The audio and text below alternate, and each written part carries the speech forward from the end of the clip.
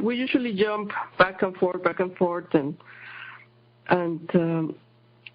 because you sent me this text from LaRouche talking about synarchy, I wanted to link that with what we were talking about, the layers of reality, on what is the red pill in I and that goes deeper than others in the explanation of things and the weirdness or the complexity of what's really going on that mostly is not seen. It's the hidden ground.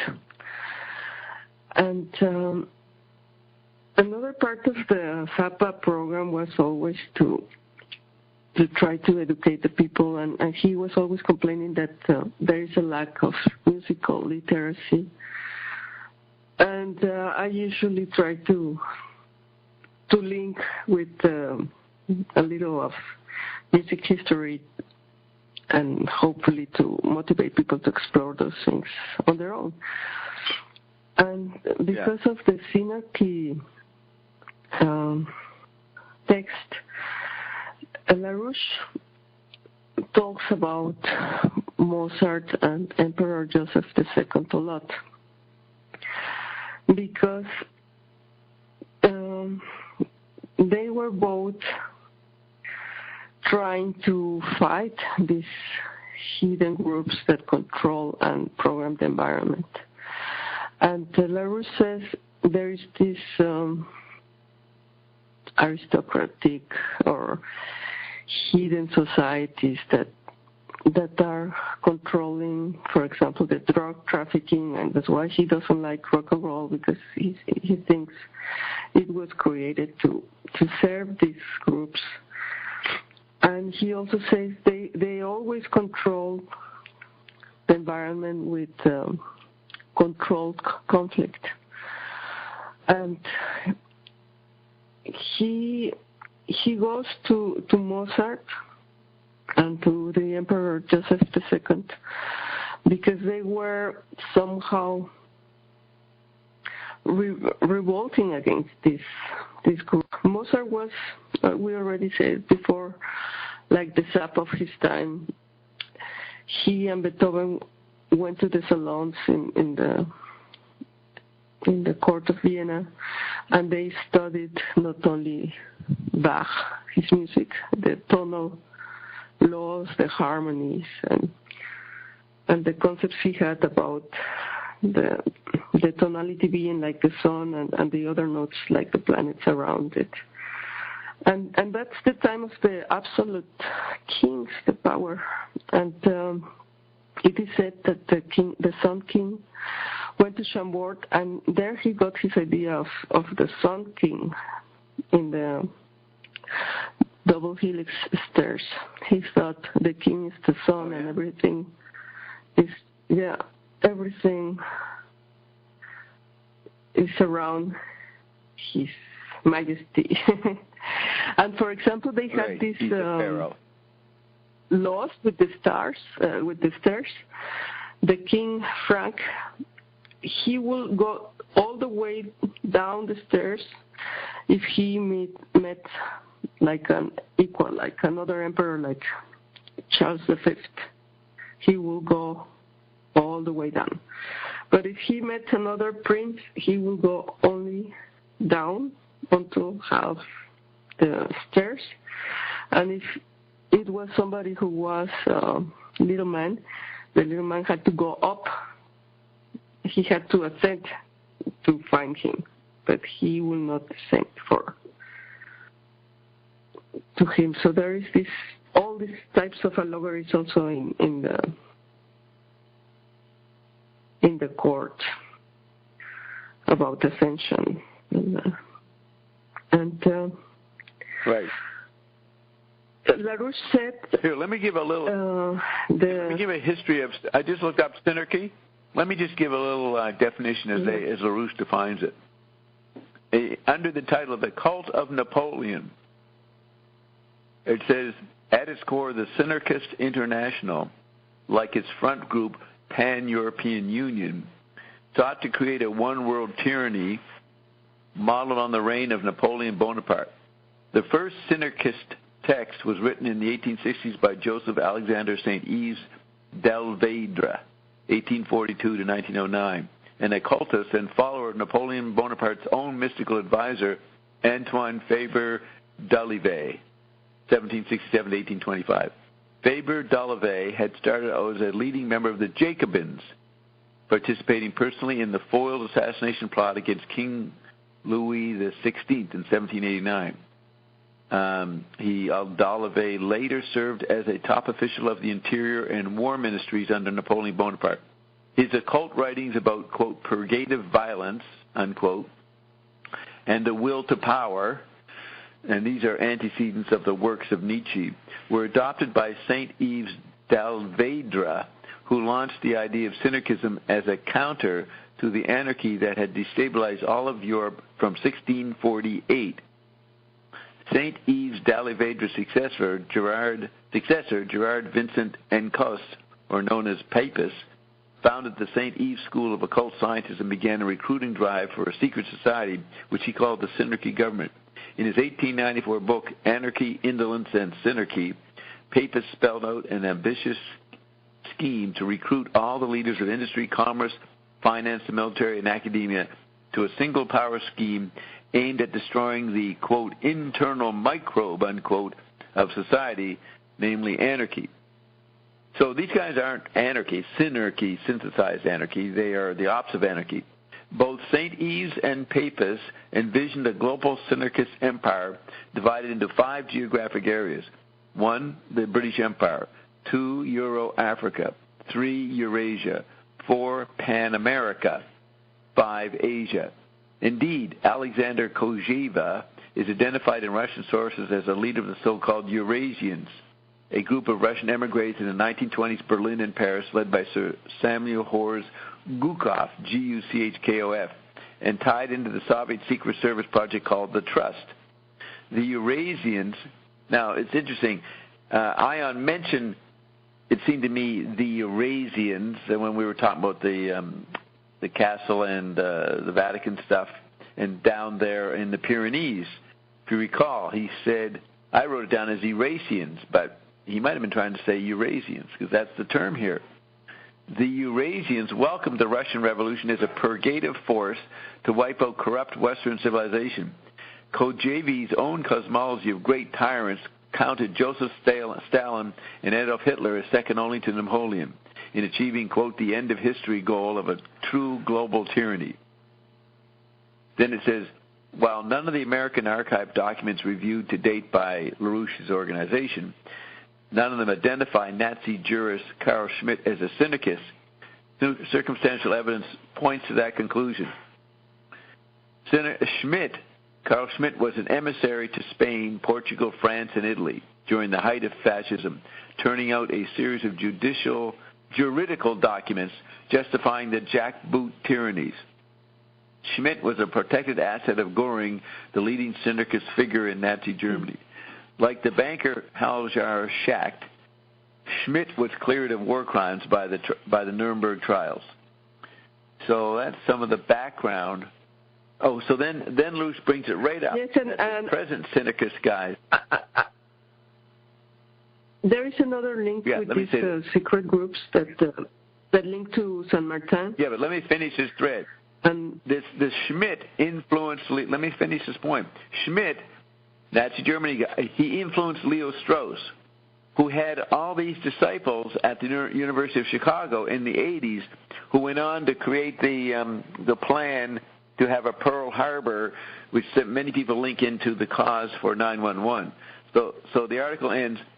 It was this Kojevi guy who maintained the closest collaboration with Leo Strauss, and it promoted his theories of purgative violence and universal tyranny with such leading Strauss disciples as Alan Bloom. Now, Alan Bloom was a professor at the University of Chicago in the 80s who wrote a book called The Closing of the Mind of America, and he had certain Platonic ideas of music. Well, Zappa had public debates with Alan Bloom. He ridiculed Alan Bloom's ideas about music. So Zappa comes right in here And Bloom is influenced by these Nazi guys, according to LaRouche. And Bloom was the mentor of Deputy Defense Secretary Paul Wolfowitz, and also Strauss influenced Francois Fukuyama, who wrote the famous book in 1900 when the Cold War ended, on the end of history. So then LaRouche ends by saying the Synarchist stew remains Vice President Dick Cheney's gang's French connection. So we can take French connection, and we've got Ion coming in and explaining the hidden ground to the French connection idea, but with a lot deeper interpretations of the Martin and Synarchist. Ion does not see what? Yes, I just said Saint Martin. The Martinist. Martinist. So, right. So you now. So this relates to Zappa, as you put LaRouche's information together with. Yeah, go ahead. With what we found out from Chambord, because I think it's 20 minutes or 10 minutes from Chambord, there is this castle Beauregard that always belonged to the Saint Martin family, and that's the place where Frank will stay, because in Chambord there is no kitchen, and that's another anomaly. Like, what was he really doing there? There is no kitchen, and the court, it was like maybe 3,000 people that will go with him all the time when he went somewhere.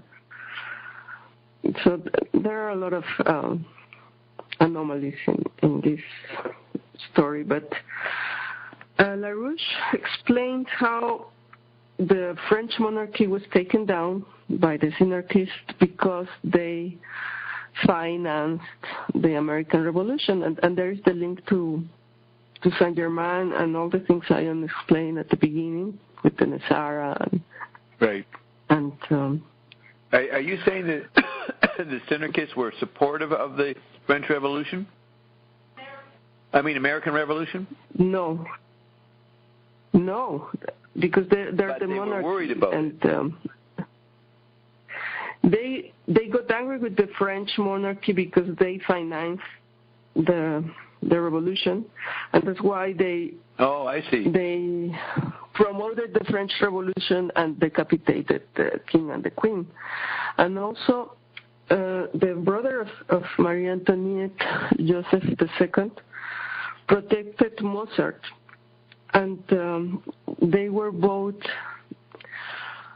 fighting against the absolute kings. They had the new ideals of the Enlightenment and the encyclopedists, and they were for the fraternity, the equality, the liberty, and this was not really liked by the Synarchists. And in the Magic Flute, Mozart, he was really like Zappa. He was like a rock star. He was super eccentric, and he took all aspects of the production, distribution, and performance of his music on his own hands, and that was really revolutionary at the time, because everybody was seen as a servant, and he refused to be a servant of the aristocrats. He wanted to make the music he wanted to make.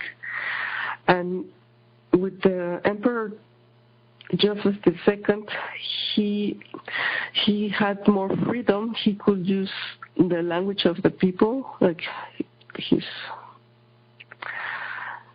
opera, the Reign of the Seraya, I think it's called in English. He made it in German because he wanted to transmit to the people these ideas of the revolution. And in the Magic Flute, the story is about a prince that is fighting against a secret society of dark forces, and the prince is fighting to reach the goal of truth and beauty and love. And the queen of the night is like the the allegory of these secret societies, and there is also, there says at the time, the synarchists say man is like any other animal, and they say no, man has something else. He has this aspiration to higher goals, to higher ideals, and they are trying to reduce us to be like animals. And then later on, in the 19th century, they also tell you are descendant from a monkey, and that's the synarchy. But most of the what you're saying, what comes to me, most of the humanist ideas, most of the ideas that people consider a sophisticated 20th century person before this century, they knew Darwin was right and the Christian vision was wrong. All of the practical sciences and arts were acting out the synarchist ideas from 300 years ago. That's the point here, right? But people don't know that this elite was making them think a certain way. They thought it was an educated, sophisticated way. And it's interesting how there is like a revolution in the music, also mirroring what's going on in the society. And Mozart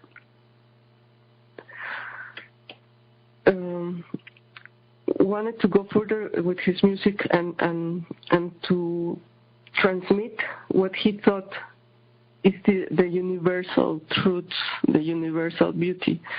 And that was the goal of the encyclopedists. They thought they could make this collection of books with everything you have to know from A to Z, to have all the knowledge of man, and the rules, the formulas to create beauty. So they went to retrieve the Greco-Roman, and that's how the academies and the laws of art, the technique, and the ideas that you have to improve on these techniques, that you have to become like a virtuoso of these techniques and to create beautiful artworks and following these formulas, these rules that are like eternal.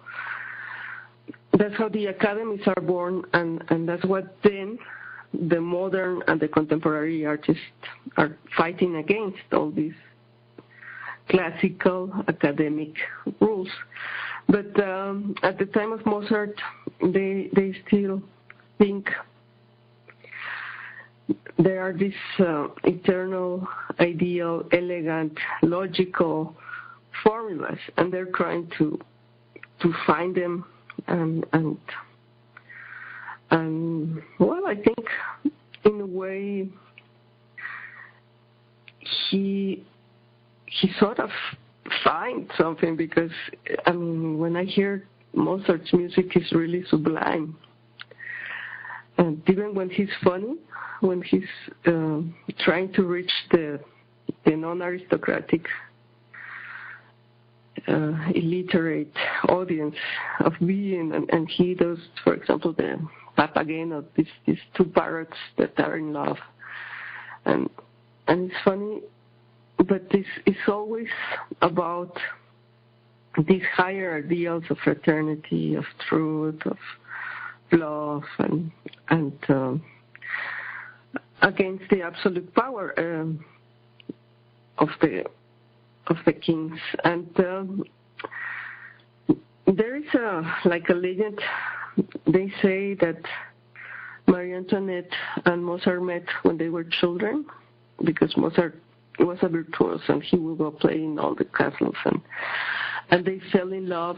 Some say the Marie Antoinette asked him to marry her after he saw him playing, and others say they met in the gardens and they were playing, but they were children. And it's funny that how these things develop, because one of the things they said against Marie Antoinette when they cut her head they said she was expending too much money in luxury things, and when they had the trial, she was not expending more than the amount for the court, the normal amount that it was.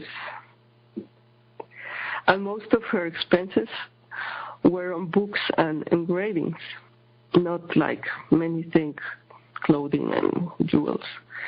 She also had that, but most of the expenses she had were on books. She was like a very educated person. Yeah, have you ever heard, did we ever play you what Ion, he did a lot of Marie Antoinette. Have you heard that? You probably haven't, right? No. Yeah. Well, first of all, you're right. She was born in 1755, and Mozart's born a year later, 1756. He dies in 1791, and she dies in 1793. So they're very close. Their lifespans, exactly almost. And she died on Dave Neufeld's birthday, October 16th. So also the day I made the prediction about the wall, the Berlin Wall going down in Germany being reunited. That was in 1988. So Marie Antoinette was one of the first people Ion gave us the true story about. She would read the fire in the fireplace. She had a psychic something. The fire would talk to her. And she would know everything about everybody, and therefore would give advice to the kings or whoever was listening to her that would be borne out. And no one understood where she got this knowledge, where she got this information. So she became extremely powerful in the court system of that world in France because of her ability to... Now, it was very early. She might have been going to parallel worlds. I'm not sure. But Ion did say she would read... what the fireplace, some voice in the fireplace, sort of like Moses' burning bush, would tell her everything.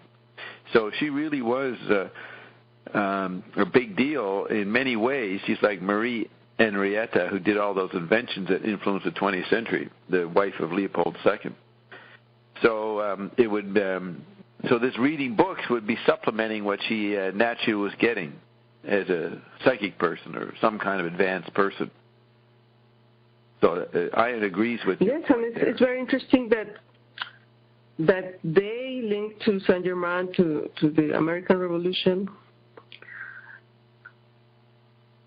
and Mozart is exactly like Zappa. He's against this power that for Zappa were the big corporations and the media, but at the time of Mozart, it was even harder because he suffered a lot and had a lot of economic, financial trouble because it was very, very hard for him to be independent and to fight against this power that even killed Marie Antoinette, the synarchist, and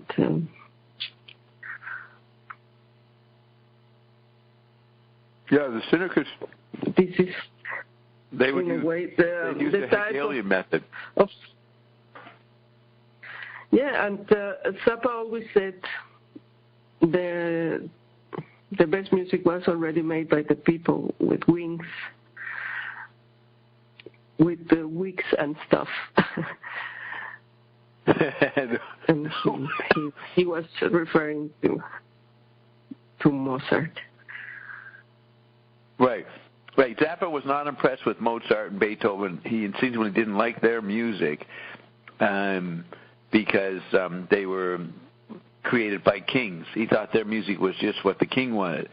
Now, LaRouche comes in and says, well, I think... No, Frank. He was... no, let me say this. No, wait. Let me explain this. The academic rules of composing. Yeah, but just a minute. Zappa... LaRouche would say to Frank, wait a minute, Frank, you don't know the Platonic method in music that Bach and Mozart were following. And then Frank would counter, well, you don't know Marshall McLuhan, and you don't know that visual space and the Aristotelian Platonic models doesn't apply anymore. So that's the battle between LaRouche and Zappa that I spell out in my memo to Prince Charles. So Zappa is in the mode of adapting music to the new environment. So was Mozart, but the environments are completely different. So Zappa would not be interested in someone who made music for the Gutenberg era like Mozart and Beethoven did. He'd be interested in music for the digital era. So maybe that's what you meant, but that has to be said that it doesn't. Mm-hmm. The problem with LaRouche stuff is that he's saying the same. No, it's crafty what LaRouche says. He would agree that the music has to change to adapt to the new technologies, but he thinks there's some method that is Platonic. He called the hypothesis of the higher hypothesis, and that was what all geniuses were doing. They didn't create the same thing. So you have to be careful what LaRouche was saying about Zappa, because Zappa was acting out the LaRouche mandate by being Platonic and dealing with the hypothesis of the higher hypothesis. Now, there's an article, the only article on Zappa in the LaRouche organization was in 71 or so.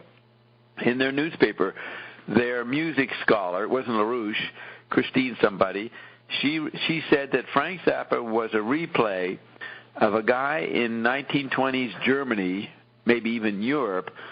So it's sort of like a hippie image. He had a commune, and he would go around all over the place in Europe and play interesting music and gypsy lifestyle kind of thing in European culture in the 20s and 30s. She said that's what Frank was doing. Now, Frank, so we know that Frank was not doing that, but LaRouche's organization project their own bias on Frank. So we don't want to get distracted by arguments between Zappa and LaRouche. I would say that Zappa does the Platonic method in a modern way, as LaRouche would advocate, but LaRouche may not recognize it. So, go ahead. What were you going to say? Yes. But one similarity between Mozart and Zappa is that they really thought they could reach the audience and educate the audience and change the situation with the music. And music was like their religion, what they believed in, and the tool. And also Sun Ra, he was always saying that he was trying to make people adapt to the new frequency, which is very ionic. Zappa said that, is what you're saying. Sun Ra. But all of them had this idea that Sun Ra. Oh, Sun Ra, yes, Sun Ra, yeah. But that music was a very, very strong tool to educate people and to move them to be somehow more aware. And for example, Sun Ra even says, you just listen to this music, listen to this music, listen to this music, and you are going to start to know things. Yes.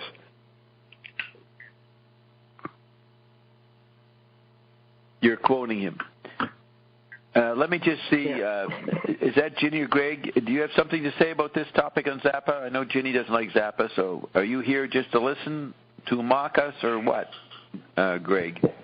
Not to mock you, Bob. We just came back from downtown. We went to see Louis Black, a comedian who's been around for years, and listen to his shtick. So don't have much to say on this topic, but we do enjoy listening.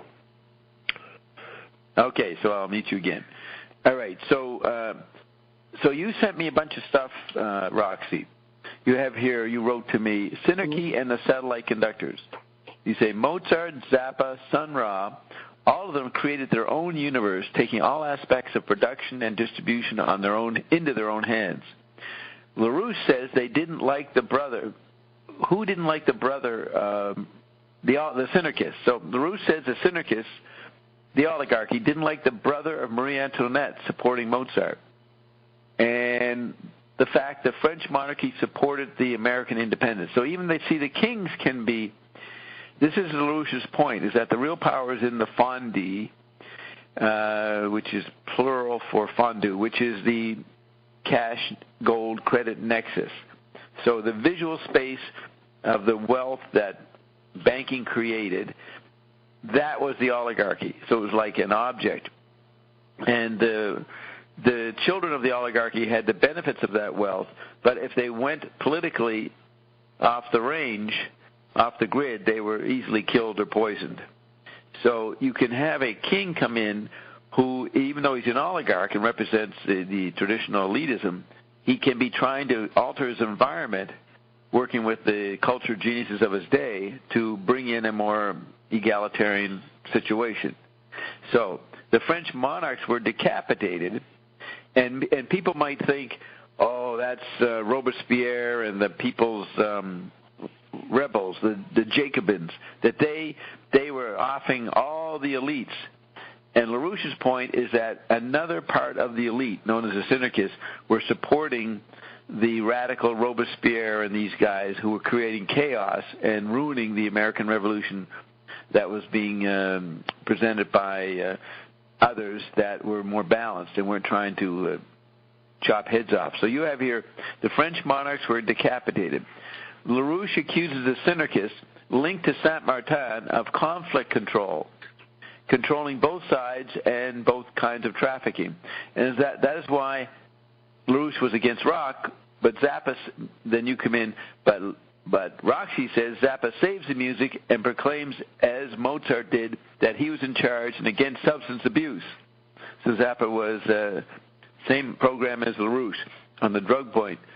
The synarchies control the program, but Mozart rebels. There's always a new revolution in music with a big change. There is a legend that Mozart and Marie Antoinette met as children and wanted to marry. Then you say the rock star Mozart meets the Emperor Joseph, brother of Marie Antoinette, rebel against the system. This is from the film of Mozart, because there are like chronicles of people writing what happened that day, and maybe just to show a little that Joseph was not as bad as other emperors. There was a job he wanted to offer to Mozart as chamber musician. It was not very well paid because he had to write pieces for some ceremonies or official functions. And but Mozart didn't want to limit himself to be a servant and just do music for parties or for ceremonial rituals. And entertainment. Under Joseph, he could have more freedom, use German for the operas and talk about other type of stories, not only the dramas of the Italian opera of everybody killing themselves and the love and this and that. He really wanted to express higher ideals, higher goals, and LaRouche called it cultural optimism. LaRouche called it cultural optimism. Joseph. Yeah. Whereas the bad guys, made dark, pessimistic music around the idea that man was a tragic beast. So it was revolutionary to actually bring in a language that the people might understand, in other words, German, and make that the content of their musical productions. Now you say, Zappa said all good music was already made by people with wigs and stuff. So Frank is making fun of music that has taste. And that was done by the wigs guy. And Frank says that frees him to make non-music, or to make an ear entertainment that was multisensory and synesthesia. So, Zappa didn't. He wasn't saying that all good music was made by the past guys. He was being ironic there, I assume. Anyways, it meant Frank could make up music for himself. I'm making music for myself, he said. You guys want music that's tasteful and sophisticated and snobbish. It's all been done for you. So you have here Mozart's work was sublime. Zappa loved music, all types of music, and I don't think he will not like Mozart. What I think he was against was these academic rules that come from that time, the formulas for modulating, for endings, and all these things, and he will not limit himself to follow these formulas. But yes, I cannot believe that he didn't like Mozart, because, as a musician, you have in part. Part of the reason he may not have liked it is his father tried to ram that music down Frank's throats.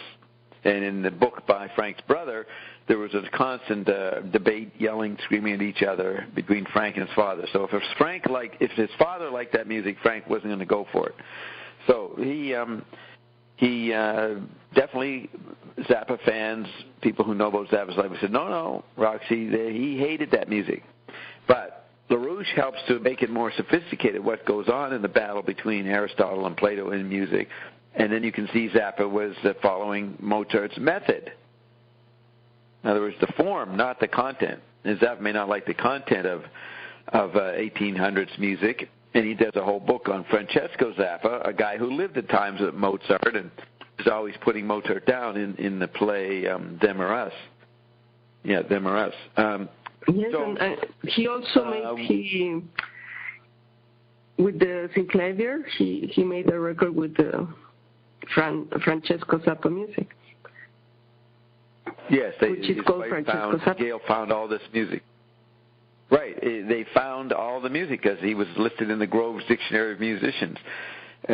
Somebody found that guy, so they found and acquired Francesco Zappa's music made from 1763 to 1788, the same years that Frank flourished, 1963 to 1988, and he got the Synclavier to reproduce that music as was written in the manuscripts. But now let's bring this up to date. What is your point about Zappa, Mozart, the battle against the synarchists, and today? How does that relate to today? Yes, because I was listening to the rant in which you're asking, why, and you're talking about all this hidden ground and many topics you told me you didn't ask Ian about. And I think Mozart and Zappa and Sun Ra, they were really trying to understand hidden ground and to share what they knew with the audience and really trying to change the situation by affecting their environment as much as they could, being this type of new creator that is the ionic idea of not art, because art is puny compared to what we are going to be doing in programming our kingdoms, our environments. And they were already somehow seeing what is going to come and trying to achieve that. But they were still, I suppose, not ascended. Anyway, they managed to influence. And they were fighting. And here's the thing. The synarchists some of the synarchists that Mozart and them are fighting against are ascended people, like the Martin, Saint-Martin, and the Saint-Germain people. So that's where it gets complicated. So you sent me a summary of the Magic Flute, which is about this question, because Mozart were Masons. So it says the Magic Flute is noted for its prominent Masonic elements. Schikaneder and Mozart were Masons and Lodge brothers, as was Ignaz Alberti, engraver and printer of the first libretto of the Magic Flute, by Mozart. The opera is also influenced by Enlightenment philosophy, and it can be regarded as an allegory advocating enlightened absolutism. So it's like they recognize, it has to be some kind of authority, but it can be an enlightened authority. But that's because the printing press and the newspaper were inspiring them to new scenarios for distributing information. So they were trying to bring in the new media, like Comenius, trying to use the new media and spread concepts to the average person. So you have here, the Queen of the Night represents a dangerous form of obscurantism, or according to some, the anti-Masonic Roman Catholic Empress Maria Theresa, or the Church itself. So they're saying obscurantism came out of Empress Maria Theresa and the Church itself, even though they were anti-Masons. Now, if you listen to someone like Robert Anton Wilson, he talk about all the ideals of the Freemasons became the content of the Industrial Revolution, the humanist ideals, that some of the Freemasons were for that. And so the Freemasons won. Do you remember when Gale died, Moon published a picture of the Frank's library, and he had a lot of Mason books. He had the whole collection. So he had all the 30 books. Into studying these secret societies and the hidden ground. And he was rational about it. He didn't. He wrote plays about it called The Grand Wazoo. He satirized it, but he also recognized that you couldn't get rid of authority or that kind of social mortar control completely. So maybe that's where he wasn't ascended. An ascended attitude comes out of Ion, which is basically anarchy. It says it supports anarchy. No laws. Zappa was still practical. So the confusion, though, is you have the Freemasons are okay because they're using the new technologies to make everybody have a better life. But then there are certain factions in the Freemasons who aligned with the old-fashioned monarchists who didn't like the Industrial Revolution. So it gets all mixed up in different angles. And what Ines brought in is the ascended person factor. That has never been spelled out in history. So, here's Mozart, a Freemason, representing the appropriate industrial ideals of Freemasonry, and he's up against other Freemasons or non-Freemasons who may actually be ascended people.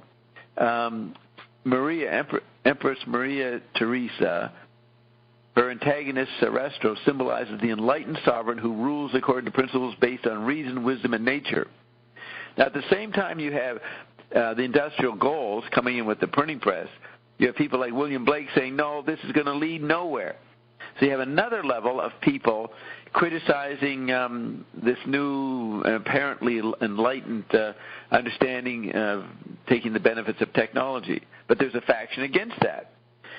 LaRouche tries to figure out who's doing what, and basically says the pro-technology gang are the Platonists, and the anti-technology gang, that would be William Blake, are the Aristotelian people who want to bring back a dark age. So you got here Mozart is against the obvious oligarch, the empress, and then he has another king that would represent Marie Antoinette's brother. The story itself portrays the education of mankind progressing from chaos, that's the serpent, symbolized by the serpent, through religious superstition, that would be the queen and the ladies, to rationalistic enlightenment, that's Sarastro and the priests. And by means of trial and error, ultimately to make the earth a heavenly kingdom, and mortals like the gods. Then you say that particular couplet with those words is sung in the finales to both acts. Mozart includes satire and humor to make it attractive to a wider audience of non-aristocrats. In the people's language, Mozart's goal was to transmit the ideas of liberty, emancipation, fraternity, and love. The parrots sing about the highest feeling, love. And what's interesting, you come to the 20th century, and after World War II, a lot of the radical thinkers, like Adorno, find that the concentration camps are just too much to take, and they start to question the whole Enlightenment philosophy that led to, they think, World War II, the ideas. So you have a whole branch of postmodern thinkers, they're called postmodernists, who are retrieving, from LaRouche's point of view, synarchist ideas. So the bad part of synarchy, the anti-human part, is what LaRouche is battling. But we, here in Iandom, are including the useful synarchists, or the people that funded the synarchists. So you're aware of this complexity, what we're talking about, Roxy, right? Yes, that's why contradictions here. We try to present these things, because this is like the layers of the layers of the layers of history, of the secret history of things that Ion has told us, and how this connects with America and the New Atlantis and the New Jerusalem and Saint Germain and if you read Zappa closely, weird connections that connect them all to Bob. Yes, it comes back to me eventually, but connects. Well, what was good is that the very people that we're talking about, McLuhan and Zappa and others, and LaRouche, were brought together by me. That was already stated 25 years ago, before Ion showed up. Now, is Ion following Bob's hologram? That's for you guys to figure out. But you can, when you read Zappa and see what he said in his interviews, you can't categorize him as a Platonist or an Aristotelian. He's more moderate, more involved, more aware of the complexities. He used to talk about the very operation of becoming president was a Byzantine bureaucracy, and that's right. McLuhan wrote about that too. You had to link back to the oligarchs. What do they call the electors? What's that thing called? I forget what that thing. Yeah, the electoral college that oversees the election. So you have this oligarchy, and Ion says that Obama became president thanks to the daughters of the revolution. I don't know if they're called the daughters of the American Revolution or just daughters of the revolution. The elite women around Lynn Cheney and people like that, I guess, were into making America's image better, so they foisted Obama on people. So the way my chart is you look at this, you look at Mozart, or you look at Zappa, and you project the LaRouche agenda on them, the McLuhan agenda, the William Irwin Thompson agenda, the Croker agenda, and the Dobbs agenda, and then the Ion agenda. You mix all 6 levels to understand what's going on. And that's what we're trying to do with this emphasis on Zappa, how he was aware of this complexity and actually made music illustrating it and predicting Ion and me predicting Bob.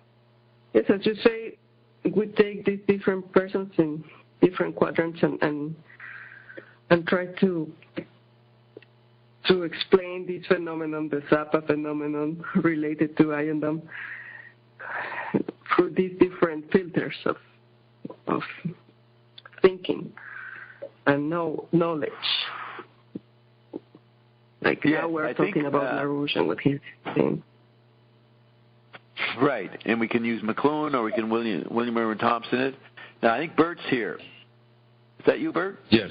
Yay. Yes, Bob. Hey, Bob. I'm blown away. I've been listening to you. Yes. And I've been reading LaRouche this week and listening to Zappa. This week I've been reading some LaRouche and listening to Zappa, and I felt the connection of just listening to Zappa doing some interviews. So it's really cool to hear you and Roxana discuss this. It's really nice. Yeah, you're tuned in as usual, Bert. You're doing the right things, preparing, Ion guiding you. Now, you see, if you read the musical theories of LaRouche, you'll see that Zappa acts them out. But, you know, LaRouche would not like Frank. So the value of LaRouche is that he tells you about this historical battle.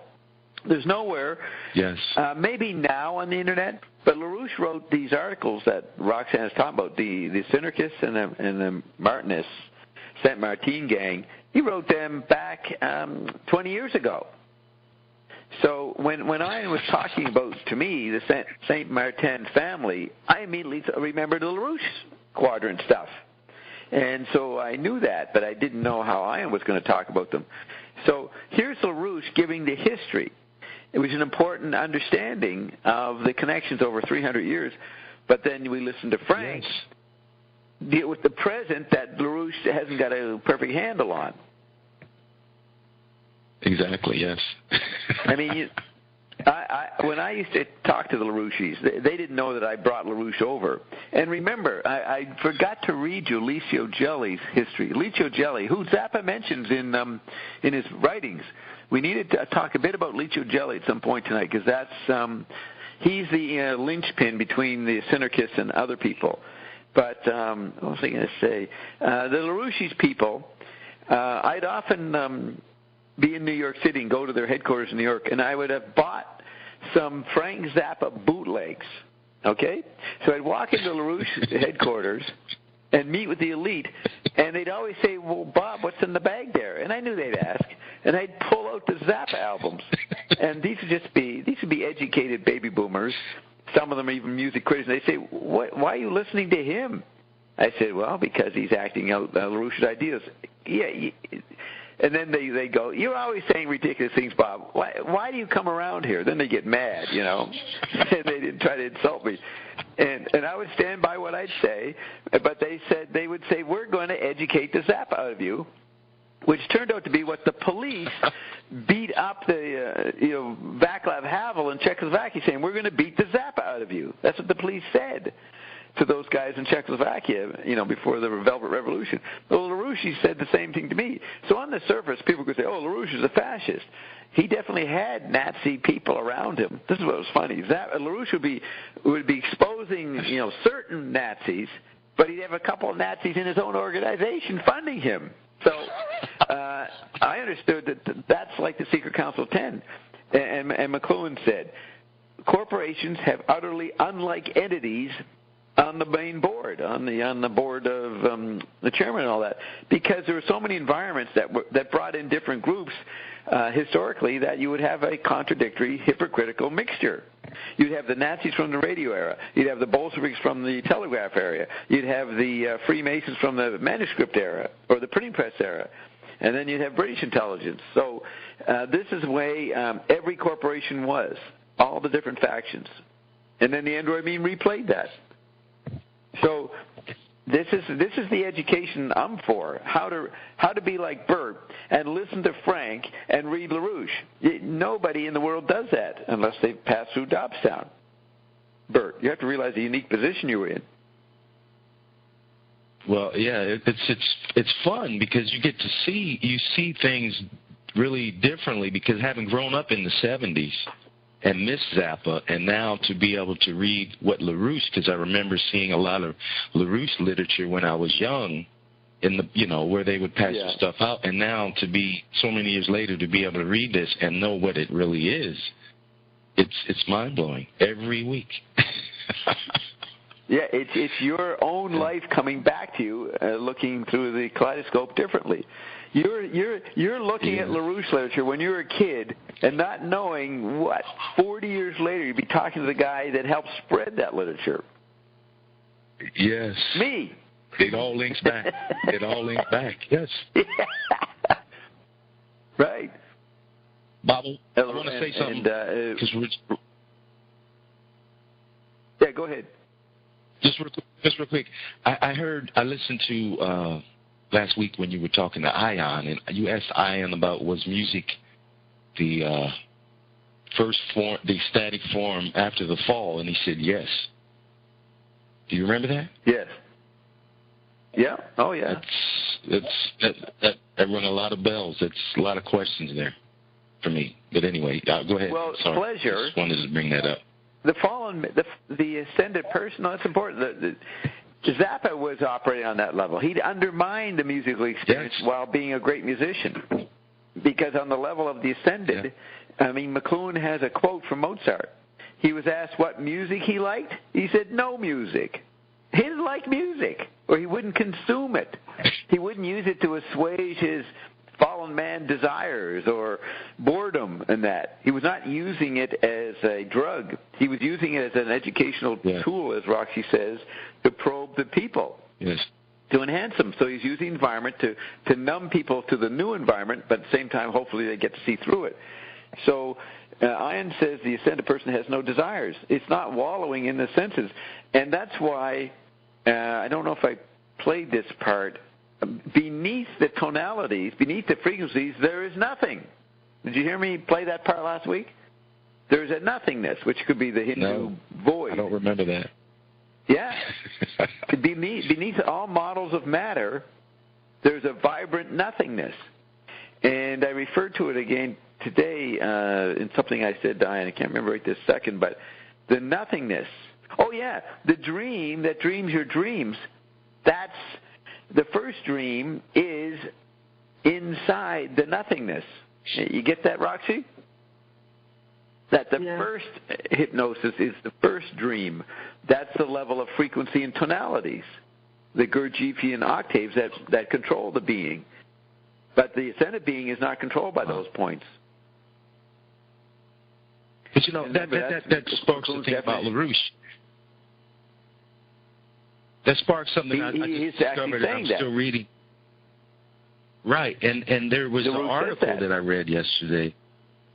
Yes, and he promotes this guy that I need to read a little more on, this Vladimir Vernadsky in geology, and there's a reference to what you just explained musically. This Vernadsky uses it on another front from geology and talking about space and symmetry and asymmetry and how you asymmetry. He's the real guy who came up with noosphere. Vernadsky is the guy who invents the noosphere, and then the Jesuits hijacked Vernadsky and say Pierre Teilhard de Chardin came up with noosphere. They try to name their guy as the inventor of the noosphere. But Chardin's noosphere is Aristotelian, whereas Vernadsky's is Platonic. And what that means is that the ideas, the thoughts, the non-material thinkings is what reality is, not the sensory categories, not the stuff that Aristotle comes up with. So LaRouche, in an intellectual way, is supporting Ion, going for the non-sensory as the ground of being. That's what you would have just read. Yes. Right? Yes, exactly. I mean, it was really funny how I got onto LaRouche, because the first thing that he has some theories, and not to go off on a tangent, but he has some theories about what's taking place from China, and he uses his paranoid position of the British. So he has this whole theory that he's supporting, that the whole fall of the Chinese the British stock market is destabilization by the British. And who are the British? When you read the historical data, what does he mean? He doesn't mean the British people. He does mean the oligarchy in the City of London. But the British are the synarchists. They go back 500 or more years. He has different names for the same elite. So the synarchists that Roxy's talking about are the British. But it's an international cosmopolitan elite.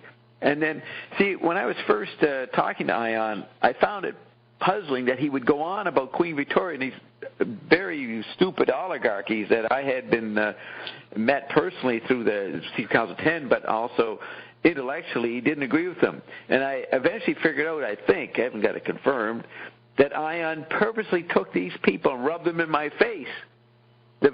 He'd say, you're doing the Lindy, Bob, hanging out, and being mad at Queen Victoria. But I would make a big deal of how ascendant Queen Victoria was, which was a counter to the images I had in my mind.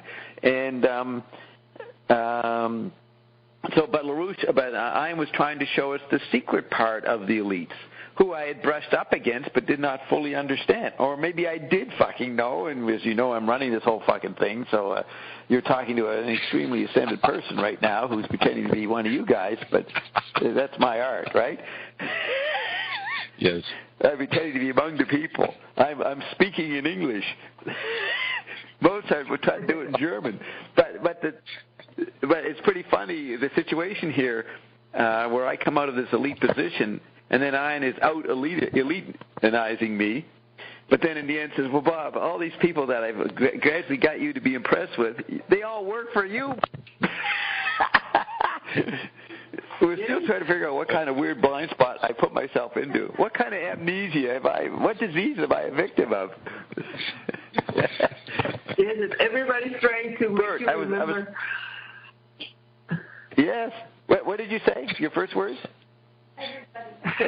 Everybody's attempting Everybody's trying to make you remember. Bob, remember. That's what I mean. When Bob gets it, then everybody can get it. But we have to let little Bob get it at some point. It's going to take a long time to get Bob to get it because Bob ain't paying attention. But Bert, I was thinking of you. I couldn't wait to play it. What, Roxy?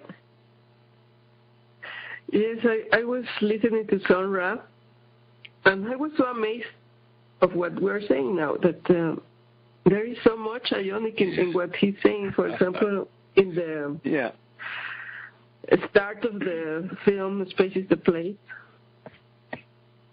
he says, the music is different here, the vibration is different here, but the planet will be teleported with music, with frequency. And I'm like, wow, that's so unique. That's right. And he also has, Sun Ra, he has a song called Deep Purple, Sun Ra. And the group Deep Purple took its name from Deep Purple, that's your color. And Deep Purple like this smoke. On the water. Smoke, water, on the water, fire on the sky. Yeah. Dun, dun, dun, dun, dun, dun, dun, because I went to a Frank Zappa concert, and somebody... Yeah, you know what the Smoke on the Water is about, Bert. Okay, you're flipping it out. Let me just quickly say. It's from Sun Ra. Yeah, Deep Purple. Deep Purple did a song about Zappa when Zappa... the concert, the Casino Montreux in Switzerland, burnt down. And so Deep Purple gets involved with Zappa, is Roxy's point.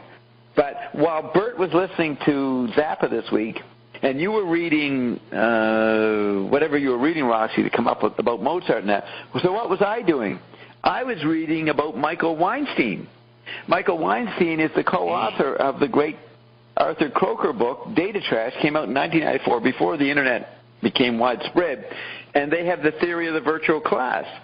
And I never knew much about Michael Weinstein, but he just died a few months ago, so it's led me to his widow, and then I'm looking into him. So I'm reading that Michael Weinstein was this guru professor in Chicago who, it was almost like a cult, and he wrote all these books about all kinds of complex things. And I'm reading them, and it's all ionic philosophy. He's totally ionic. And that's where Croker was a student of his in the postgraduate phase. So it turns out the hidden ground to Arthur is Michael Weinstein, who didn't make it to 2016, but his books, maybe at some point I'll read you some quotes. He was talking about, he's a political activist, and he's maybe a Marxist, a socialist or something, but he also recognized that the person privately must develop themselves.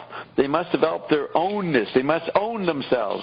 And he has this whole agenda exactly talking about how one is to be intimate without being a victim of it. The idea is that you're not here for your partner's good health. You're here not to make them feel better. He has all this stuff. So I was discovering a guy in the Croker quadrant doing ion, just as Bert was finding LaRouche had ion, and Roxy was finding Sun Ra had ion in him. So this is the wonderful part of Dobbs Town. Every week it's a wonderful experience. I just read a quote that you listed. I just read a quote that you just listed in Up the Orphan Annie last night with Weinstein about leaving behind the process world of data engineers. That whole From Data Trash, page 139. I read that last night. Yeah, very good. And I don't know who wrote.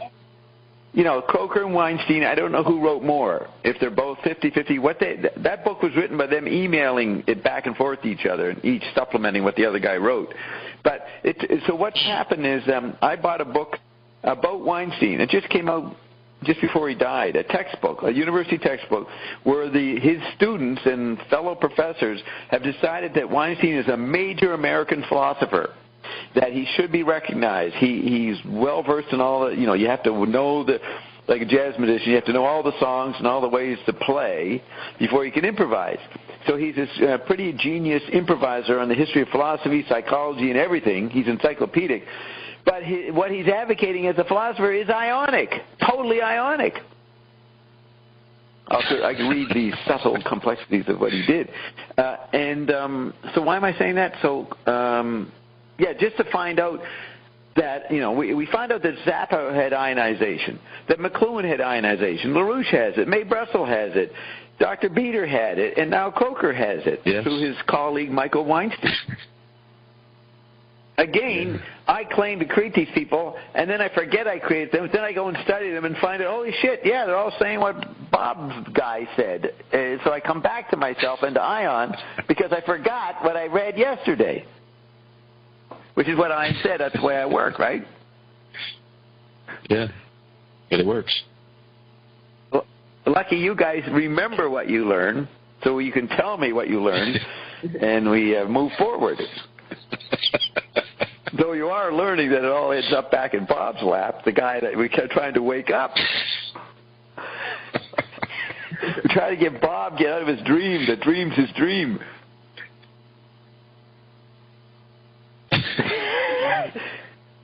Meanwhile, we're reading about what?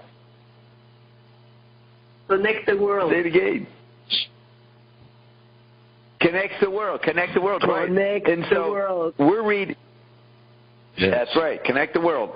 So Carol and I are reading about Bob Dylan's first girlfriend, who turns out to be the coolest young woman, Susie Ratola, really a neat woman. And I think that's why Dylan went nuts. He left her. He shouldn't have left her. He shouldn't have gone for Joan Baez. She was the one that could handle it all. Pretty neat. The reason she broke off is that he was trying to treat her as an appendage to him, and she was a bona fide thinker, artist in her own right. She couldn't be an appendage to him. So, and then Joan Baez tried to hijack Dylan to work for her cause. So she was an accomplished artist herself, but she didn't understand to have a give and take with Dylan, so she lost Dylan too. And then Dylan ends up with these, I wouldn't want to say, other people that he ends up divorcing eventually and unsatisfied. But Dylan was a bit of a creep in many ways. Now, what's interesting, Ian told me very early, Carolyn, that Zimmerman, he was giving me some of the oligarchic names, and he said Zimmerman. And I go, Zimmerman? Yes, that's one of the families, Bob. Well, any relation to Mr. and Mrs. Zimmerman, who gave birth to Bob Dylan? Yes. Are you telling me, Ion, are you actually trying to tell me, a very sophisticated person, that Bob Dylan was hoiked on the public on behalf of the oligarchs? Yes. So when you read about Dylan, he's a spoiled kid. He's like a kid coming out of the oligarchy. And then that guy, David McGowan, who tried to expose Zappa and Gale as CIA, a friend of his researched Dylan and found out that Dylan's family was a closet rich family, representing somebody secretive. They worked for Nelson Rockefeller. The grandparents did, something like that. So that was one of the most absurd things I ever heard. It was Ion telling me in the early days that Bob Dylan was propped up by the oligarchy. But when you look at his biography, he goes to New York in early '61, and 7 months later he's got a recording contract, and he's just another vagabond nowhere. Hasn't got any money to buy food. He's just crashing at different people, stealing people's albums, and listening to what he can, and then he all of a sudden gets a recording contract. Who gave it to him? John Hammond. John Hammond was a rich person himself from the oligarchy of Virginia or someplace. So it all comes back to Roxy's parents, grandparents. Those fucking grandparents of Roxy's that tried to give the crown to Maximilian were Cynicus, Roxy. Your own grandparents were Cynicus. Hey, where are you, Roxy? Yes, but...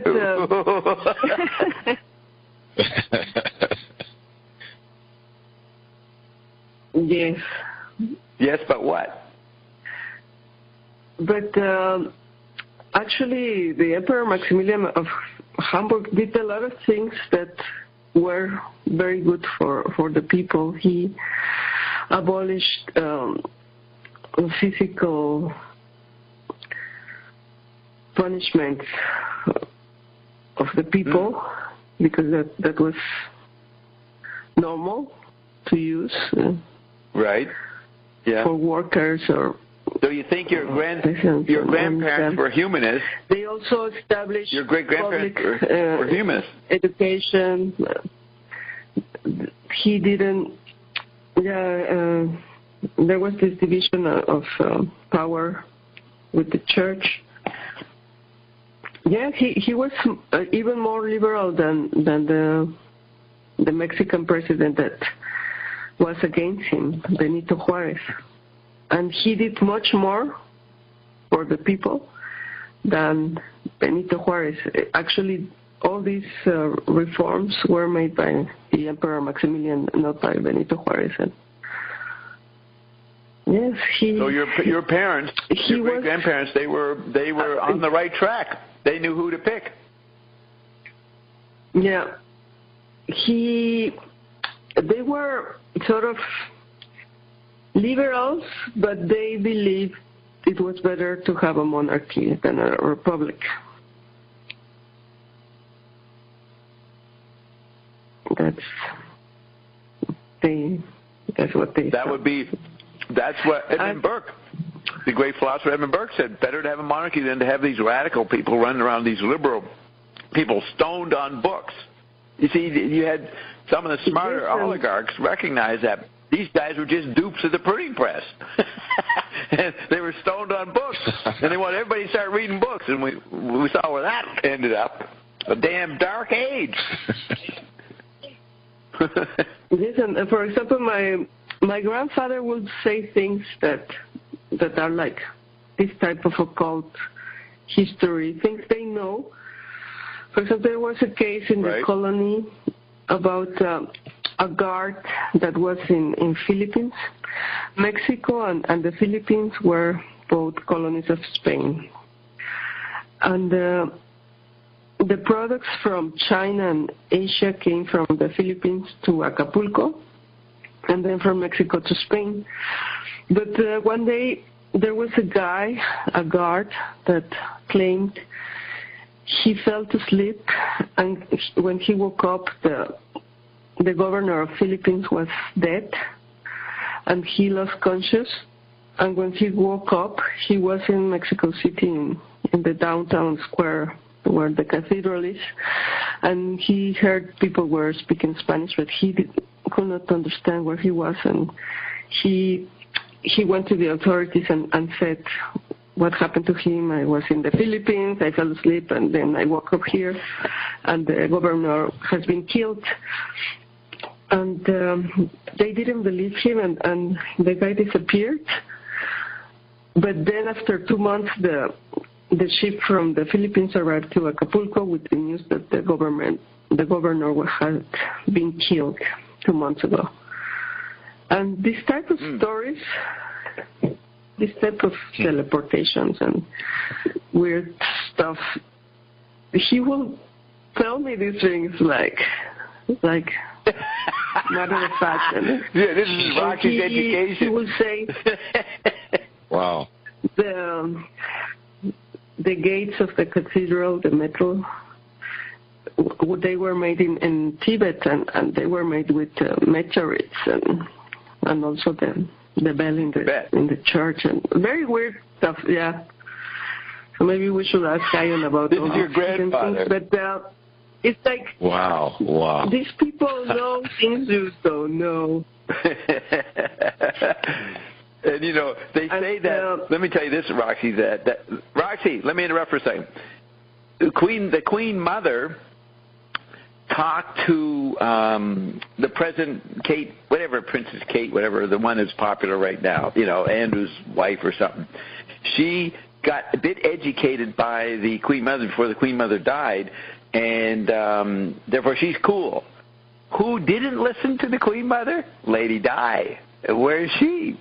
She's fucking dead or faked her death or whatever. Who knows what she did. But she did not listen to the Queen Mother. But Roxy's telling us she had a Queen Mother experience. She had a grandfather trying to tell Roxy's mind, hey, things ain't what they look like. For example, this guy was there, and then he was here. And his ship showed up 2 months later, proving the guy was telling the truth. So there it is. Roxy had her own special elitist sinner kiss. You had a sinner kiss? Yes, she did. St. Martin factional education. So what did you think, Roxy, when you heard that? Well, no, Roxy, what did you? Can you remember what your mind thought when you would hear these things? What would you, as a little mind, what would you say? Yes, to yourself? No, I just think it's possible. You kept an open mind. Portals or teleportation or this, and what Ian is saying confirms all that. Yeah. All those. It also sounds like the story. How old were you when you had that story told to you by your grandfather? How old were you? Maybe 9. But he was always saying this type of crazy things, like 9. Yeah, it's you had no reason to doubt McLuhan's son, Michael. Very groovy. Right, but Roxy would go to school, and she was an addict for visual space. She was addicted to books. She demanded homework. She demanded visual space while getting this counter-education, this acoustic, tactile education from her grandfather. She was caught in between.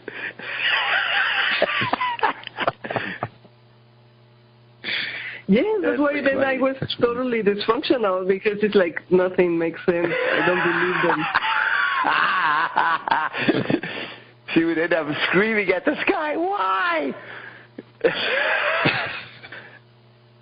But no, what's funny, Bert?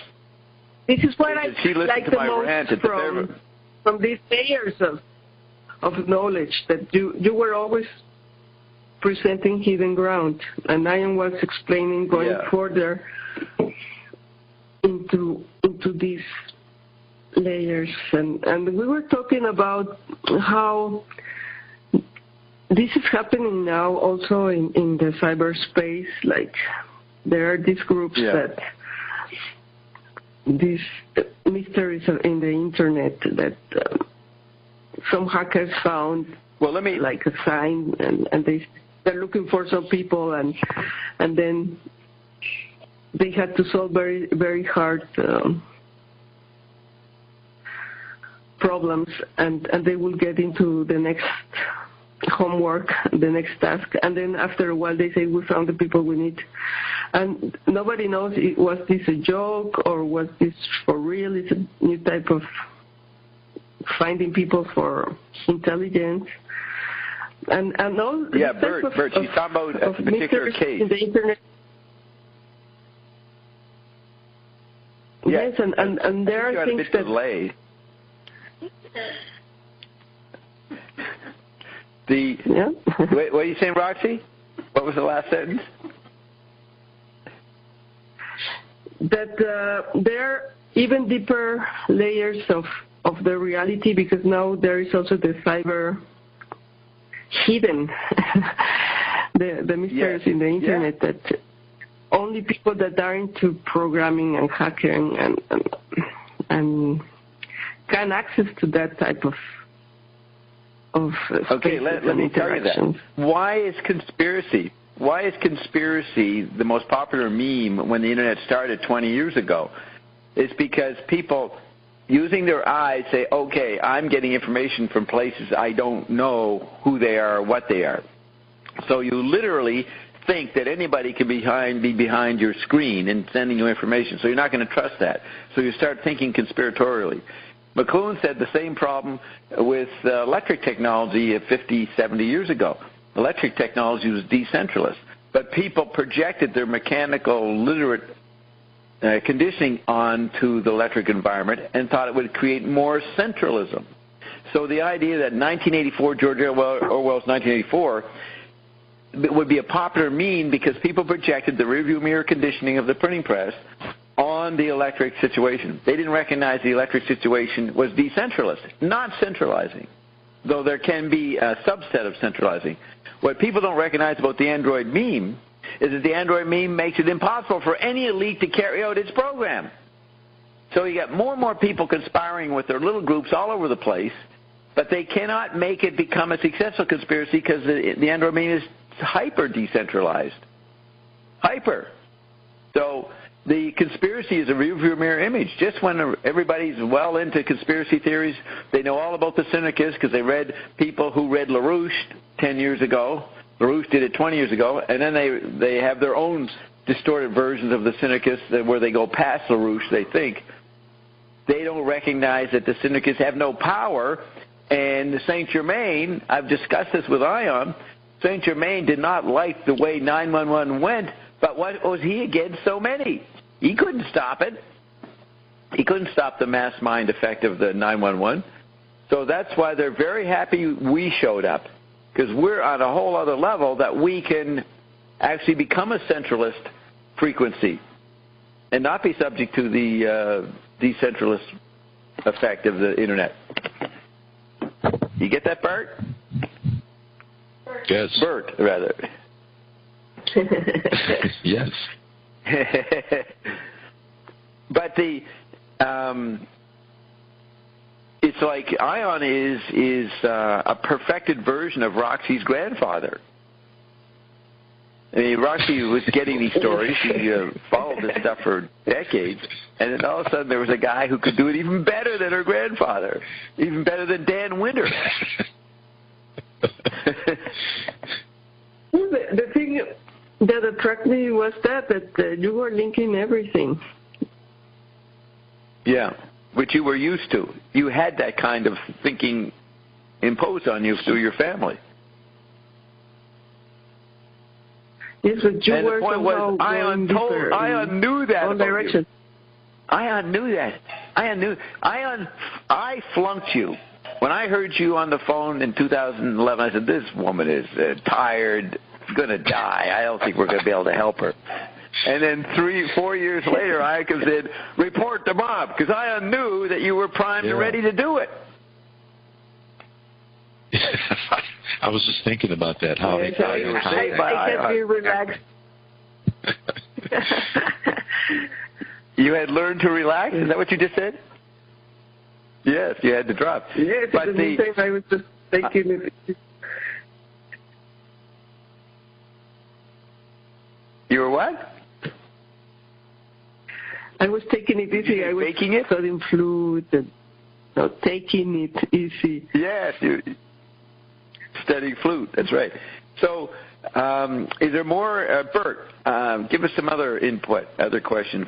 Did you miss last week? We didn't do McLuhan last week because you left early, right, Bert? Something happened to you last week? No, I left at the normal time.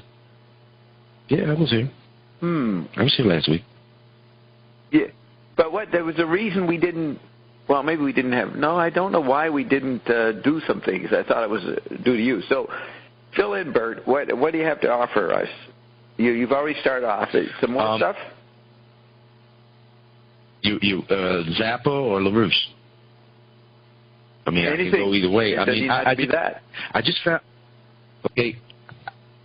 just listening to Zappa, I really get the impression that he really may have been a parallel world person, because his take and his poise. I listened to some of his interviews back in the early 70s, like 74, 73, and it was in Australia. It was one really Australian interview where he was, they were kind of like an uptight crowd interviewing him because it was a panel discussion, and the poise and how he answered the question, that's what I thought of the connection to LaRouche, is that he, he's out into this really proper, questioning about music and just how loose he was, but he was actually not using the matching approach as you referred to. He was really just speaking what he thought was the view, and it was contrary to the audience, but they couldn't give him a counter because it was really cool to listen to. Just put it that way. Because what was there's a new Here, let me respond. There was a new interview that Roxy posted. I just happened to find it, I don't know, somewhere, and listened to it yesterday, where Zappa is taught. What's he saying? He does not rehearse. Oh, yeah, he doesn't know what he's going to do when he does the concert. Yeah. Exactly what we say we do on payday or on cash flow. We never knew what we were going to do. We just would unfold. He would run the concerts that way. Do you remember? You posted, Roxy. He says it was very Dobbs Townish what he said. Yeah. He says, I don't know. Maybe you can play it. It's very interesting how he talks about playing his solos. Yeah, and it's really interesting because it's what you do with your mental jazz. How. That's right. I do the same thing. He doesn't even think. He just goes. Yeah. With the moment and the environment. So, Bert, before we play that, what were you going to go into? No, I also heard, this thing that's amazing about Frank is that they did do a lot of rehearsing, but they would change what they were going to do depending on the show. And that he also customized, I heard in an interview where he customized, if they got a new band member, they had to rehearse to get the personality of the new musician into the band before they went out. To customize, to leave to leave spaces for improvisation for that particular musician with the other musicians. So there was always space allowed through the rehearsals to give a person a chance to improv during a concert. But they never knew how they would do it. They just did it. Right. And he respected each musician that joined the band as an environment. They brought a whole technical mythic stage with them. And he would... And that's why he did the series. You can't do that on stage. You have different. He said, "I want you to hear how different bands with different personalities play the same songs, and how they're totally different based on the figure-ground relationships." So he was doing figure-ground media analysis. He's going to present you this band in the period of the Quaaludes.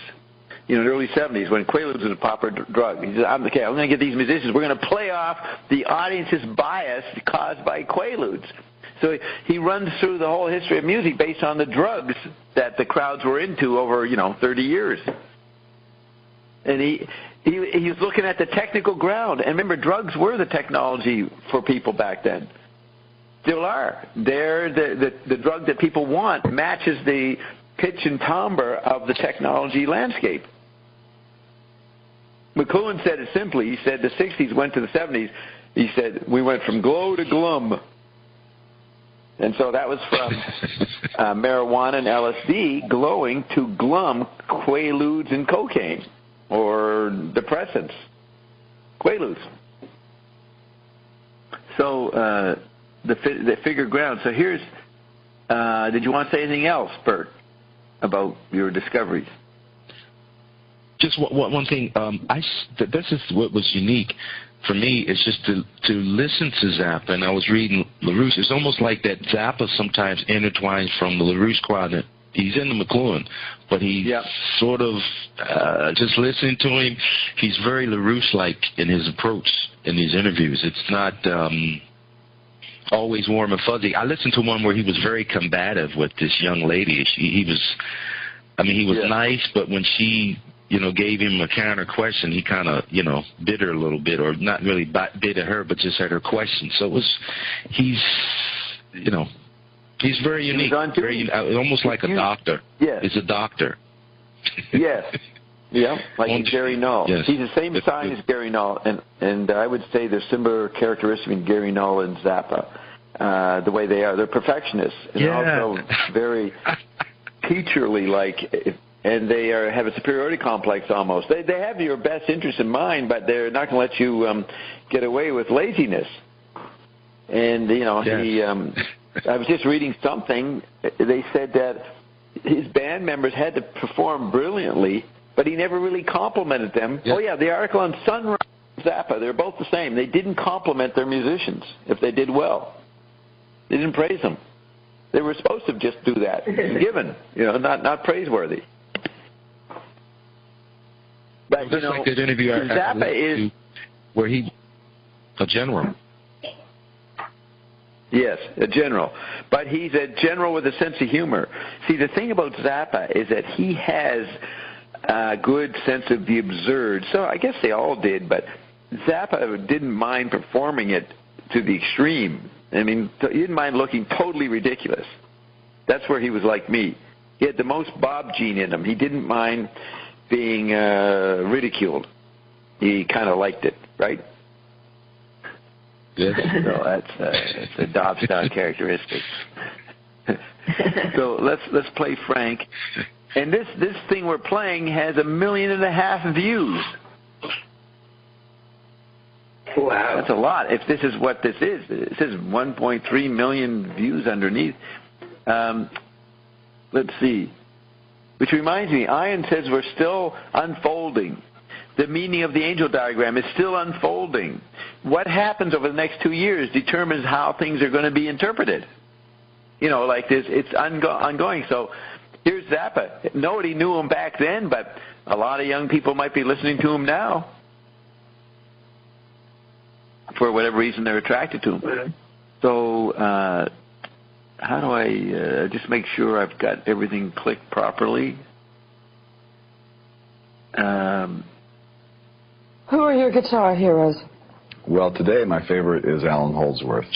But when I first started playing, I like Johnny Guitar Watson, Clarence Gatemouth Brown, and Guitar Slim. And the style that I play right now probably is more linearly derived from what Guitar Slim used to do than anything else. Do you consider yourself a great guitarist? Well, I'm specialized. What I do on the guitar has very little to do with what other people do on the guitar. Most of the other guitar solos that you hear performed on stage have been practiced over and over and over again. They go out there and they play the same one every night, and it's really just spotless. My theory is this: I have a basic mechanical knowledge of the operation of the instrument, and I got an imagination. And when the time comes up in the song to play a solo, it's me against the laws of nature. I don't know what I'm going to play. I don't know what I'm going to do. I know roughly how long I have to do it, and it's a game where you have a piece of time and you get to decorate it. And depending on how intuitive the rhythm section is that's backing you up, you can do things that are literally impossible to imagine sitting here, but you can see them performed before your very eyes in a live performance situation. I don't like any of the guitar solos that have ever been released on a record, and I think that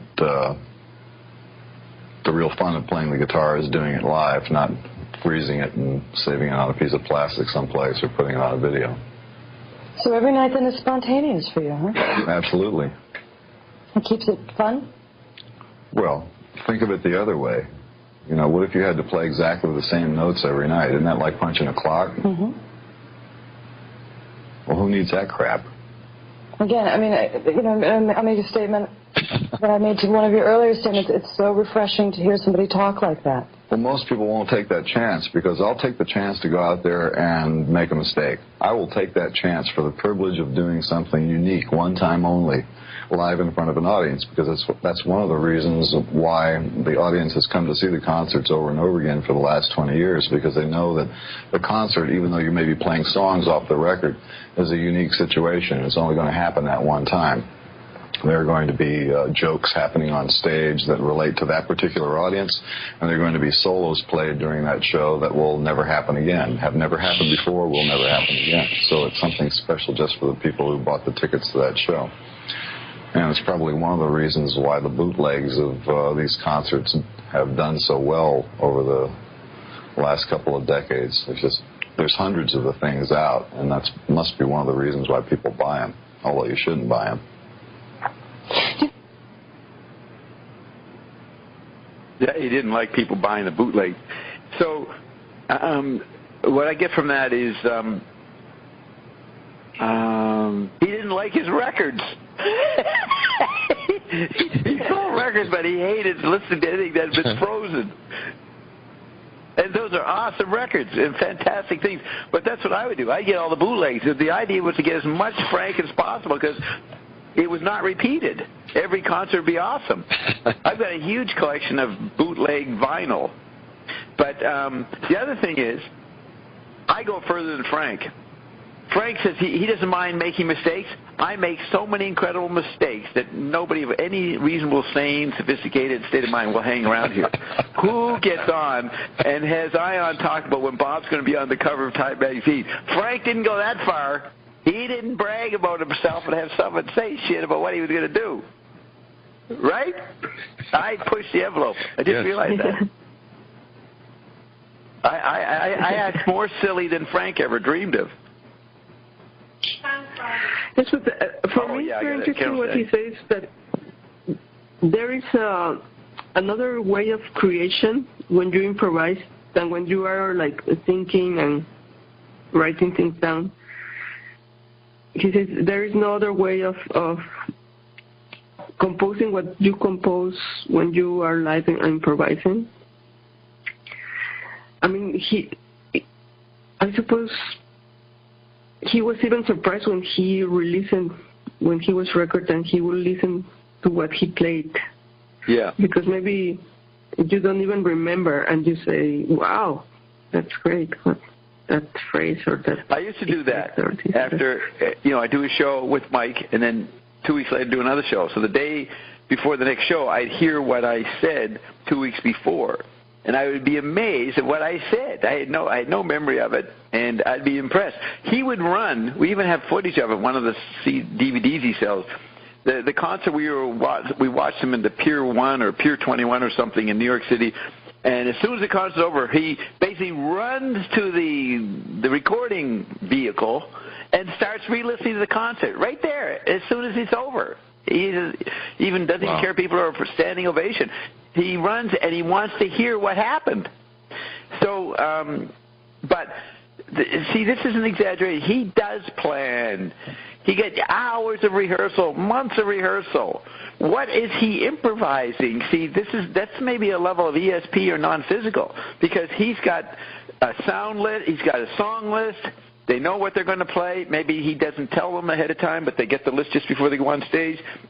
And there is a list. I've seen the list. They're there. So that's planned. What is he saying that he doesn't know? You know what I mean? That's not planned.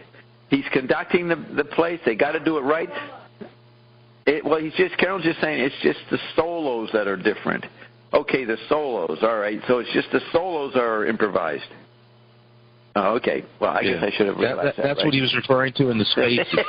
I took that as that's the reference that he mentions, leave the spaces, because it's just like any type of high-level training, like a musician or even being a martial artist. It's just that you do a lot of rehearsing and practice, where thought is eliminated. And then when Frank gets these guys so highly tuned up and trained that when they get in the concert, they just experiment within the spaces within the music.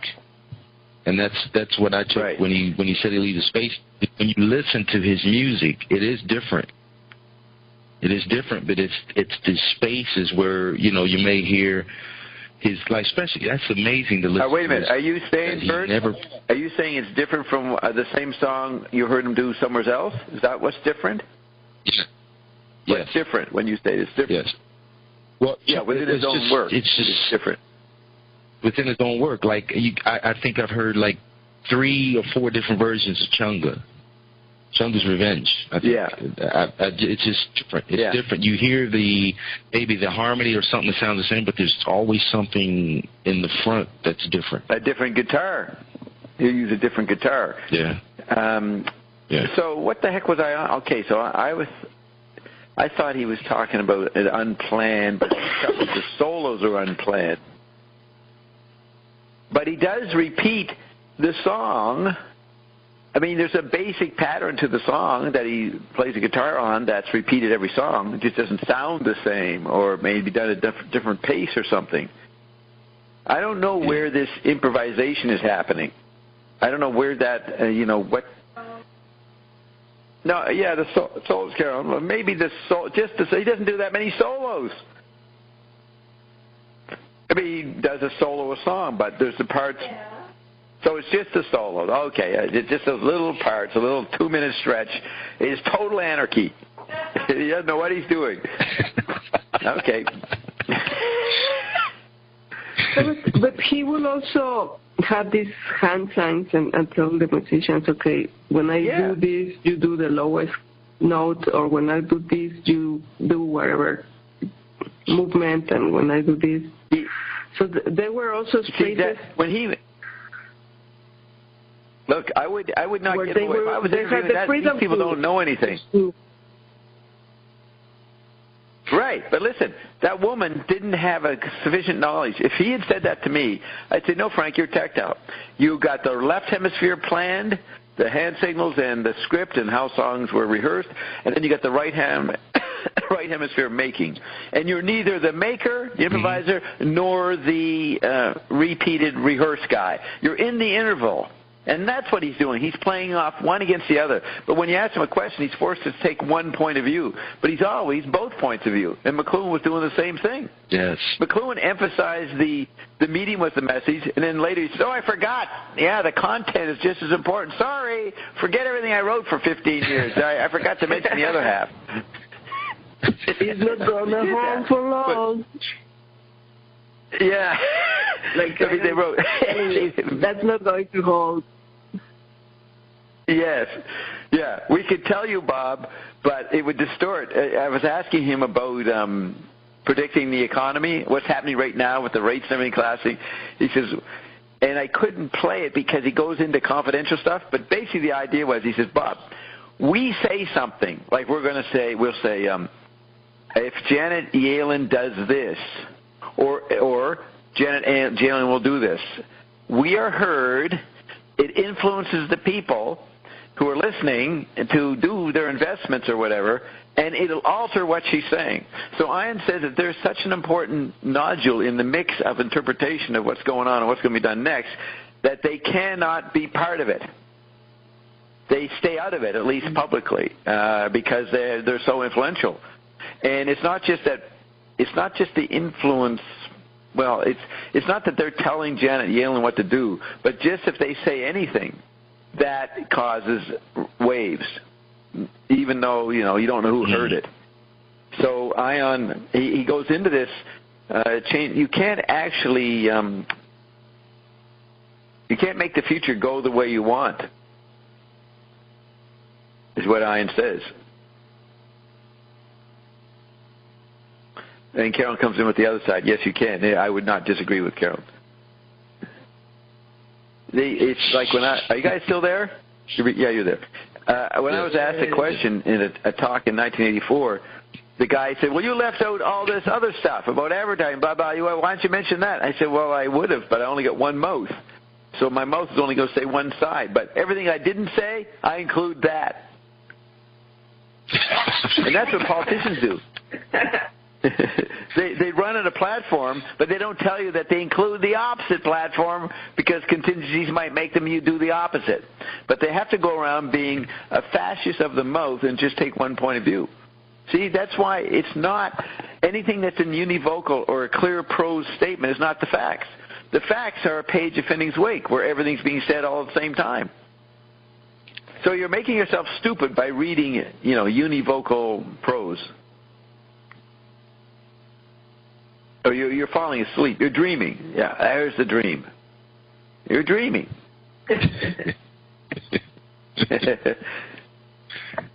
Dreaming the dreams are dreams. Yes.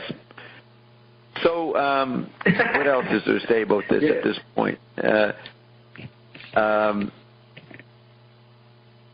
I appreciate you going back and getting stuff on Mozart and that, and showing the repeat method, and that's what LaRouche does. He defines the method of the true revolutionary. Yes, because but actually it's not predictable. Going back to Mozart was actually to then come back and talk about these similarities between Zappa and Sun Ra and how they created these orchestras, and we're trying to push the boundaries not only of his musicians but of their audiences and what they will whenever it's possible right. And Roxy, whenever I talk to apparently black people, I've done this for decades. And they didn't know about Zappa. I would tell them it was about Sun Ra. He was like Sun Ra. They might get that. They'd understand. Oh, I know Sun Ra. Yeah, so Zappa's like that. I said, yeah. So I've said it for decades, and I never had a chance to say it publicly. So then we see this article written by this guy that someone sent us, and there it is. And I'm happy to have it out there. But it was one thing that I never got a chance to say. I didn't have time to say the Zappa-Sun Ra connection. I'm glad someone wrote it, but I'm just saying that was obvious to me for decades. What's the name of the article, Bob? But Sun Ra, Frank? It's written by something called it's an academic article on the Vermont Review. I can post it or send it to you. It's not perfectly written. It seems to be maybe written by a foreign person who doesn't have their English down exactly. I'm not sure, but there's a lot of little mistakes in the diction or spelling, even though it looks like an academic journal. But he gets the main points about the similarity. Very similar. Exact. It's like he says the connection Sun Ra was a gay Zappa. Sun Ra was a gay Zappa. Because, apparently he was homosexual, and he didn't let his musicians date women. So I don't know if they had to be homosexual, maybe not, but he, under the guise that they had to be disciplined, that's what this guy's article says, that they couldn't get into alcohol, women, or anything. They had to be very disciplined, live like monks, and apparently they would sneak off and meet with women and that without him knowing, or did he pretend he didn't know? Frank wouldn't mingle with the musicians because he might get busted. But Frank was pro-heterosexual activity, and he wouldn't. He probably would recommend his band members to get fucked rather than doing marijuana. So he wasn't as Puritan as Sun Ra about that.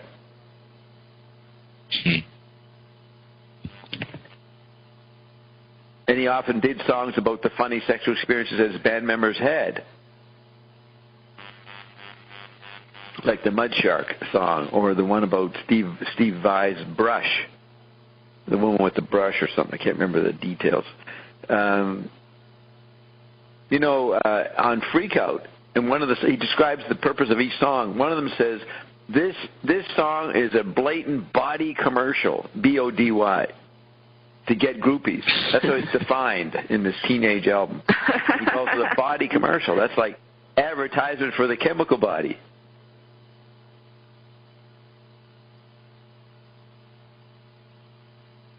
Let me just see if anybody wants to have some input. You must have some other stuff to say, Bert. Yeah. I'm going to the kitchen to get something to drink. I just want to say. Okay. I'll be back. Yes. So you won't. Yes, Bob. Yeah, you won't hear this. Roxy won't hear this part. Okay. Trina says. It's funny you're saying about. We can do this. Go ahead. Hey, Bert, let me say it. Trina says, beat the Zappa out of you. I love how Bob brings in other stories in the story. That's a good statement. Jim says, so I think there was a slick kinetic transportation. I guess that's about the Filipino. Jim, I'm thinking the beginning of all this was, and I don't know what, that doesn't lead anywhere. Somebody named Yellow Brick Road is making comments. Cool Keys says, hi guys, thanks for this wonderful show. I've listened to many archive shows but haven't figured out how to listen live. All you do is phone, I guess he means you just click on, what is it, Bert? You go to the front page and you click on Studio A. It says Live TV, Studio A, and then you go over to the right and click the second part, right, Carol? Studio A, and then there they go. Yeah, so you go to Studio A. He says either way, the past, present moment is as in. Go ahead. They had to be on the Studio A in order to type that in, so it's kind of confusing what they're mentioning, because in order to get on the chat line, you have to be in Studio A and listening. So maybe they're a little confused. Maybe they think this is recorded. So he's already in there. Yeah, that's how they have to tap the chat in. Yes. Oh, well, what it has here at the top, underneath the main headline, Inspiration, Insight, Enlightenment, has homepage, radio stations, shows, and schedules, Achieve TV, YouTube Live. So you put your cursor under radio stations, and it says Studio A, Classic, Achieve. You click on that. And then that brings up the chat line. So the guy is already on the chat line. That's your point. So he's come to the right place. But how come he can't hear it? He's got to click on the live broadcast words just above the chat line. It says live broadcast. They say they're listening now. Or you can phone. Oh, he's listening now. No. So did you just figure it out just now? Or were hours, your complaint was hours ago? Answer that, Cool Keys. Give it a little more refinement to when did you start listening? Now. How big's your now? Now, Madeline says, fascist of the mouth. She likes that. I guess I use that phrase, right? You become a fascist of the mouth.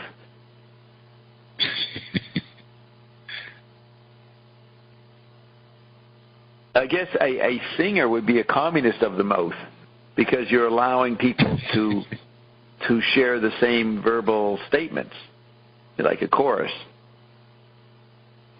Yes. Okay, Cool Keys, you didn't type. You're listening now. Madeline laughs, but Cool Keys refuses to type anymore. He just won't clarify. Why? We should play the why. We could find the why. That Roxy enjoyed the why, and I could play it for you real quickly. This is what happens to all Ionettes. They get into the state of mind screaming why. Roxy got it when she was 7 years old. Let's see, where's that? Right there. Click on that. Bringing up the sound. There it is. There's the why. Why? You hear Roxy, Carol? That's Roxy, Carol. Do people even know that? Why? Yes. That was the first thing that warmed Roxy up to my rant, was the why, because she used to scream it when she was 7 years old at the sky at midnight. It was made for Roxy. Why? So that's me yelling why. And no, you knew that was me, right, Bert? Yes. Yes, I knew. Carol's claiming I didn't introduce the section well enough. It's nobody would know that was me, but I think they did. So I now know that's at 6:15. I could even. That was November 28th, 1985, so 30 years ago. And as Roxy noticed, as she listened to it 3 times, she noticed I've been repeating myself from that rant ever since. I even asked Ion the same questions. Why did John Paisley get killed at the House Select Committee in 1978? Why did Frank Nugent do this? Why did Michael Hand do that? Why was it in August 1980? Then we'd add a new thing. Why is that in JW's birthday month? That would be a new twist. But same issues are said. No imagination. In terms of not creating anything, I'm the perfect artist. I stay true to the post-creativity world. I've been running the same riffs for years, like Frank. Frank repeated a lot of his stuff, right? Able to make it different each time. Yes, after, I don't know the time, but you also talk about Frank and yeah. Well, let's.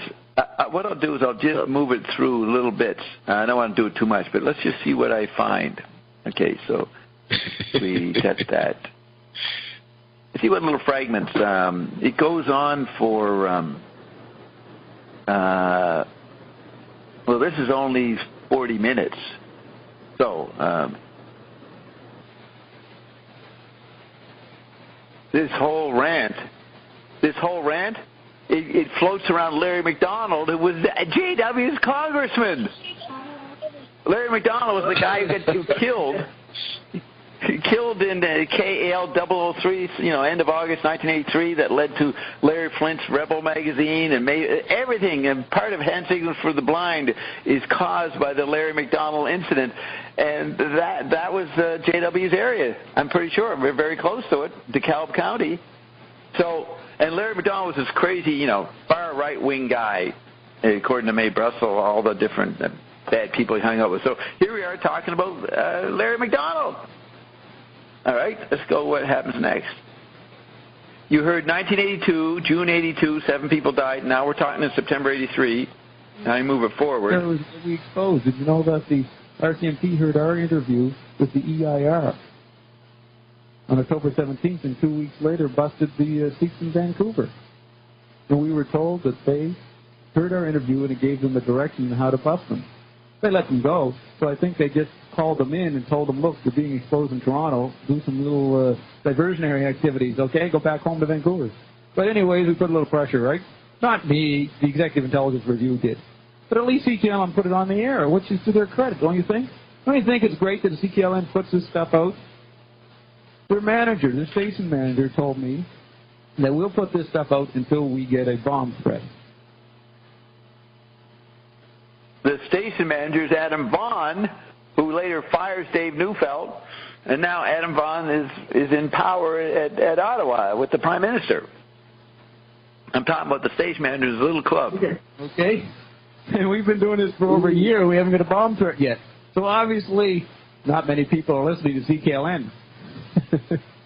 But it's a fantastic station, because I think people listen to CKLN, but when International Connection is on, if you phone them, if you phone somebody who, when he picks up the phone, you can hear International Connection in the background, he'll change his name. He'll deny that that's his phone. That's true. Yeah, that's right. It's silly information, and which will be developed at our next gig at Larry's Hideaway, why this information is silly. But like I said, it takes volumes to explain why it did. What did he say? I know her, so it doesn't count. How about somebody? There's one person back there I don't know. He's in black. One of those men in black right there behind Andy. What do you say? He says the same thing. He's right. He said the same thing as her. There are 40 people in the world. Hamburgers? Yeah. And 5 of them are hamburgers. Okay. Now, in a situation where the word makes the market, and we're all together in a little global membrane, I've gone over this 100 times. 100 times. I've said we're in the word makes the market at least once every payday or cash flow, right? I've said that 1,000,000 times. Yeah. The word makes the market. The same old shit. It will be mentioned on our series on McLuhan. coming up on CKLN. We'll explain why. There's no time and space. And Walter Wriston was on Wall Street Week last Friday night, and he said there's no time and space. He's talking like a psychic. He's talking like an Aquarian. He's the top banker responsible for all the devastating changes in the United States banking system over the last 15 years. He's saying there's no time and space. So Dr. Beater doesn't seem so far out because he worked with those guys. He set up the Export-Import Bank in the 1960s. So Manfred Roeder gets a letter from Paraguay saying Uncle is dead, died off the beaches of Brazil. Or died on the beaches? Yeah, off the beaches. In the water. So off the beaches of Brazil, he died. Okay, so the authorities notice this letter goes to Manfred Roeder, who's in jail for blowing up people all through the early 80s, and he's reading and distributing literature based on the propaganda function of Werner Naumann, who was assigned to be Joseph Goebbels' successor in 1945. Werner Naumann sets up all these newspapers, and General Edwin Walker phones one of his newspapers on November 23rd, 1963, and says Lee Harvey Oswald was a communist. Okay? And Werner Naumann is meanwhile setting up people like Hoffman and the man I just mentioned. Remember him? Began with Manfred Roeder. That's right. So Manfred Roeder, this triggers off the German police to investigate why Manfred Roeder is getting a letter from Paraguay talking about Uncle. They know who Uncle is. So what it means is that we've got to make Joseph Mengele appear dead because Mae Brussel has connected the Fritz Kramer Ernst Zundel Institute of Historical Review in Torrance, California, who were notorious anti-Semites, apparently, which Dr. Beater predicted that there would be an increase in Hitler kind of propaganda against the Jewish faction, which is unfortunately a dupe of the Khazar Bolshevik faction that run the Pentagon, apparently. But Manfred Roeder and Zundel distributing his literature saying, and Keekster too, and Beater said that these people would get a lot of airplay, and they did, right? Right after Mengele. You notice when Zundel was in trial in Toronto, right in the middle of it, Son Weasel pulls out a little document saying, hey, Joseph Mengele was in Canada in 1962. 1 year before the Kennedy assassination. He was making a deal. I mean, he was part of the Kennedy assassination, so... And the Torba document says Major Bloomfield in Montreal was part of the assassination. So maybe that was part of the deal. Mengele could get into Canada if he cooperated with the assassination. But this is all speculation. This is speculation, right? I mean, this tape might be broadcast. The German police then contact Mengele's family, and they decide to say, yes, he died. So Mrs. Bozer says, we got her bones, here they are. She wouldn't let them open the coffin because she was weeping. She was weeping so much, she'd consider it an insult.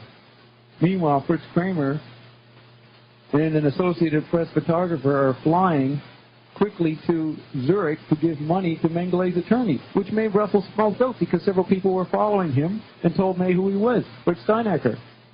This is all happening in 1985. Reagan just got in for his second term. And they're bringing out the Mengele hoax. And why are they exposing? Why is Mengele's being exposed? And why are the Jewish conspiracy being exposed at the same time? Why? Is it a retrieval of the 40s because we've exhausted all cultural content? Pretty abstract. You know, my associate Tom Rich likes to get into the abstract stuff on the show, but I try to avoid it because I'm a technician. But secretly, I think about those abstract things. I can speculate with the best of them. I mean, I had David E. Wooster on the show today, and he's talking about the formula that was triggered off on September 5th, 1969, the psychic formula that allowed all former hierarchical systems to control people had secretly been switched. And that Pope and Reagan don't know this. And they're running around, going to take, if you look at my chart, the part of the second coming, they're coming in, and they're going to create the disease and offer the cure. Can I? Oh, geez. So, I'm not...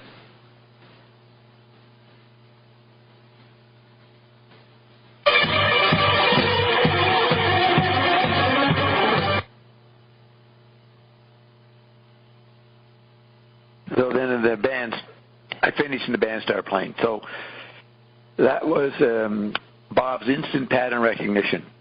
I was improvising based on the same formulaic knowledge. In between the knowledge, there was improvisation. Wow. Right? Yeah. Why? I love that. We should go back and play that. But Cool Key says 10 minutes ago, not very big, ha. Oh, so he figured out. It seems to take a bit for typed text to reach you, but I'm responding. Okay.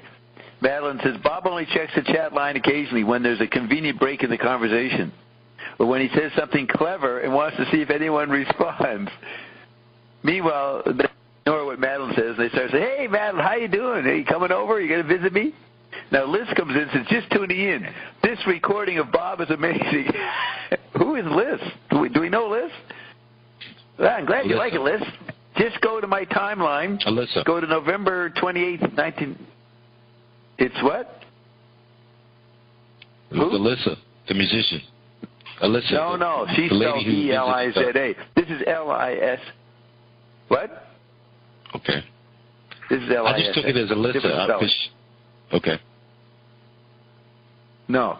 So, Liz, you probably don't have my timeline. I should post my timeline so people can have it. And then you go to the timeline and listen to November 28th, 1985, and you'll hear the whole 45-minute rant, which is an amazing rant and summarizes a lot of issues. Oh, geez, I did that wrong. I'll post it right now for you, Liz.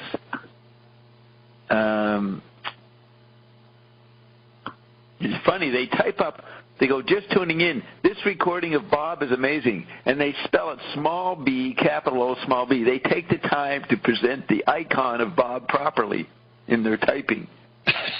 Isn't that nice? Yes. So there's the timeline. So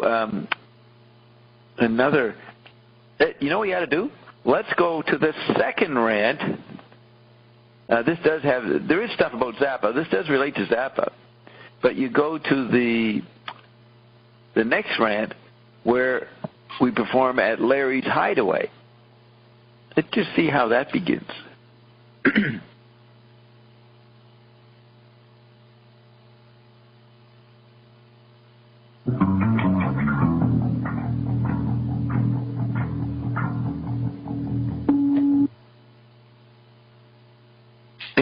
Bert, the reason we're hearing this and why I played it for Roxy is one of the band members that's playing here in the background and in the previous one got introduced to me through Facebook a few days ago and sparked a big reunion.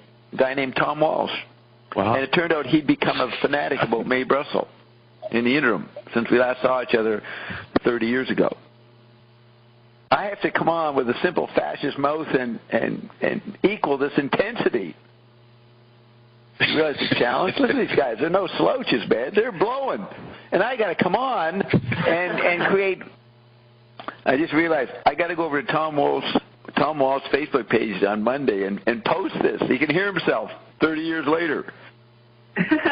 But he's blowing there, isn't he? Aren't you impressed with the band, Roxy? Yes. They're just roaring along there, aren't they? Yeah, they're cool. And that's Jack Tassi on bass. Yeah, Jack Tassi on bass. He's the guy who kind of stayed in touch with me.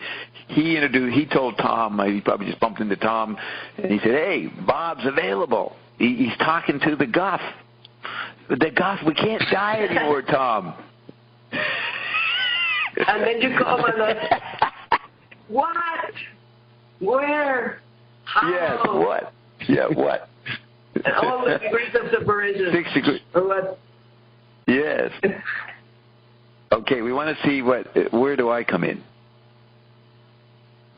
What?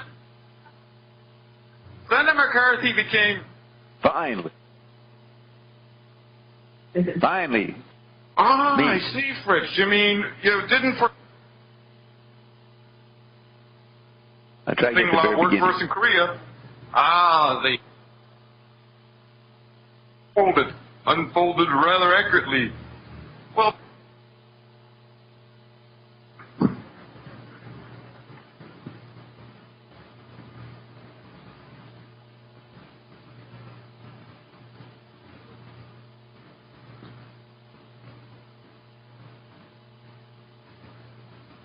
band has stopped.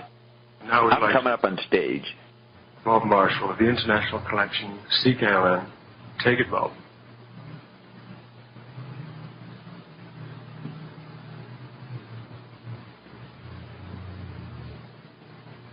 Let's invoke the gods.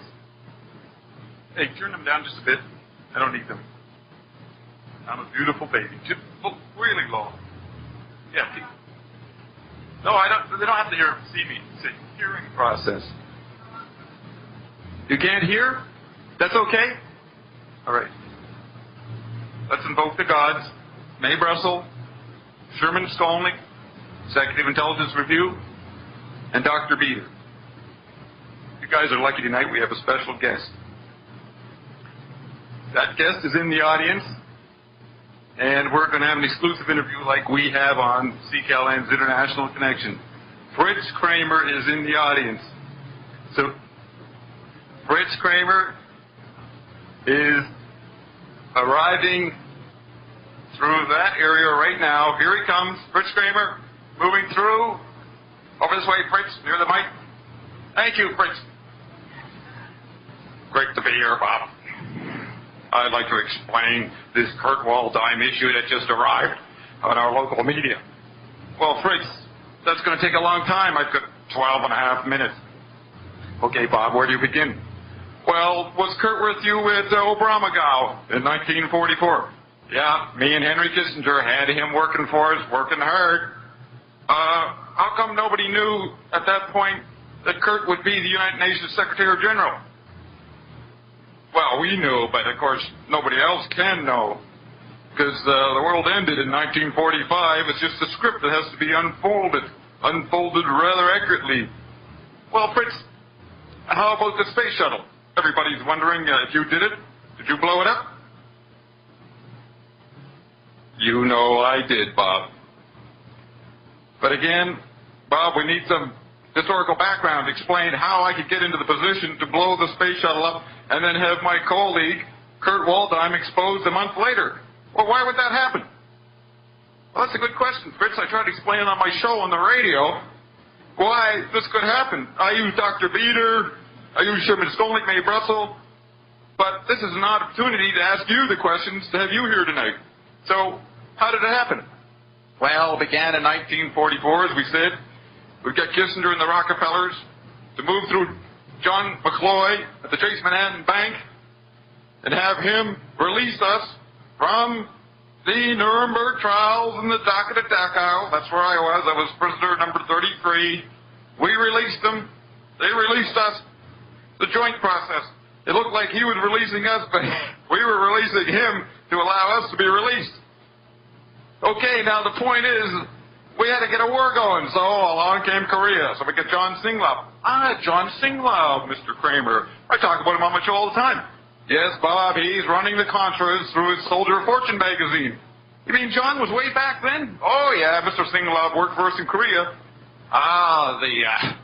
The Reverend Moon connection. The Reverend Moon connection, and this is true. This is really true, isn't it, Fritz? Yes, Bob, we have to do this under the guise of comedy, but it's the only way we can get away with it. This late date of the latter end times. Okay, so, Fritz, with Singlaub charging up the Korean airline tragedy. You're moving way ahead, Bob. That's 1983. We're still in 1952, the Korean War. Okay, well, let's move it along.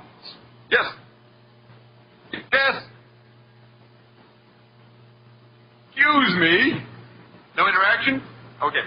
There you come on. It's all right? Okay. So, 1954, Joe McCarthy. Did you have him on your wing? Yes, Joe McCarthy. Why didn't he enable you guys to move into a more obvious role? Well, television did that. You know, Mr. McLuhan explained that television cannot have political issues on it. I see, Fritz. You mean you didn't foresee the effects of television when you had the McCarthy program? Oh, no, we didn't understand that. So we had to bring in Elvis. Yep, brought him in, distracted everybody for 3 or 4 years, and then we had Nixon running for president. And you know Nixon, he helped release us in 1945. Okay, so he lost the election. Well, Kennedy had his boys rig the computers. It could be done at that point, 1960. not very well known on the local level, but computers can be rigged in certain key election districts. Oh, so Dickie was supposed to be in at that point. Oh, yeah. So you are admitting you killed John Kennedy. I certainly am, Bob, and proud of it. I didn't directly pull the trigger about it. We did the heavy mind control program through Stanford Research and Alan Dulles bought $34 million of LSD tablets. This was all very useful later. We had to blitz them out, man. The whole generation really identified with this Mr. Space Capsule, John Kennedy. So we had to put him on acid. Okay, you did that. Time's running out, Fritz. You've got to get back to work.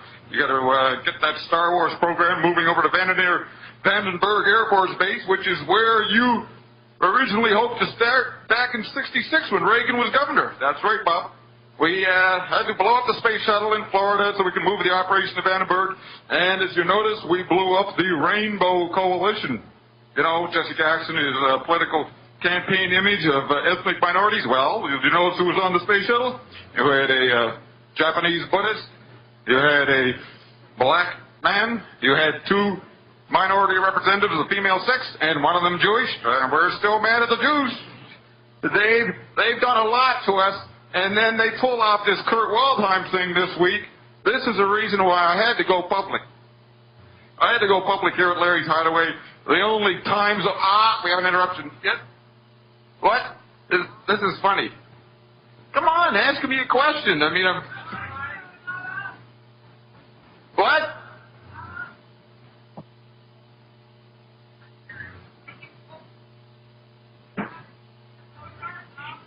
What? Senator McCarthy became not useful, right? He died in '57. No, come on, eh? I mean, we don't use those labels in the highest levels of intelligence work. I mean, that's for domestic and international consumption, of course. But anyways, the thing is, if you follow John Singlaub, he got mad in 1978. And if you're following Dr. Beater, there was a battle of the Harvest Moon. Now, Fritz, is it true that the moon base was blown up in '77? Well, that's right. No, it isn't. See, Dr. Beater is disinformation. We put that out to confuse people to think, well, it's the year 2022 or something. You know, they don't know what time it is. They think space shuttles and that are up. You hear that, 2022, Carolyn? Ion said 2022 at the beginning recordings a couple hours ago. There's no time. Yeah, you said 20. Did I say that? Yeah. I go, there's no time, but 2022. Well, we never say 2022. We say 2020, but I say right. What's going to be said, guys?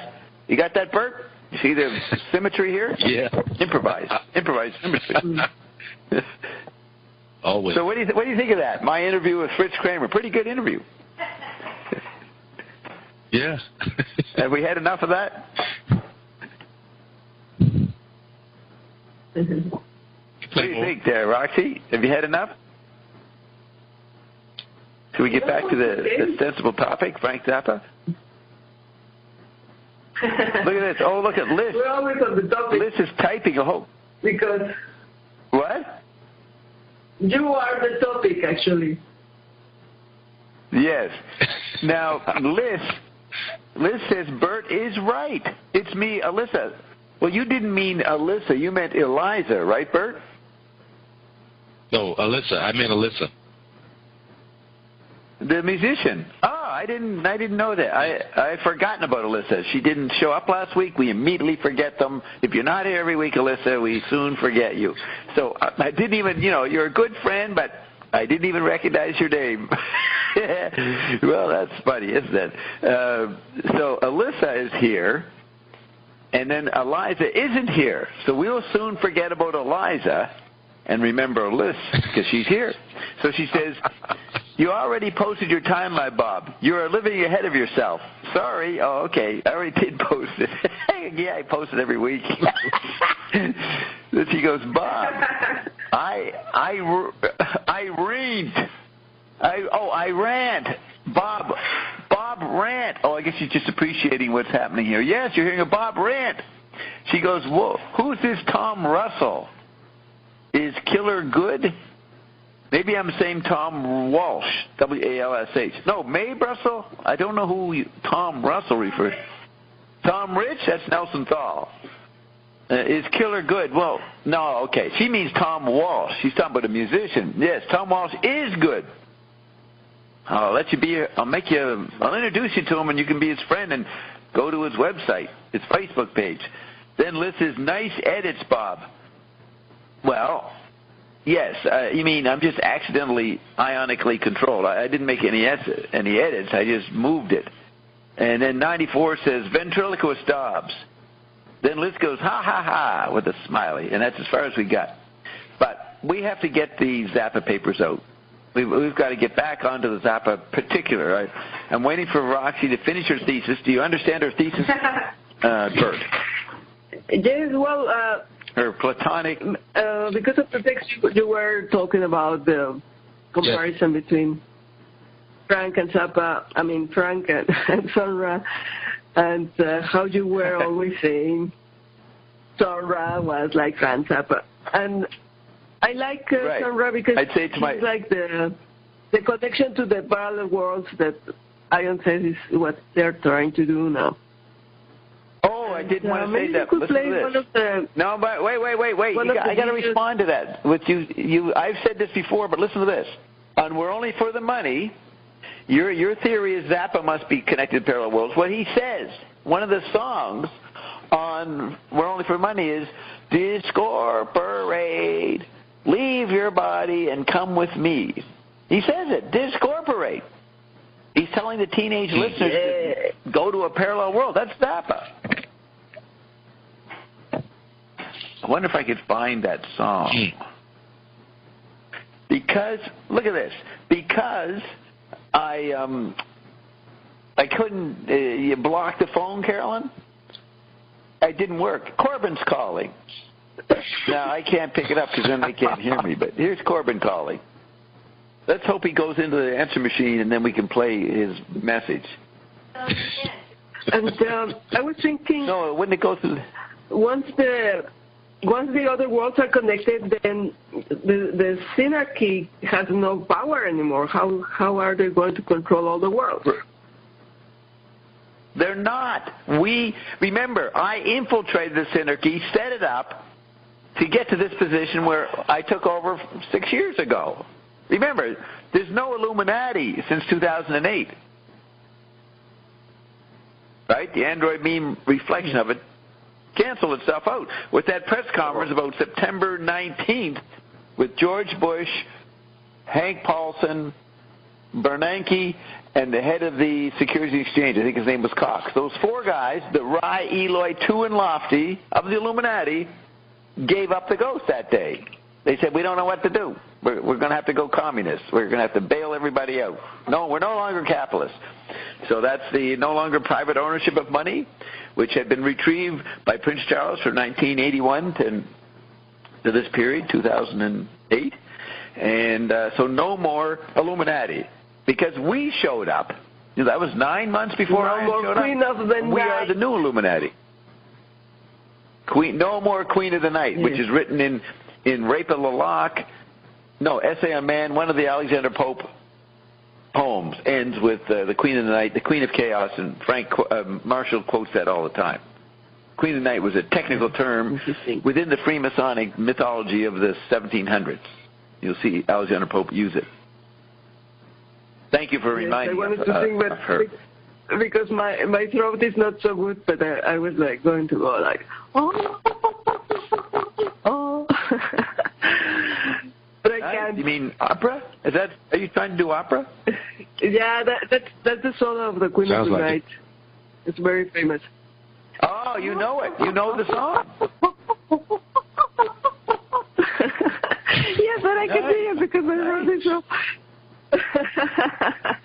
Yes, I know it's embarrassing for you. Who can't sing and have to do a lousy version.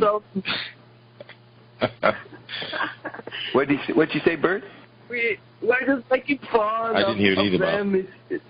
Finally overcome situation after centuries, after Marie Antoinette decapitation, and it Pope's Dunciad that the Queen of the Night is in. I just Googled it and it says on Amazon they're selling a study. It's called Pope's Dunciad and the Queen of the Night. And that is the section that Marshall's always quoting, the Queen of the Night section.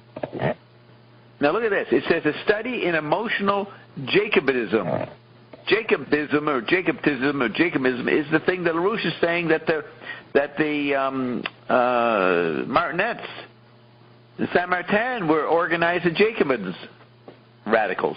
And here it is, right in the Pope's study. Wow, isn't that nice? Nice synchronizing there. Yes. Emotional Jacobinism. Yeah. Okay, so what were we doing? I was going to lead you guys somewhere. It's about the Zappa papers you said earlier. You mentioned earlier that you want to get back to the Zappa papers, so do you have an article? I'm going to go get the articles. But now, Liz says, I usually name myself Alyssa. Video. In the meantime. You fix your phone. You're doing the, whatever you call it, the intercom. Yeah, see, you're a lot closer this way. You can play some Mozart. We are so happy that this is finally over. Calm.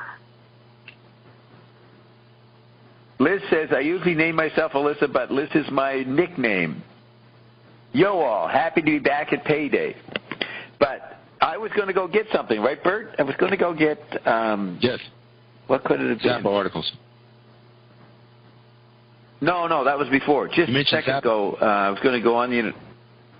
No, I was going to get something to play or sound or some information. What could that be?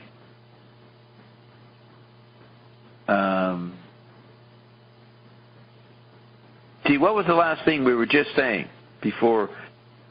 We're talking about the banking, Saint Martin. Yeah, the Jacobinism. Emotional Jacobinism. No, that's what I came to. But that interrupted me. I was on my way to something else. You were... what was I... Why did I come up with Jacobinism? I typed in something. Searched it. Queen of the Night. Queen of the Night brought it up. Queen of the Night. Oh, yeah. Queen of the Night. Queen of the Night. And that is Alexander Pope. And then it was the thought just before Pope. Somebody before Pope. Well, you bring up the Queen of the Night. That would be Lady Di. You realize when Rai returned to Essence in January 1967, you had the after image of ISIS lingering in the global theater, inside the global membrane. So you had women as an image, as a species, dominating from the 70s, 80s, 90s, culminating in the death of Lady Di. That was the end of ISIS. Just like Kennedy, globally recognized guy, he represents Rai, he goes down in 1963. Then you have this globalized icon of ISIS, the feminine, going down in August 1997. Now, look, here's Legend shows up. Legend. He says, where's Ion? We haven't heard from Legend in months. And he goes, where's Ion? Legend, there are new rules. Unless you're here every day, every fucking week, listening to Carolyn's medical show, Ginny's show on Wednesday, My What Youth, you don't get access to Ion. And Ion's going to be back any week now, maybe next week. There are certain reasons why he wasn't here this week. And only those who've been regular attendance, Legend, you blew it. You're going to have to start attending. You're going to have to wait till Ion goes away again and then fucking attend when Ion's not here for 6 months before you get access to Ion. You've really blown it, Legend. And you have nothing else in your life. Your mother doesn't work. Your mother's a dead fucking ghost. What's your mother saying? Is your mother saying anything reasonably? No, your brother won't channel your mother. So you got no mother. You only have us, Legend. And you come back every 6 months as if you can drop in. No more dropping in. Who gets the first question? We are the only mothers. When Ion shows up. That's right. We're the only mothers.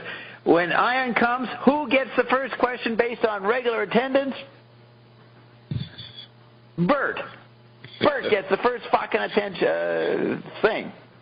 He beats out Roxy because he's here longer than Roxy. Roxy had a job. She had to go somewhere. So she lost a few hours that way. But Bert, I think, has the most hours of regular attendance. But Eliza has start before Bert. I usually start that's right. Well, don't say. I just wanted to see what you'd say. I said that to see how devoted you are. So we will go and check the photo finish and see who goes first. For the synergy. What? What'd she say? She moaning? Is she crying? You're working. What'd she say? No. But that's over. Yeah, actually, Bert, you have to get a fucking prayer. You're not making videos with me. Bert, I don't know why I named you. I apologize, Roxy. You get the first question, but I don't want to appear to be favoritism. But hey, who else, Bert? Who's been a regular attender? Eliza's been here a lot, but she hasn't been staying much. Madeline's been here, but she doesn't even phone in. Who else has been? Who do you know, Bert, that's been a regular attender the last 6 months? Only Roxana. No, there's been a couple. Last week everybody died. Used to be a pretty good regular. Corbin used to be a regular attender. Died last week. Bowie and this no, Kim. Everybody. Kim is a regular attender. Kim, Susanna. Kim, she was regular. Susanna's pretty good. They definitely get to ask questions. They may not be the first person, but they get in there. But these other people we haven't heard from, I'm sorry. It's like no more free poker, as Ian says. And Legend says, I am an original. Ion loves me. Look at him pleading. He's pleading to have access to Ion. Oh, well, enough of this nonsense. Let's get back to Frank and the issues. Liz says, the mothers to celebrate. Yo, Liz, says Madeline.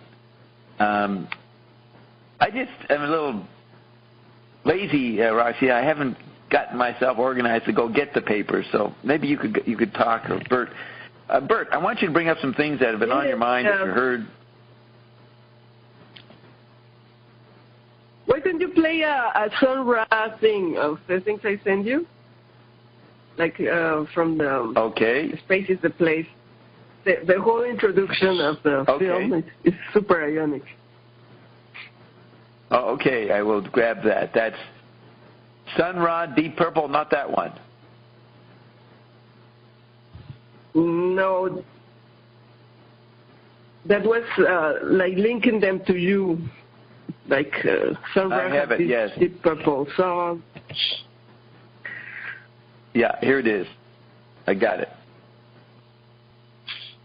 Bingo. Only Bob would notice this. You see, he said isotope transportation. Only Bob knows this. Yes. There's a Zappa scholar named Simon Prentice. He lives in England. And he got to find out what Zappa's lyrics meant because he had to translate them into Japanese. He also translates Yoko Ono's work. So he works for Zappa and Yoko Ono.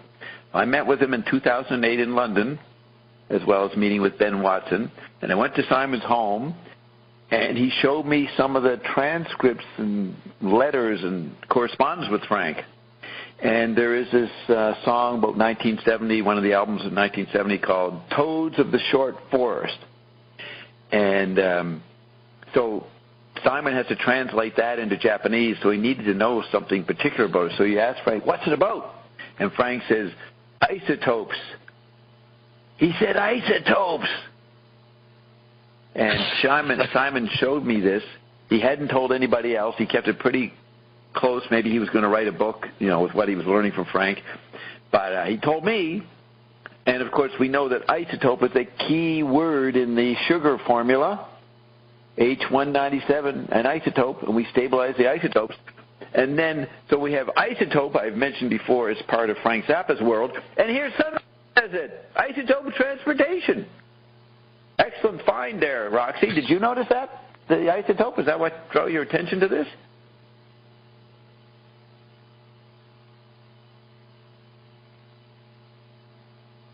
Is she demuted? We got to go find where is it? Bob, I remember you giving an explanation of ion a while ago, maybe 2 years ago, that you said ion was an isotope and that we would have to be isotopes. Okay, just remember. Yes, Roxy got knocked off. So, Roxy, did you notice the isotope point? Yes, the whole rant is super ionic. Everything he's saying, the frequency is different here. Right. And no time. How time is there is no time. How teleportation but is going to take place. But the key thing is isotope, Roxy. Other people say some of those things approximately, but they don't say isotope. They don't say isotope transportation. You got to realize, and this is something that Frank said. Oh, that's what I was going to look for, Bert. Yeah. I was going to get that lyric, discorporate that song. That's what I had to look up the lyrics, find out which song it was. Let's bring on Corbin. Corbin, what song is Discorporate, Drift With Me? You probably know that, Corbin. What song is that? I said, flies all green and buzzing in his dust. Yeah. Oh, that's Torture Never Stops. Come on. What is Discorporate? What song is that? Rolling for the Money, Corbin. You haven't been dodging me. Why haven't you been dodging? Corbin we finally demute him after 6 months and he can't focus. Stay focused, Corbin. Come on.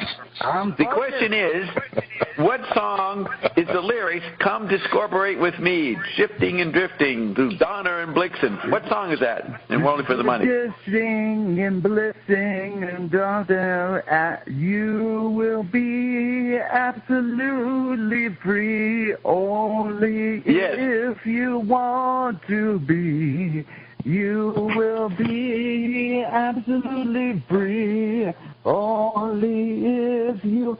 I saw Dweezil, man, on December 12th, and this is a question I've been trying to ask you for at least 2 months, and you said the last time you'd seen Gail that she looked kind of grandmotherly. Did she pass? Because he looked so bummed, dude. I mean, I live in the Miracle Mile section of L.A., and he was at the Saban Theater, and this is a very kind of about a 2,000-seater venue, and he had all of Zappa's fucking guitars, the SG-63s that Joe Walsh... Joe Walsh gave Jimmy Page a 1959 Les Paul, which you see in all the Led Zeppelin movies, and he also gave Zappa an SG, an SG with a Bigsby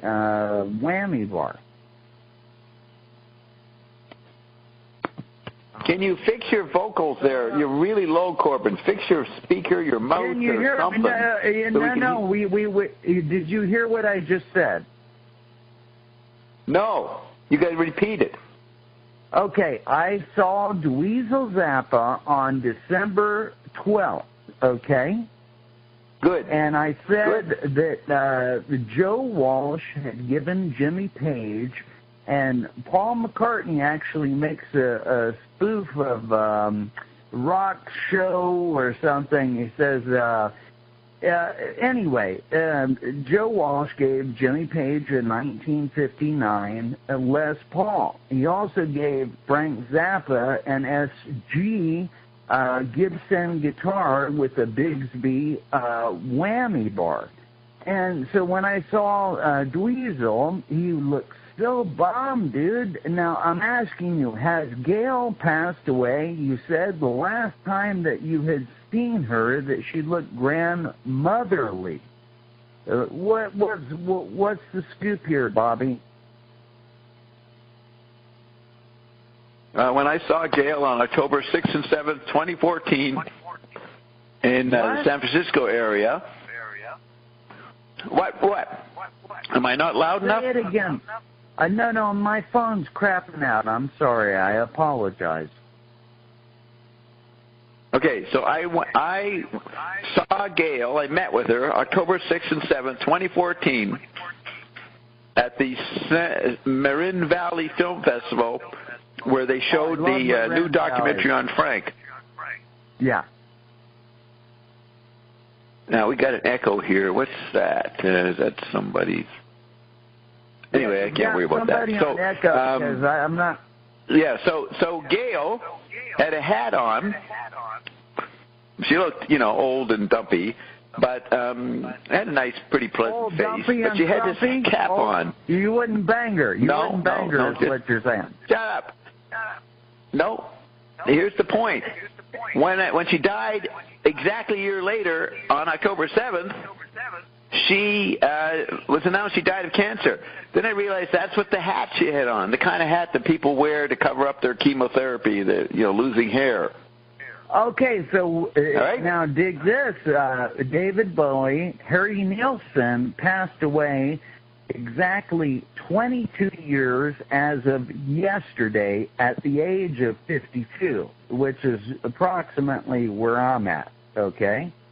Harry Nilsson, John Lennon's friend, David Bowie, and now they're making a big deal to do March 31st at Carnegie Hall, which is obviously, that will be Paul McCartney, Mick Jagger, David Grohl, and several other musicians as yet to be proclaimed. Probably Bob and me and Carolyn. We'll do Mother Mary and Joseph. A cappella. Mother Mary and Joseph. We'll do a cappella. I am the zombie wolf. I'm the wild. How about a zombie wolf? Zombie wolf.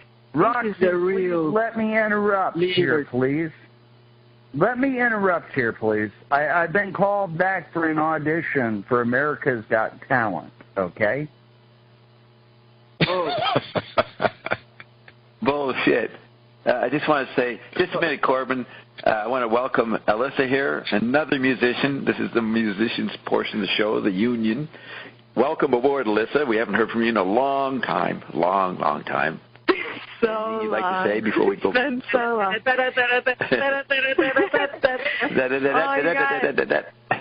been listening to the archives, and it's been really great. And I've just been having to work on Saturday nights, and I'm just bummed, but I'm glad I'm off right now.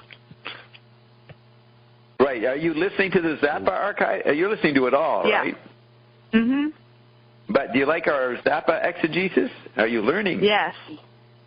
Yeah, well, it's just cool. Good. I like the part where it's, especially last week, where it kind of dipped into, how you were, you pulled up the CKN thing, at the moment of the time, and it was yes. That was, I liked how it was kind of highlighting your sort of, I don't know what's going on, so. My compositional abilities, my instant improvisatory, no solo, soloing without any guideline, and the order surfaces, yes. But it sounds jazz being spoken. Yeah, mental jazz.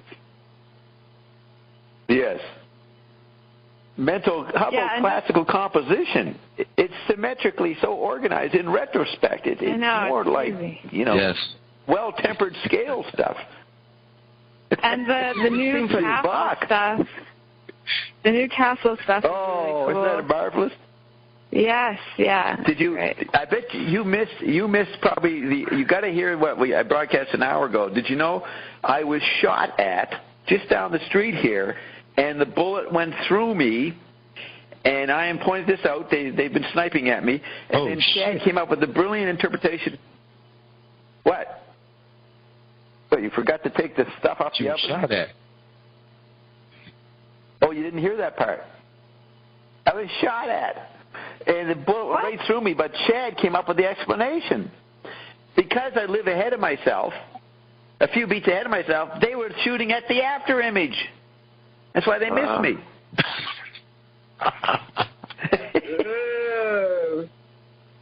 Ooh. And then we find the isotope of what? I'm reading the definition. Of what? Yeah, I'm reading the definition too. Each of two or more forms of the same element that contain equal numbers of protons but different numbers of neutrons in their nuclei, and hence differ in relative atomic mass but non-chemical properties. A radioactive form of an element. Did you look it up before I said it? Yeah, I looked it up when the recording or whatever, what you were playing. Yeah. It just kind of caught my ear. So yeah. But yeah, so I was wondering. You read the first part again. It's about two-ness.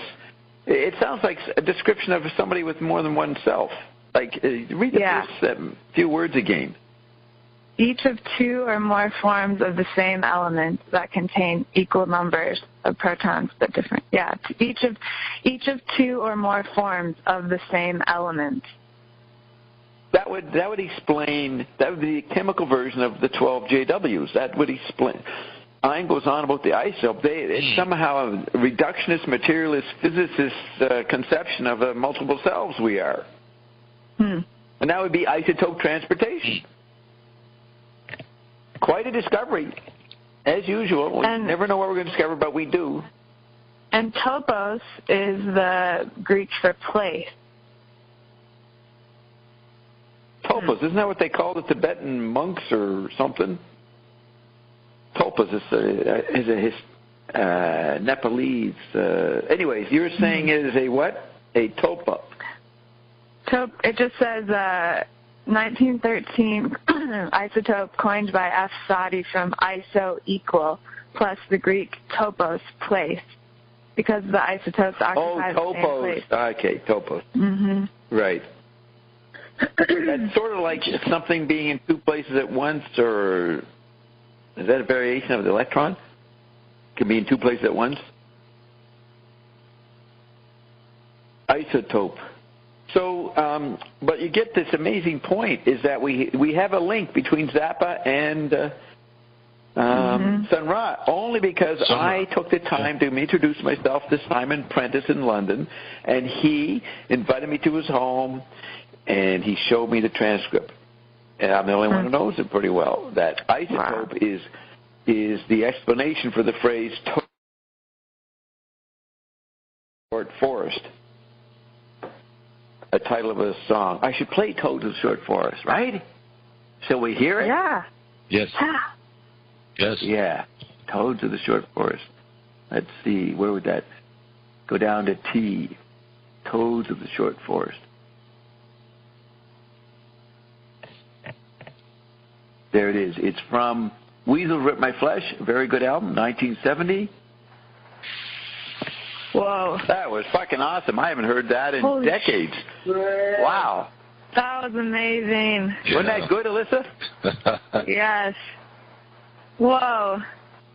I'll get rid of this now. That's very hard to get rid of that background sound. In a different tempo. Yeah. Now, is that subatomic? Would isotopes, would that be the anarchy of isotopic reality? If you got all these different doubled, tripled subatomic particles, rhythms, rates, different rates. Right. That's the isotopic reality he's playing there. The chaos in the universe before supersugar. Remember, we balance the H197 isotope. The supersugar formula is C, carbon 122, H197, oxygen 98.5. That's the formula that the I cell sneaks in through. And we balance the isotope, stabilize the hydrogen isotope. And Zappa said that hydrogen is the most plentiful substance element in the universe, but that should be corrected to stupidity is the most prevalent element in the universe. But our substance, the I cell, balances the universe, which is what Ion said last week. No. That's pre-ionic. And Ion said last week, I said, what do you basically do? He says, we come in and we establish a balance. So they balance pi and everything. They balance that chaos of the isotopes. So we can declare that song as one of the hymns of iondom because it's talking about the creation of matter before the I cell. So, wow. Right. Awesome, eh? This laboratory is making many discoveries tonight. It's la Marseillaise of iondom. Say it again. You gotta get off your damn speakerphone. Stop masturbating and get back on the fucking chair so we can hear what you're saying. Yes, magnitude. I said. Yes. Allons enfants de la patrie. That's the new Marseillaise of I&M. Did you say a French phrase, you said? Marianne. She's some French yet. Yeah, she threw some French at it, eh? Yeah. The start of La Marseillaise. Allons enfants de la patrie. The Marseillaise. Okay, I got you. All right. Marianne. Saying. Corbin put a bug in Roxy. You know, you probably didn't hear, you don't hear did you hear the clicks on my phone? You didn't hear that, right? When you were listening to music? No. You wouldn't notice that? No. Fucking Corbin called me during the song and interrupted the song for me. Let's see if he's still there. Is Corbin there? No, he's not even there. Like, I guess he called me, his phone's broken or something. I don't know. When you guys, okay, so that was really quick. I have a quick question. Yeah. When we you like guys questions. are listening, when you guys are listening to the music, just a very technical question. Are you hearing it well? Because through my phone, like the way that the telephone, like the cellular tower are working or whatever, it's just not very clear. So I'm wondering how to get better sound. How do you guys? You do it through the computer, right, Bert? Like I do it through Skype. My phone isn't as good as the Skype, so I'll shift over to Skype, which I'm hooked into with the station. Oh, okay. And it's clearer. Oh, okay. That's what do you say, Bert? Do you have an answer for her? The Skype is better. I'm through Skype. Okay. I'm here. I'm through Skype. Okay, sounds good. That's good to know. Because I definitely like there's so much music and frequency stuff going on. It's just for the love of what's happening, like sonically, I just want to hear it a little better. But yeah, cool. Yeah, I agree. But yeah, that was amazing. I have not heard that in a long time. But now the thing is, do you know how to Skype in? Do you want me to send Bill's instructions to you? Oh, yeah. Let's see. Yeah, I guess that would be helpful. I can look around and see. Okay, I can post them on, somebody take over the verbal while I go find the Bill thing. Maybe you just can play another Sun Ra groovy rant. Yeah. There's one in which he's talking about thought and the word affecting you. Okay. Yes, I have that right here. So you just let it play. It's a long one, but we can hear just until you are back or whatever. Okay, good. Here we go.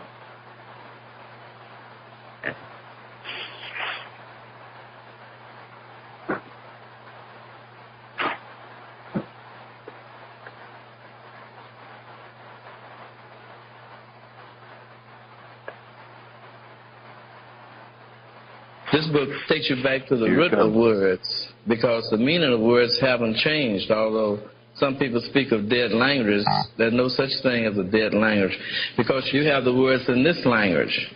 So they're not dead. You just don't know where they came from. But these words from ancient days are affecting people today. The people are going to have to make a research in words. I know I'm representing music. Music is a language, and my music speaks of everything. So in order to understand the music, you would have to know some of the things that I have studied, which help me to project myself as I am doing. For instance, if you're studying something about Bach or Brahms and Beethoven, you need to study their life too. So actually, I don't consider myself as having a life, but I do consider myself as having studied. So therefore, you need to know some of the books that I studied, because a lot of things that I found out, people don't know about it. So we come down to words again as to how they're affecting people today. Take the word convict. Convicts get convicted. And it also moves over into conviction. Now when you get to that word, it moves somewhere else. Because the person can have a conviction about something and they got an idea about it. You see? So now, therefore, when you have words that move two ways on you, then you have to be careful. Because here you have this word convict, convicted, conviction. Now this word conviction moves over, if you have an idea of something, you got an impression of something. You have knowledge concerning something. Now an impression moves over into image, a reflection. Well, reflection, a person can reflect on something, they're thinking about it. The reflection moves over into image. All these things affect people. It doesn't matter whether you know about them or not. It's just like if you are on a lake and somebody throws a large stone in the lake. It doesn't matter whether you know about it or not. It's going to affect the boat you're in. It'll do something to the lake. Now, conviction, idea, impression, reflection, image, knowledge. Ideas of thought, too. Now, when you get to this word thought, you put an H on it, and you got a word that the ancient Egyptians used. You didn't get away from that word. It's still here today. Now, this word can move over into, that's where the word thought came from. This word moves over into two things, like the oath. An oath is a word, a promise, or something of the sort. So now this is affecting people, this ancient Egyptian word. The best thing to do is to get in some ancient Egyptian books, study up on Egyptian words, because they're affecting you. They're affecting your life, or your death, or whatsoever is about you. Now that's just one word. Now there are many other words. Some words are dead words, you might say.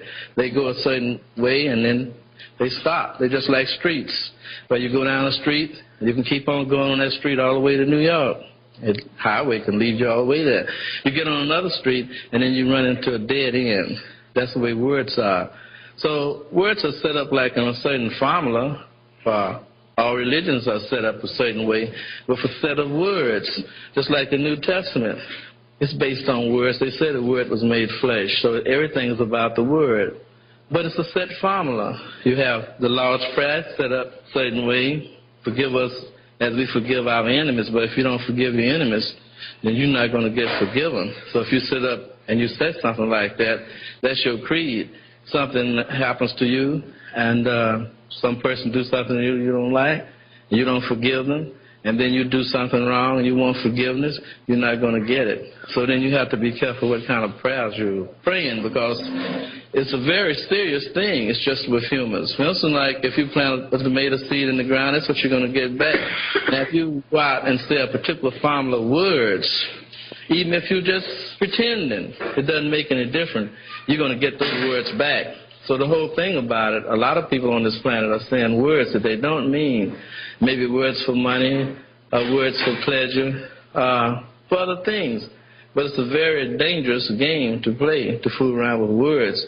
Because words, just like material that you take to build a house. And however you use that material in a certain way, the house is going to shape to be that way. Now, you could give two people, some constructors of a building, the same materials and want them to build a house. And they're going by the way that the architects have that blueprint. You have to have a blueprint. And here's a person come on this planet, a little baby. Now, a person is just like a house. They begin to be built. They come up from a small zone up, and they're growing, but it's a blueprint for them. So somebody set the blueprint for them. And just like this country, it had a blueprint set. And the blueprint didn't really include black people in it, because it was set up for the good people. It was set up by the good people, for the good people. So it comes down to a point that you have to see that words are very important. If it had just been set up and it didn't say good people, then it would have been set up for black people. But it said good people, and that left them out, because good people referred to the white people who set it up, and no black people signed it. So when you don't sign something, then you're not part of it. They were in an unfortunate condition where they couldn't sign it. But that doesn't make any difference. You have laws upon this planet. And man have to have some kind of laws, because otherwise it's going to complete chaos with all these people on this planet. Without some kind of laws, even if they're bad laws, it would be complete chaos. So then you have a particular set of laws. Now, you take like this so-called, the Bible. People talk about gospel. That's another word you have to watch. Because it's really, it comes from, you look at a good etymology, it'll tell you that the word wasn't originally that way. It was written like this: God's spell. Now, you know what a spell is. It's something like a charm, a curse, or something like voodoo. But that's what it says: God's spell, gospel, gospel. So then all you have to do is to get a good etymology. Look in there. If you can get black as etymology, you'd be all right, because black as etymology got a lot of things in that. It's very concise, and it's published in England. England has a lot of books that you can't get in America. France too. Germany too. The wisdom is scattered all over the world. The Chinese have some. The Japanese have some. Everyone has part of the wisdom. Therefore, unless you can go to every country and read every book, you'll never know anything. Unless someone comes is sent by the one who messed all the books up anyway and was taught by them, which I was taught by the one who messed the books up. So therefore, all I have to do is get a book, and I look in there, and what I already know is in there. The only reason I'm doing that because I don't want people to think that I'm talking. I want to be a ruler on this planet or anything. I want to be a god or anything, because God made people, and I'd be ashamed to say I made them. So they can't get the opinion to say that I'm God, because they embarrass me a lot. I don't like to get embarrassed. Now, here's a book called Ark of Bones by Hank Dumas. Now, Hank Dumas was one of the most unique writers that America's ever produced. And he was supposedly killed by a policeman. He'd done a lot of things for black people. He'd done a lot of things for this country. He went to the Army, and he was teaching a government experimental school. So when you have a country like that, by someone who really is doing something worthwhile, and they get shot down by a policeman or by anybody, it's really ridiculous. It doesn't make sense for someone who's irreplaceable like him. Nobody like him ever existed in the white or black race to have to meet that kind of fate and be cut off so soon. Because, so you see, you have a lot of things come to people, and they don't protect things. This is one of the things they didn't protect. Now, here's 2 books out by him, Poetry for My People. When you read this, you can see that he really loved black people, and he's writing about them from down on the bottom. Here's another about stories about black people using dialect and other things that are close to them. Well, anyway, that's the person that you should investigate his works. Henry Dumas, Ark of Bones, and Poetry for My People. This book is just the reason I mention it, because there's music in his stories, and there's music in his poetry.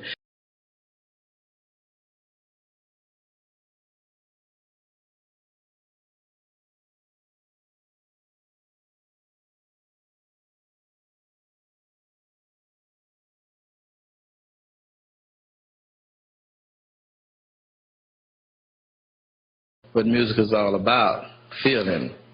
Now, look up the word hue, because some folks call themselves humans. Because I said you got something called man, and you got something called human. And then when you got words like that, if you're human, you need to know what you are. Human. That's the Egyptian word too. Hue is symbolic of the sun. It was a word the Egyptians used for the name of one of the sun god, Hue, man. So now people are calling themselves human, and some of them call themselves mankind. Some of them call themselves man. Now, each one of those words mean a different thing. So you have to find out now what different people are around you. Mankind. Anytime you see some prefixes and different things on words, it changes the word. And you got mankind. That's something, well, like man-like. Not really man, you see. Human. That's not man either. It's got something else over in it.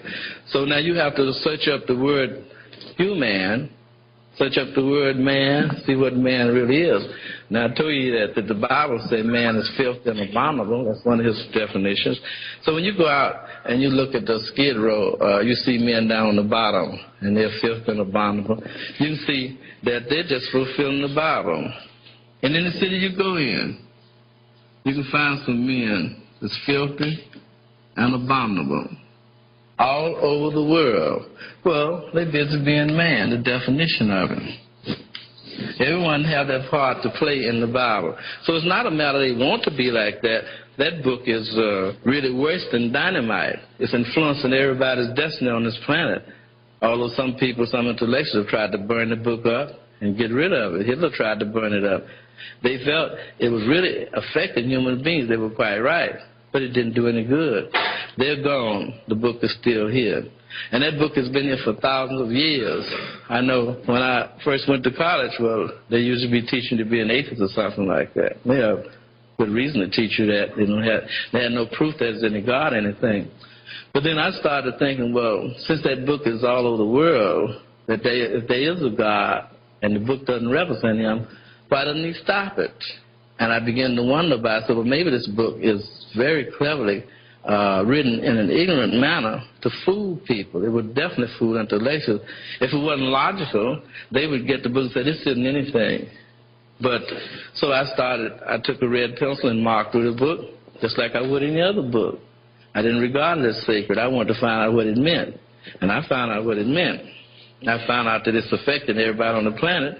And it's so simple, a little child can understand it. That's why the intellectuals didn't catch it, because they be looking up at great minds and all that, and they miss the other kind of mathematics that's affecting them deeply. Like people have conquered space, you might say, to a certain degree, conquered the sea, everything. They've done everything but conquer death, which is still the main enemy. I remember reading something in a Muslim paper where Muhammad said that man's greatest enemy is death. And I said, that's the greatest truth he ever told. Right. That's the enemy. So then you have to find out, what is that? Now, death is a very strange thing, because just before I came here, there was a friend of mine in Philadelphia that died 3 times. Officially died in the hospital. Each time, one time they took his heart out and massaged it, brought him back. Next time they stuck needles in his heart and brought him back. And he came back 3 times. So, well, something happened there. How could he do something like that? Well, he said he didn't know what happened to him, except that he'd be asking me, well, why did I have to come back? What am I supposed to do? I don't know what to do. I actually conquered death, but why did the Creator send me back? And he walks around saying that quite often to me. But he said he was somewhere where it was a door and it was cold. And he stood before this door 6 hours. Couldn't get in. He couldn't leave. Finally, he came back. So now you have a lot of cases where people die and come back. Well, I told him that he was so bad that death didn't want him, which is probably the truth. Because he came right back telling me about he hadn't done anything wrong, and all he does is wrong. So now, here's another word. I hope you wrote the word hue down. Here's another word, way. Now, you got something in that Bible that says, I'm the way. In ancient days, the ancients like to use an H on a lot of things.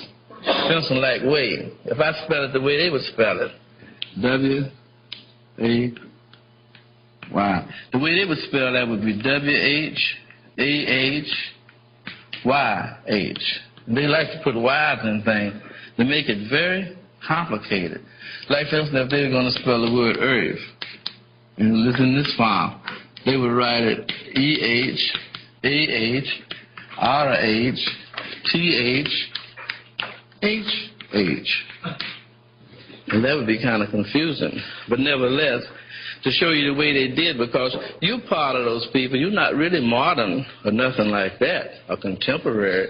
You can forget it. You're part of those people back there. So you wouldn't be here if you weren't part of them. If you cut them out of your life, you wouldn't be here, because part of them is sitting right up in here. Now, you have to face that fact. Now you see how difficult they use E-A-R-T-H. But so if you study hieroglyphics, the other ancient languages, you have to remember that about these different, about that H, which is very important. Now that's way. But now we take it and turn it backwards. It'll be Y-A-W. Y-A-H-W.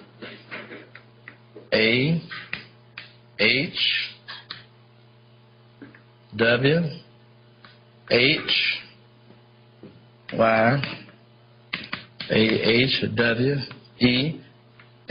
Now they would do things, for instance, like this H could be written like that, or it can be written like that, because they were fond of play on words. So if you weren't really schooled in the way they did things, you wouldn't be able to. But so anytime you see a word, you could put the E behind it or E in front of it. And so if somebody came up and didn't know the code, they'd see the words up there, they wouldn't know what it meant. And that's the way the educated class of people did. And the priests, they always wrote something that everybody couldn't understand. So now you got Yahweh. Now, that came from this word, way. Vincent like said, they said, Christ said, I'm the way. Now you look in some Hebrew books, and in some other, you see this Yahweh. Now Yahweh is on the play on this word, way. So you have to come to a knowledge of different things like that. Different words stretch out. Now here you got something else. It moves on you all kind of ways. And people be worshiping these things and don't know what they're worshiping. Now here's something. Now how many vowels you got in the English language? They say you got 5 and sometimes Y. But if you get over to some more books, you see you got A, E, I, O, U, Y, and H. Now, why didn't they teach you that there's 7 vowels? You see, a lot of things have been left out your education. There are 7 vowels. Now, you find that in a book called The Secret Doctrine, and you find it in some more books, too, where it tells you about the 7 vowels. And they take that. Vowels could really be interpreted as the word of God's. Because why? If you give somebody a vowel, you got word. Now, El is one of the oldest names for God. So you got God's word, vowels. So you see, another play on words have been enforced upon you. Now, if you investigate very closely, you find that U and V is the same thing. Now, see, that's where the word Jehovah came from. It came from the vowels, God's word. Now, see, when you start finding out things like that, you begin to be very careful upon what you say you believe in, because it's just like if you go to church and they give you some pledge cards. Now, a pledge means a vow, and you put your quarter in there, whatever you're going to put in there, and then you sign your name. Now, when you sign your name on that pledge card, you're really taking a vow to follow whatever creed that church stands for. It doesn't matter whether you know that or not, but if you take it and you don't follow it, you get some punishments on you because you've given your word that you're going to follow. So it's not an innocent thing to belong to a church.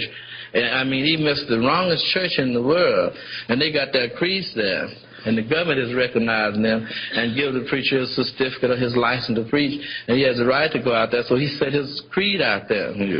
Now, you might not read it. It makes no difference. If you join that church, sign your name, put your money in there. Of course, when you start putting your money in there, they're going to put you out anyway. But you're putting your money in there to make the vow binding. And as long as you put the money in there, the vow is binding. But then when you fall out on your money out of the church, you get kicked out of the church.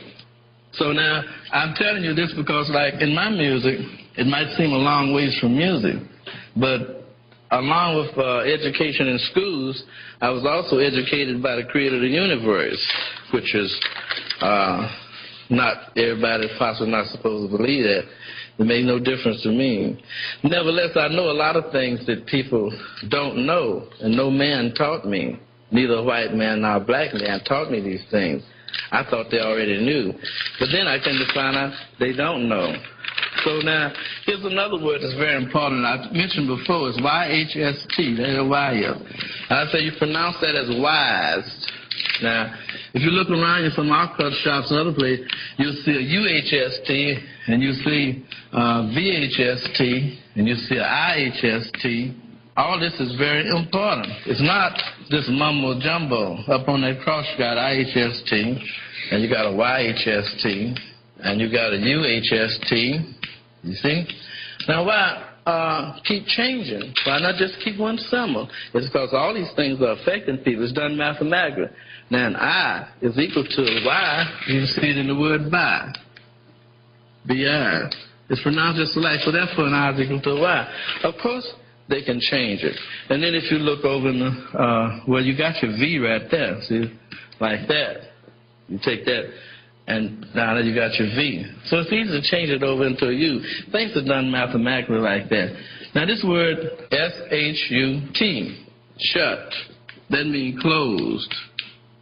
Now you've heard that the Bible is a sealed book. That's what that means. S-H-U-T, shut, closed. Like a judge said, case closed. That was a German old man, so case closed. Ever since then, man been getting crucified. And, you know, he goes out and crucifies the brothers and everything because he's trapped by this shut. Now, that means they can't do anything different. Now, this word shut moves over into S-H-O-O-T because, you know, like, you can spell goose like that. Although it looks like dust, but that U, you see, is therefore 2 O's is equal to a U. So we put it up there. Shoot. Now, if you go out in some places like the Deep South, other places where black people have been too affected by education or what people, sophistication, and if something happens that they don't like, they'll say shoot. Instead of sometimes they'll say shucks. Oh, shucks. But then sometimes they'll say shoot. And that shoot moves right over into, like if you see a tree, and it's got a shoot out there, it's a branch. Now you keep on looking in that book, it speaks about the man of the branch. If you get this book I told you about called The Two Babylons by Alexander Hislop, he'll tell you it's all about the man of the branch, Two Babylons. That's a very important book. It's telling you all kind of things. Now here's the part where you got life, biology. That's concerning life. Now you know bi means two. So we put number 2 up there. So now, here you got this word once. One. That's the 2. That's the 1. Now, you got something in this, what they call a good book, say man has become like one of us. And that's when the trouble started, when he became like one. Right there. Now, here you got something where they say the Son of God came and said, I'm my Father one. And he got crucified. So he's trying to show you what one meant, that you get killed by that word one. Adam and Eve got messed up with it. And then the Son of God, Christ came along, he got messed up with it. But man still doesn't understand that he's got to stay out of this word one. Now, right here, I told you this IHST. That means is, but it also means one. That's the one there, too. Once. It's phonetic. Once. See? Now, so you got the case of once. And what does once mean? It means the past. Like you tell somebody, well, once I was such and such a thing, and once I had, you're talking about back something that's gone by. So once always means something that's gone by, or something that's past, something passed away. Now here all these people is dying, and then they come and say, so-and-so passed away. Now they speak of these people passing away. They speak of something else that's passing away too. Time. They said time passed away.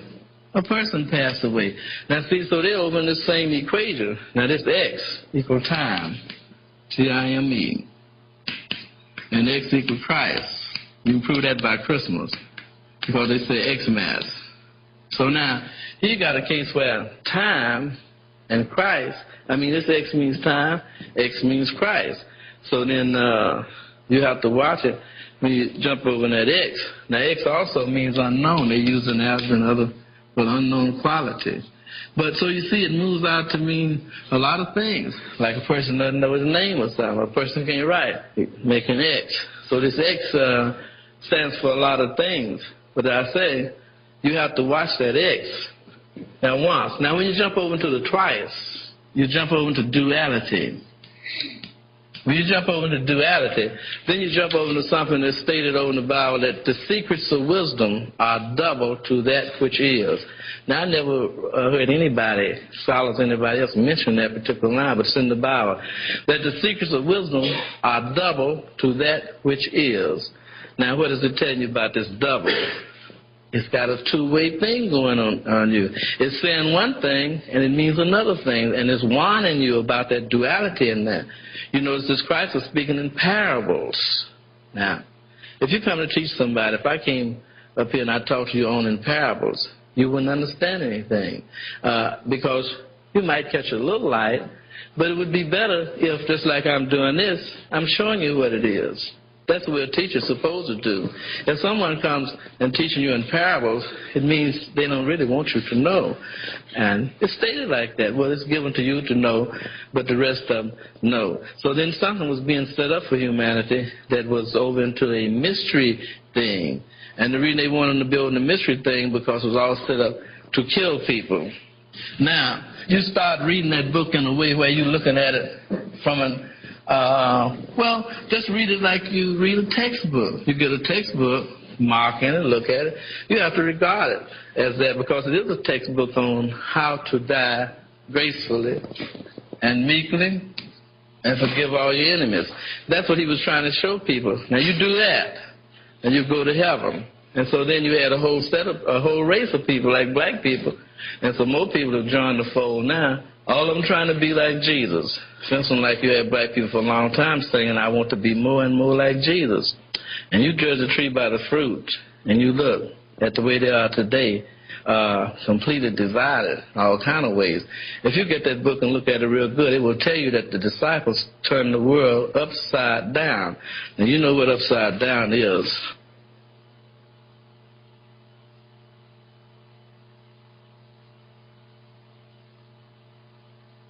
Well, that was very interesting. And we have here... Yes, and yes. Yes, we have Jermaine here and Alice. Alyssa. Yeah, go ahead. We were talking about that bands, rock bands, and Zappa and Sun Ra, they didn't have a band, they have orchestras. And Sun Ra called his orchestra Orchestra, like the Ark of the Covenant. And their environment is not only about the music. They were very aware of everything that affects people, substances, words, and frequencies, the music. And for example, he says his music speaks to everything. And Zappa always joked that the music affects the atmosphere and the innocent air molecules.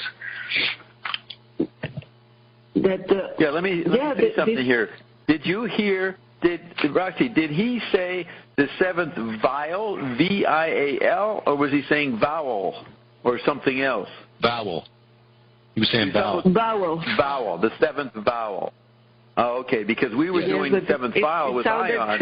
Similar to the vial. Yes. Yes. And the other thing is he said music is not just sound.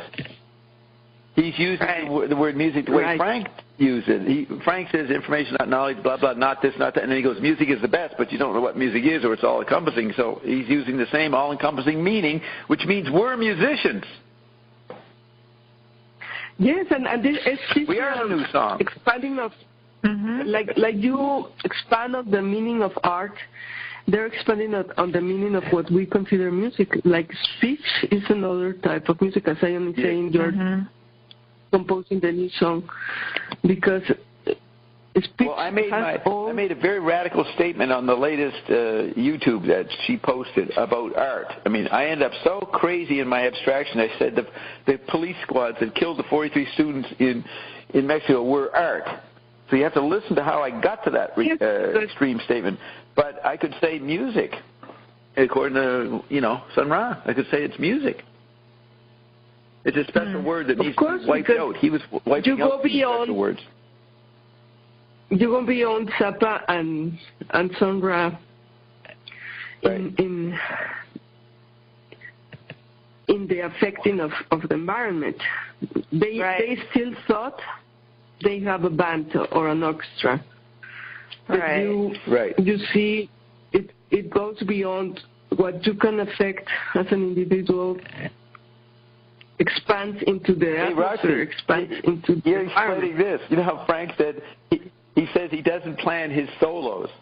Well, I show up, I don't even plan an audience. I will perform without an audience.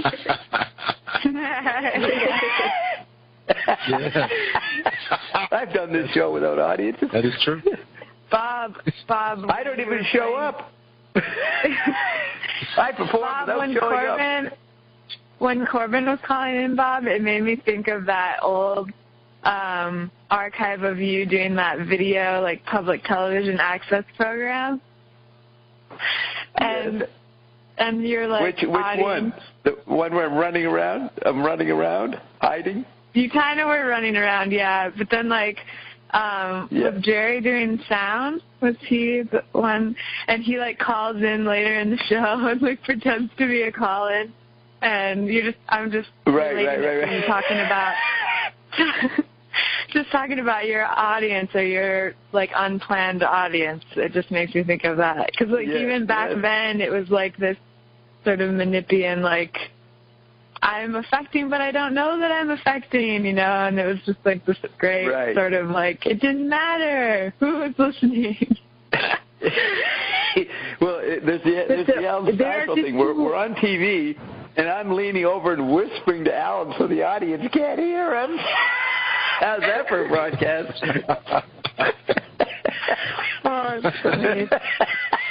There are these two aspects of Zappa and Sun Ra and Bob are doing. On the one side, for them, it's like very important to show hidden ground. And on the other ground, it's like have the power to control and to program the environment. And there's this expansion of what we thought was art or music. It goes beyond that. And that's what Ion is saying is the next step in the octet. That we are not going to be limited to science or artist works, it's limited creations. We are expanding to move in different worlds, connect all these worlds, and create our kingdoms in ways that, like gods, that we are not really aware, but Bob is sort of showing us what he has done through history, putting all these things to explain the plot, the story of the becoming from the fall to the completion. And you were talking about the Matrix, Bob, with Ion, and how that was so, like, you know, obviously more limited, but a similar sort of understanding of what you and Carolyn and how you're ushering in this new, like, way to what they metaphorically say Zion or whatever. But Bob, Roxy, I'm getting what you're saying there. Did you, Bert and Melissa did not hear what we broadcast from Ion. Let me say this thing. They did not hear what I played many hours ago, Bert. I played how we got more biographical details about Ophenau, how he worked with Tiberius and then Emperor Commodus, which is in the first line of Finney's Wig, and then a later guy. And then some stuff. No way. So guess who? Now listen to this. It ends up with Victor Emmanuel II, the Italian king in World War I or II. I can't remember which. And then it ends with Berlusconi, who is the P2 guy. And now we will read Licio Gelli, a guy that Zappa talks about, Licio Gelli. The P2 society, Berlusconi seemed to be not involved with it 30 years ago. But he starts to enter politics in 92, and there's a TV series called 1992 about Italy in that key year, and then they're going to do 1993 in the next 10-episode series. But it's about the rise of Berlusconi. Well, if you read my diaries, you'll see the important role of Licio Gelli and Berlusconi. He's not mentioned. But Ion knows. And so Ion says, we have your little buddy here, Bob. And I sort of got the tone. I said, you mean some friends of mine in the Mafia? He says, no, not the Mafia. Now, none of you guys would say Mafia. I mean, that's how shocking I can be, right? But someone starts talking about Bob's personal friends, and I go, oh, you mean Billy in the Mafia? And he says, no. And he goes, Berlusconio, and he plays with the word. But eventually I realized it's Berlusconi, and he's going to bring it right up to today, because Berlusconi is important, because as I said earlier, he never got nailed. As the P2 guys got in trouble, including Licio Gelli, Berlusconi rode above it all. So he turns out to be a heavy in the P2 because he's still around up till now. Now he's gone. But he ran the media. He was the owner of all the TV stations and created a cult, like the movie Wild Palms. So, Roxy, you were going to say something, then I'm going to do Licio Gelli. Go ahead. Yes, that you use this type of archetypes since the fall, because Ion says, according to where the people are, they have to use different types of archetypes and different types of words.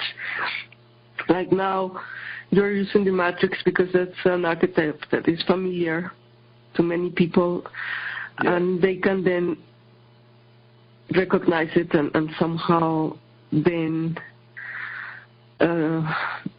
start to understand the ionic and the levels of reality and the hidden ground that is behind.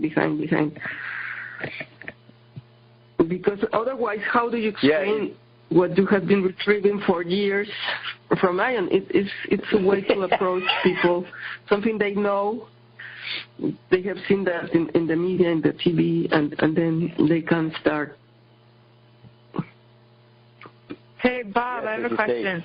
Bob? I have a question But that let me respond to that. this. Before we get to your question, let me respond to what she said. People should wonder. They played Sun Ra, and they're not even acknowledging what he said. Are we talking about? No, we're not talking about. You said a nice speech there, Sun Ra. I can understand you winging it, but yes, go ahead, Alyssa. So I feel like the creator body came up. I don't remember when, but I feel are you Ion? Yeah, so maybe that would be like an advancement of the five bodies. Like we've had, we talk about the hexad or the hexadic, the septad, and the octad. But could one of those new ones be labeled the creator body? Yeah, I think it's a good point. When you have the merger of the five bodies, and then you're in the hexadic, you're being creative in the hexadic, but you're subject to the external outer kingdom turmoil. But when that subsides and you move into septad, I think we could call the septad the creator body. And we can then run it by Ion, and he'll correct it or agree with it. But, the creator body is just plain creation. You're not adjusting to your different kingdoms in that. You've merged it all. You're in power. You formed your own band, and you're using the word orchestra. And Sun Ra's got nothing on you.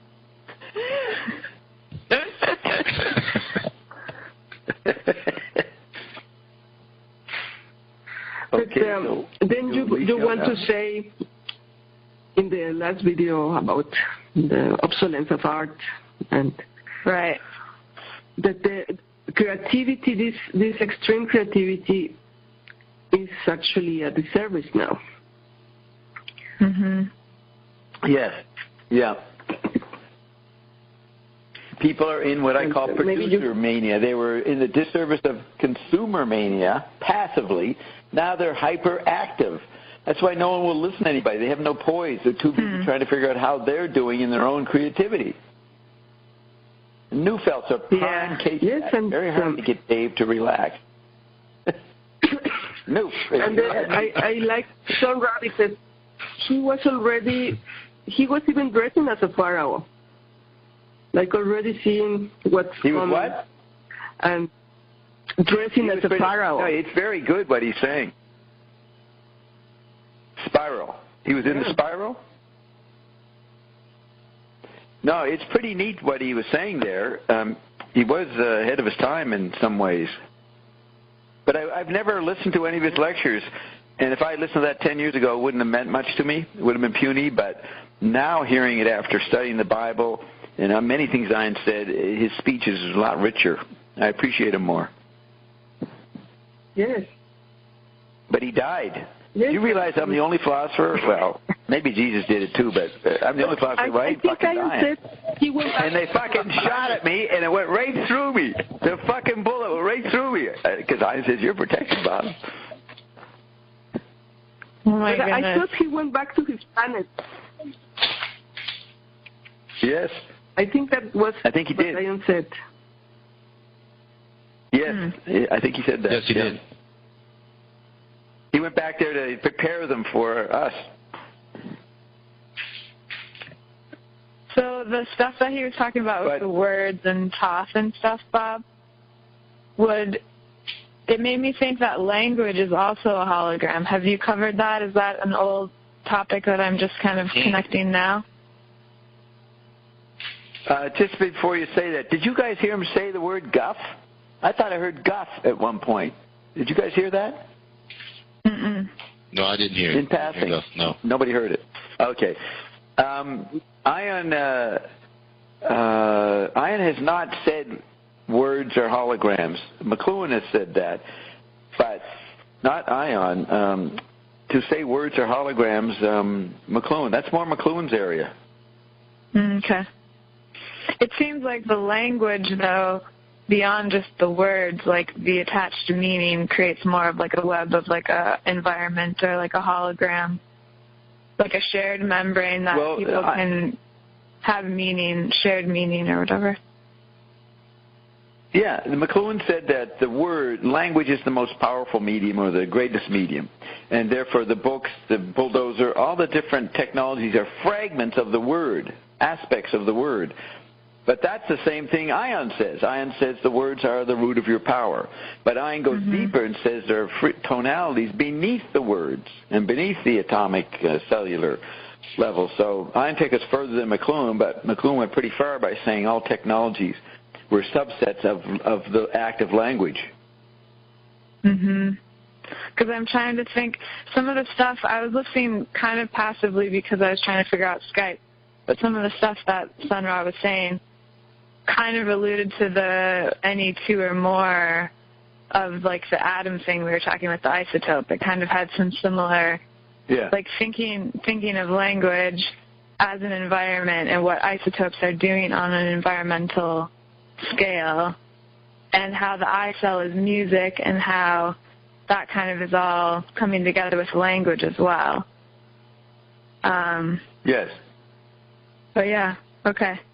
I was just trying to connect the double meaning of language with the hologramic, state, but yet words being power, and kind of being able to sort of have that sort of post-five-body view of everything. Well, if the way Joyce wrote Finnegan's Wake, you would take the description of the atom as electron, proton, neutron. Think of that as a grammatical structure, like verb, subject, object. Joyce would see the grammar, the linguistic grammar in subjects that apparently had nothing to do with language, like science describing matter. So yeah, grammars and linguistic structures are permeating everything, and you can take a grammatical view of everything. That's what McLuhan's tetrad is, an update of grammar. Okay. Cool. Now, why emphasize? But then that's a literate division of words. The Aboriginals, they danced the word. They didn't even maybe enunciate it that clearly. They have a different relationship, so you have to include that in the hologram. You dance with the hologram as the hologram shrinks, and you get wholly empathic. I was in Phoenix at the Musical Instrument Museum, and there was an exhibition where these old tribes would hit a drum, and it would resonate a certain vibration, and it was just like Roxy, do you know of those slat drums or those slit drums that are really primitive, but they have like little different tonalities that come out of them? Anyway, so then they would... Let me see if she got knocked off. Maybe she got knocked off. Let's see.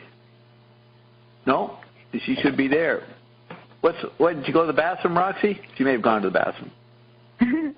Anyway, so when she gets back, ask that question again. Ask that question again when she comes back. Okay, I'll see if she's familiar with it. But these drums, when you hit the slit, they offer different tones. And then different tones would mean different things for the tribe. Like an auditory tone would mean, you know, this type of attack is coming, or this other sort of thing would mean. They had a wide variety of them, not just like one, like we have a siren, or, you know, we hear these frequencies that aren't words and we kind of attach some sort of meaning.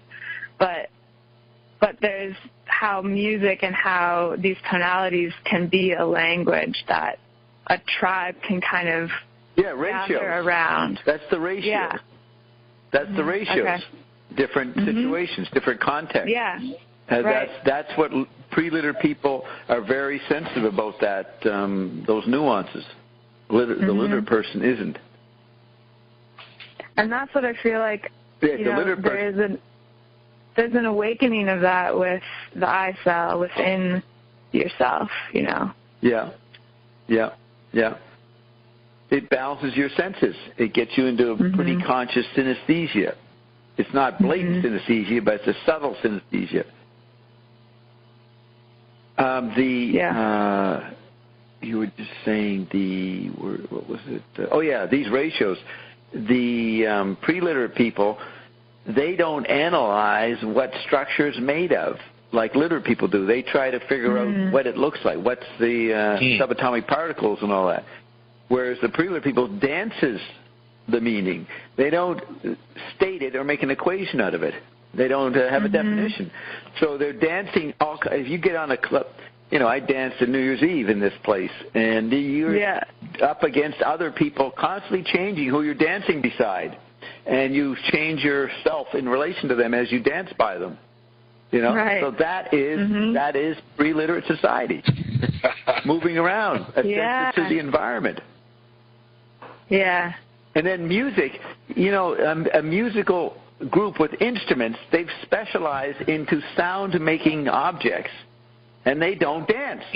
But then when rock and roll came in, you started to have dancing. I don't think there was dancing in the swing singers, and you know, you didn't have the blacks doing their choral gesturing in the background like you do in the 60s and 70s. No dancing in the background of Benny Goodman's band, right? But then with youth culture after World War II, dancing came in as part of the singing. Right. That's never been said before. That's a good point. Yeah. I mean, Elvis was radical because he danced. Yeah, that's what they couldn't take. Yeah. Yeah. And that relates to how, oh shit, what was it? I was trying to remember. Something you guys were saying, I was listening in the archive, something was discussed about how, you know, Frank was so aware of more than just the music, you know, but it wasn't just the visual, it was the beyond, it was the movement, it was more than just body language. The sound. He's very body language. Body language. Yeah, exactly. Yeah. Yeah. Yeah, in his interviews, he's watching the body language, and he will comment on it if he's feeling aggressive. He'll respond to the interviewer's body language. But Dave Wally, who did the first biography of Zappa, used to say there was a bit of a Puritan part of Frank. He said, Frank doesn't dance. Frank won't dance. But subsequently, we did see Frank dance here and there a little bit, but he basically wasn't a dancer. I mean, that was my explanation of why I didn't become a musician. I was a good dancer. So I danced. I wouldn't want to stand and play an instrument. I'm fucking lazy. These guys are going to make all kinds of great music that I can dance to. That's a lot more slack than standing up there and fucking staying on note, on chord, on discipline. Fucking hard work. You're right. I took the path of least resistance. Yeah, exactly. I was such a good dancer. It was a different world in Paris, the Edith Piaf, Charles Aznavour, and these other fucking stupid singers, but you danced a little bit. I remember I'd be about 1932, 10 years old. We were dancing someplace, and this other little kid comes up and he says, "Man, you're a good dancer." I didn't even know how to dance. I didn't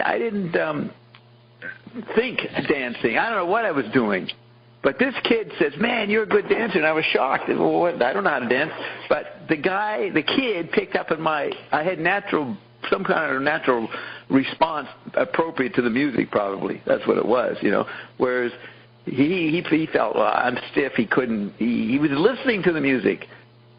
I used to say the same thing. When I later played hockey, they asked me to coach. I said, I don't know the rules. Well, he said, you don't know the rules. I don't know what they are. I just run around, slapping the puck. And so I couldn't teach the kids how to be a hockey player. I didn't. I really have. Ion's pretty accurate to say I go around pretty fucking empty-headed, And what we do here, or we're talking to Ion, is dancing, verbal dancing. If you understand that with Ion, you loosen up. Mm-hmm. Or mental jazz. Yes, but dancing is expressing a frequency. Yes, dancing is responding to frequencies. And McLuhan defined ESP as mental nonverbal dance. Nonverbal mental gesture. If you put mental and body together, mental gesture, or ESP is nonverbal gesture, mental nonverbal. You have to include both. I don't like the word mental because people go for that as a mind thing. Right. But so I think mental dance, I think that's too cliche. That makes people think still mental.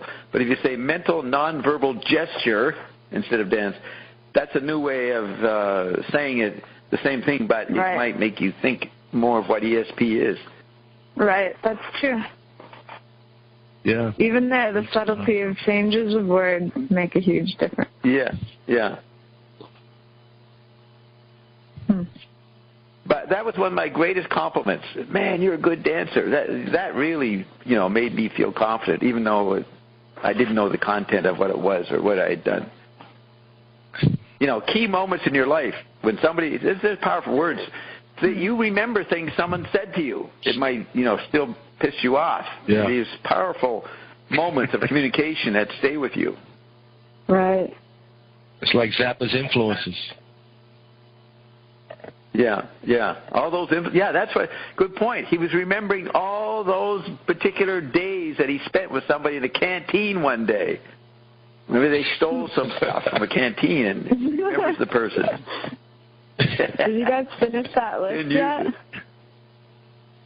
No, we're going to do it next. When Roxy gets back. I don't know what happened to her. She probably went to the store and buy some cigarettes. Did you go buy some cigarettes, Roxy? Hey, Bob. No, I'm just listening. But... Hey, Bob. Okay, well, what's her name? Alyssa had a question for you. What was the object you were asking about? Before, I was wondering if you if you had seen or heard of the slit drum, the old tribal drum, where it was just like a simple drum where it was a piece of wood and they'd cut out a slit in the center and they'd hit it and there'd be the different tonalities. No, I know similar instruments, but not that one in particular. So it was, I was just bringing it up earlier, yeah. 714, you were a male voice saying something? Oh, it's Clyde. Yes. Oh, we haven't heard from Clyde in a long time. Ben came to What Youth a few months ago, like you, Clyde. He hung out for a few weeks, and then we just heard last week he killed himself. So, Clyde, you on that path? You come and then you leave? What? No, I'm not going to do that. Good. Well, where have you been? How can you explain your absence? Ian was telling me how people come in and go out and drift away and come back. Well, why would you come back? Why would I come back? Because life is a roller coaster. Are you here for sustenance, for succor, for nutrition? Are you here for something nutrition. About your being? I don't know what the fuck life is right now, Bob. That's what we like to hear. You have to come back here to get cleared up again. That's right. That is a common returner's complaint. I don't know what the fuck's going on, Bob. You try to survive without us. It won't work, Clyde. Welcome back to the right place. Thank you, Bob. So do you have something you would like to present to us? We have a panel here. We have a committee. We have a jury. I was just listening for a little bit, just seeing what's going on. I actually tried calling in a few months ago, and I remember them saying that Ion was gone or something for a while, and I just don't really know much about that. Ion hasn't been here since September 12th or about. What's going on? But he was here tonight. He spoke for one 2-second point. He spoke tonight. Really? He said hi or something. What's been going on?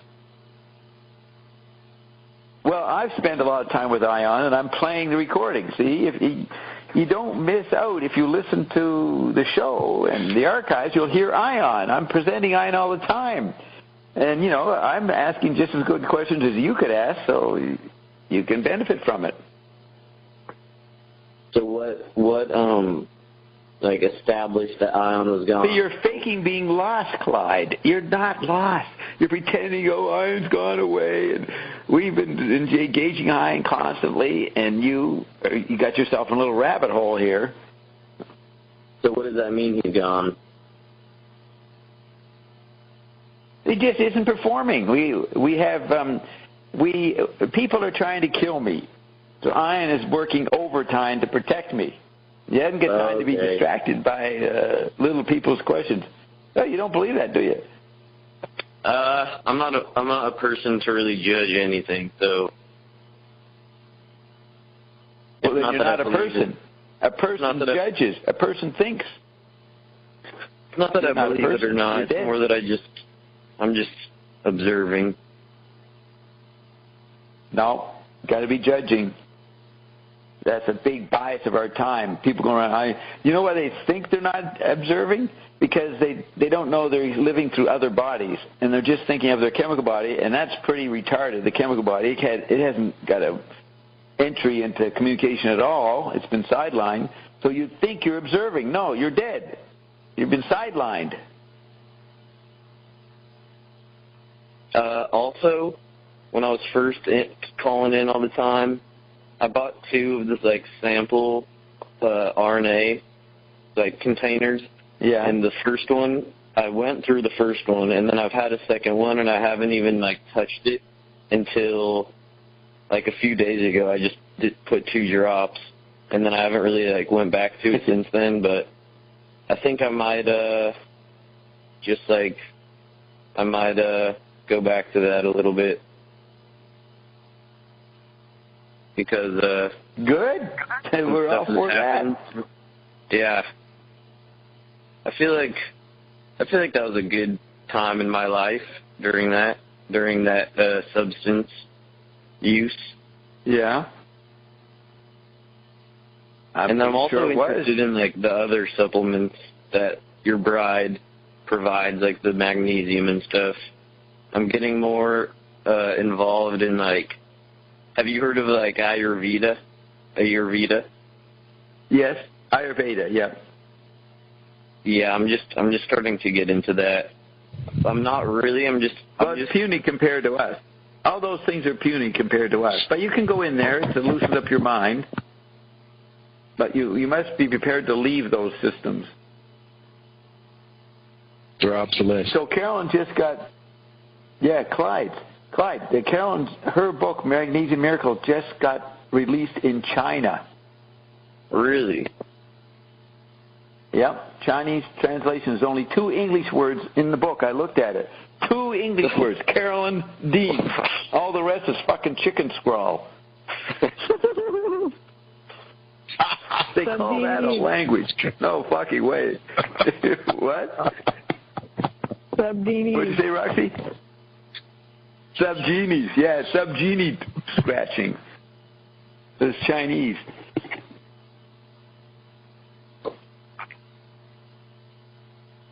I can just see it. I was just fantasizing last night. I said, shit, we're going to be invited to go speak in Shanghai, or she is, or Peking, or Beijing. And I just suddenly thought, okay, I'm standing around with these Chinese people, and they're trying to make conversation with me. Didn't look good. Looked pretty stultified. I think I said, no, I won't go. But I got to go, right? I've never been there.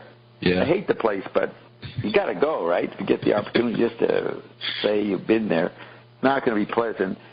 I know these, and I immediately had this idea there'll be nothing but spies all around us.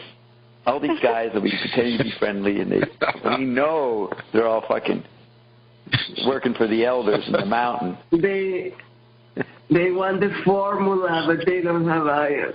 That's right. They want the formula. They fucking actually shot at me. Some guy got so pissed off I wouldn't give him the formula, he shot me. He must have been in shock when he saw the bullet go through me, and he just probably ran away. He probably killed himself. It's probably Ben. Ben did it. From now on, anybody dies associated with us, they're attempted assassins. That's what they are. What? I was just talking to somebody who had lived in China for 6 years, like 2 nights ago. And she said that people will reverse on the highway. They'll just put their flashes on and just reverse. Like, she said something that was so poignant. Reverse. She said something so poignant she didn't even know what she was saying. She said, everybody over there, it's so ironic because it's so, there's so many people there, but they all act like they're the only person there. And so they'll just reverse in the middle of the highway, she said, like in an interstate setting. And get away I thought that was crazy. Yeah, it's okay there. Well, that's good to know. So watch out for that, Bob. If you've got spies, you can just reverse. Yeah, what would be the anti-environment to that? What could I say to them? The guy thinks he's alone. Just hovercraft. I'll whisper to him and go, hey. Yeah, I'm going to go over and whisper to him. I'm going to say, hey, is there someone else in this room besides you? That's what I'll say to him. Is there someone else in this room? In other words, I'm with him. I agree that he's the only one here, but I'm a bit concerned because it looks like there's someone else in the room. I'll have to say it in Chinese, though. They're certainly not going to learn English. We're a minority culture to them. Well, let's get into some meat. Yes. Go ahead. Tell them what. What? Yeah, like you said cosmic awareness said there is no real people. They're only like that Dave Worcester said that. You were saying in there. Why? Yeah, Dave. Hamburgers. Dave Worcester said he never considered anybody around him real. He'd gone Chinese. Turned Chinese. Yes. Even if you are surrounded by millions, there is nobody there. Yeah. There's nobody there. Okay, so here's a guy that treated people like that. This is December 18th, 2015, article by Sam Roberts, Lichu Gelli, Italian financier and cabal leader, dies at 96. Now, have you ever seen the phrase cabal leader in a headline about somebody? No. That's conspiracy theory. But this is the New York Times. They knew he was a cabal leader. He was the only one around. He had cornered the market. It says, Lichu Gelli, a buccaneering Italian financier and self-professed fascist who was implicated in terrorist crimes, scandals, and a secret society that, with him as his Grand Master, was accused of plotting a right-wing coup. He died on Tuesday at his villa in Arezzo, Italy. He was 96. His death was reported by the nation's news media, and his funeral on Thursday, attended mostly by family and friends, was covered by Italian television. They fucking covered him. Mr. Jelly never wavered in his convictions. Now, this is a guy who tried to take over he killed people, he killed he killed the Pope. You know, the third Godfather movie is about Licio Jelly. The third movie, where it's about the 30-day Pope that gets killed, there's a character who plays Licio Jelly. It's based on a British book, the Protestant gangs, attacking the Vatican in God's name. So here's this guy, killed the Pope, everything, and they still had to televise and show respect to him. All right? So this is a guy who knew how to use his words. Mr. Jelly never wavered in his convictions. In a 2008 television interview, he declared, quote, I was born under fascism, I studied with fascism, I fought for fascism, I am a fascist and I will die a fascist, unquote. This guy is pretty bold, eh? Now, this is the guy who sent me to find someone, and I found LaRouche in 1966. You can look at my diaries. I think about May 1966. You'll hear my conversation, read my conversation with Jelly. I identify him as a well-known European businessman. I don't say who he is. It says, his near-mythic ignominy, so that's Rumpelstiltskin, his near-mythic ignominy evoked popular fictional conspiracy tales, like Dan Brown's novel, The Da Vinci Code. Did you know that The Da Vinci Code, this huge success, was about my fucking master, Licio Jelly? Oh. No wonder it's all about me. No.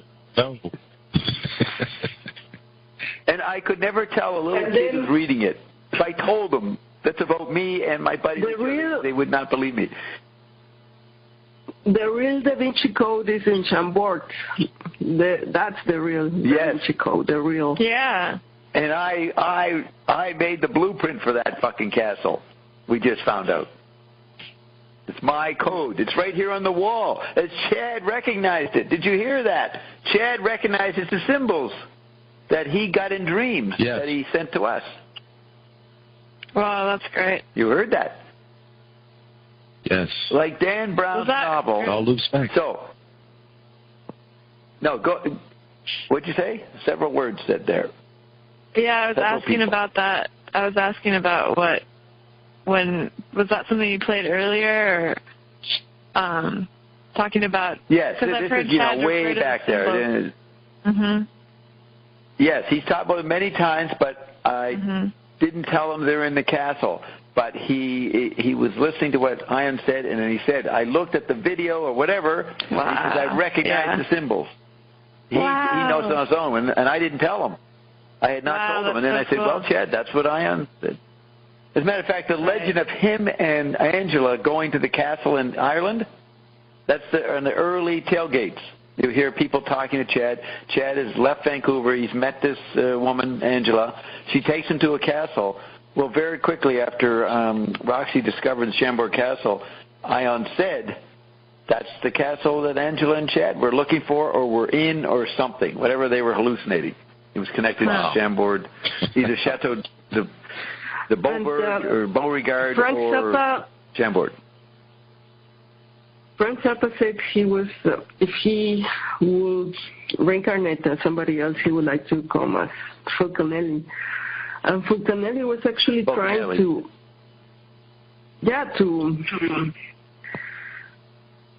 to understand your code, because he was into studying all these big cathedrals, all the castles, and all the directions and all these things. Were you just reading that lately, or you do that for what? Was he doing that lately, or you read that years ago? No, I knew about Fulcanelli and the cathedrals and the Masons and all this. And do you agree that he lived in the 20th century? Well, it's like Ian says, there is not 20th century. He's maybe here and there. But the Fulcanelli, you look up Fulcanelli, he's a guy who lived 100 years ago. And the problem is, I asked the Evergreens years ago about Fulcanelli, and they said he lived about 1650 or something, and he was one of the few people that successfully made lead into gold. So there's two Fulcanellis in my mind. I don't know who's who. No, I suppose it's the same one, but the more recent one. He could do the parallel world stuff. Right. Okay, so let's go on here. His near-mythic ignominy evoked popular fictional conspiracy tales like Dan Brown's novel The Da Vinci Code and the movie The Godfather Part 3, and he personified what Italians encapsulate as dietrologia. D-I-E-T-R-O-L-O-G-I-A, dietrologia. The reflexive, widely held suspicion that behind any official government narrative lurks a more sinister explanation. That's dietrologia, the logic of diet. The reflexive, widely held suspicion that behind any official government narrative lurks a more sinister explanation. He is the personification of that. Then it says, but if Mr. Jelly was a scoundrel to many Italians, to others he held out the promise of stability in turbulent times, when the Communist Party was advancing at the polls and the economy was declining. He exerted much of his influence as leader of a Kabbalistic breakaway Masonic lodge known as Propaganda Due, or P2, which the Freemasons had officially dissolved. The authorities said hundreds of government, business, and military leaders had joined the lodge, defying Italy's ban on secret societies. Investigators linked the group to plots to destabilize the Italian state, to blame leftists for unrest, and to foment a right-wing coup during the years of lead, that's in quote, years of lead, when Italy was besieged by terrorist attacks. That'd be in the 70s. The group was suspected of trying to discredit communists by thwarting the rescue of former Prime Minister Aldo Moro, who was kidnapped and murdered in 1978 by leftist Red Brigade's guerrillas. P2 was believed to have had a hand in the horrific bombing of a Bologna train station in 1980 that left 85 dead, and that was generally attributed to another neo-fascist group. And the P2 was investigated in 1982 in the death of Roberto Calvi, a lodge member who was called God's banker because of his financial ties to the Vatican's bank. Mr. Calvi's body was found hanging from Blackfriars Bridge in London, a suicide, the authorities ruled. Mr. Jelly was convicted of bank fraud and obstruction of justice. He was convicted several times in the 80s. He'd end up in prison, I think one time in Switzerland. He always escaped, and he'd go down to Uruguay. And then he'd come back and turn himself in, and he'd escape again. This guy always got out of jail. So they say Mr. Jelly was convicted of bank fraud and obstruction of justice. He mysteriously escaped from prison or house arrest twice and served the remainder of his term in his villa, a 30-room redoubt near a 15th century church in the Tuscan Hills.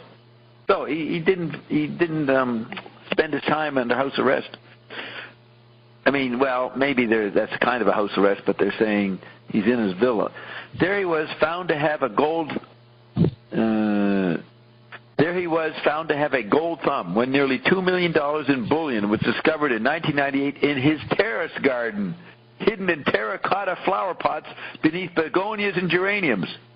$2 million in gold. In God's Banker, yes, the book that the third Godfather is based on. A lot of croissants. A lot of RNA drops. In God's Banker, his 1983 biography of Mr. Kelvey, Rupert Cornwell wrote, quote, Italy, it must be recorded with honesty, albeit bemusement, has produced few more remarkable individuals this century than Licio Gelli. So the guy who wrote the book on Calvi, Rupert Cornwell, said that in the book called God's Banker. Mr. Gelli, pronounced Jelly, was born on April 21st, 1919 in Pistoia, north of Florence in Tuscany. He married the former Wanda Vanacci. She died in 1993, and their three children, Raffaello, Maria Rosa, and Maurizio, survive him, as does his second wife, the former Gabrielle Vasili. In brackets, another daughter died in an automobile accident. Probably was payback time with somebody. Another daughter died in an automobile accident. Mr. Jelly joined Benito Mussolini's fascist black shirts in fighting for Generalissimo Francisco Franco in Spain's civil war in the 1930s. He served as an Italian liaison to Nazi Germany during World War II, then switched sides to support communist partisans in his native Pistoia province. You see that? He worked with everybody. Nazis, communists, secret societies. He was a good friend of the Secret Council of Ten. After the war, he fled to Argentina, where he became a confidant of the dictator Juan Perón. Returning to Italy, he became successful as a financier and self-made industrialist manufacturing mattresses. Who uses mattresses? Mafia, right? When they start having their fight, they say, we had to take to the mattresses. Right? So he's supplying the furniture for gang warfare. Mr. Jelly emerged into the public eye in 1981. He emerged into the public eye in 1981 as Italian investigators were focusing on Mr. Calvi, the guy who hung in the bank in England, who had presided over the collapse of Banco Ambrosiano, Italy's largest private bank. You'll see Zappa writes about Banco Ambrosiano in the play Them or Us. So Calvi presided over that bank, and they were focusing on Calvi and on Michele Sindona, who Mae Brussel did a lot on, another banker who had been accused in the failure of the Franklin National Bank in the United States. Mr. Sindona was later convicted of murder and was himself murdered by poisoning in prison. And a great rock critic, Nick Tosh, wrote a book on Michele Sindona, if you want to look that up. Nick Tosh is legendary like Lester Banks. Searching for the names of businessmen. As a matter of fact, one day I was down in the Tribeca, where I think Robert, who's the mafia guy in the movies? Scorsese, Robert De Niro. Who plays the mafia guy? De Niro. What is it? Robert De Niro. Robert De Niro. Very near his place. I went to visit a psychiatrist, and I was looking for his doorbell in the apartment building, the first floor, and there it said Nick Tosh. I found out where Nick Tosh lived. Very impressive in my little world that I found it. Anyways, Nick Tosh, look him up, Tosches. Very good writer. But he got to hang out with Sindona for many months and wrote the book on him and then witnessed him being murdered. Okay, so maybe Nick Tosh murdered Sindona. So we're talking about searching for the... So the investigators were searching for the names of businessmen who had illegally exported cash. The investigators found instead, in a leather suitcase in Mr. Jelly's mattress factory, evidence of what amounted to a right-wing shadow government composed of 962 power brokers led by Mr. Jelly. The group, they said, sought to, quote, exert an anonymous and surreptitious control, unquote, of the country. Now, let me tell you, this is what pissed Mae Brussel off. When Reagan had his inauguration ball in January 1981, when he came in as president first term, guess who the guest of honor was? Licio Gelli. Why would he be a guest of honor in an American presidency national thing? That's the power of the Secret Council of 10. I'm pretty sure I ordered the Reagan staff to let Mr. Jelly in. Of course, I don't remember. And that reminds me, that may be why I don't fucking remember everything. I've done so many bad things, I best not remember anything. All right? Mm-hmm. Yeah. Who am I talking to right now? Why am I speaking? You are talking to the initiates. I'm talking without an audience. The mystery of Falconelli. Yes, I'm in the mystery landscape. Falconelli. Okay. The roster, so this group, 962 power brokers led by Mr. Jelly. The roster included Mr. Calvi and Mr. Sindona, both killed, whom the authorities described as puppets of Mr. Jelly, and they were enlisted to help impose what the group called, quote, a plan for democratic rebirth. When so many government ministers and other officials were revealed to be members of the lodge, Prime Minister Arnaldo Forlani's government fell. His successor declared that Italy was facing a moral emergency. Mr. Jelly was arrested in Geneva in 1982 on charges of passport fraud. The authorities said he had gone there to withdraw millions of dollars from his Swiss accounts. A year later, just as he was about to be extradited to Italy to face charges involving the Bologna bombing, they're really going to get him, nail him. The bank and charges involving the Bologna bombing, the bank failure, and financing right-wing terrorism, he escaped from a Swiss prison hospital with a guard's help and fled to South America.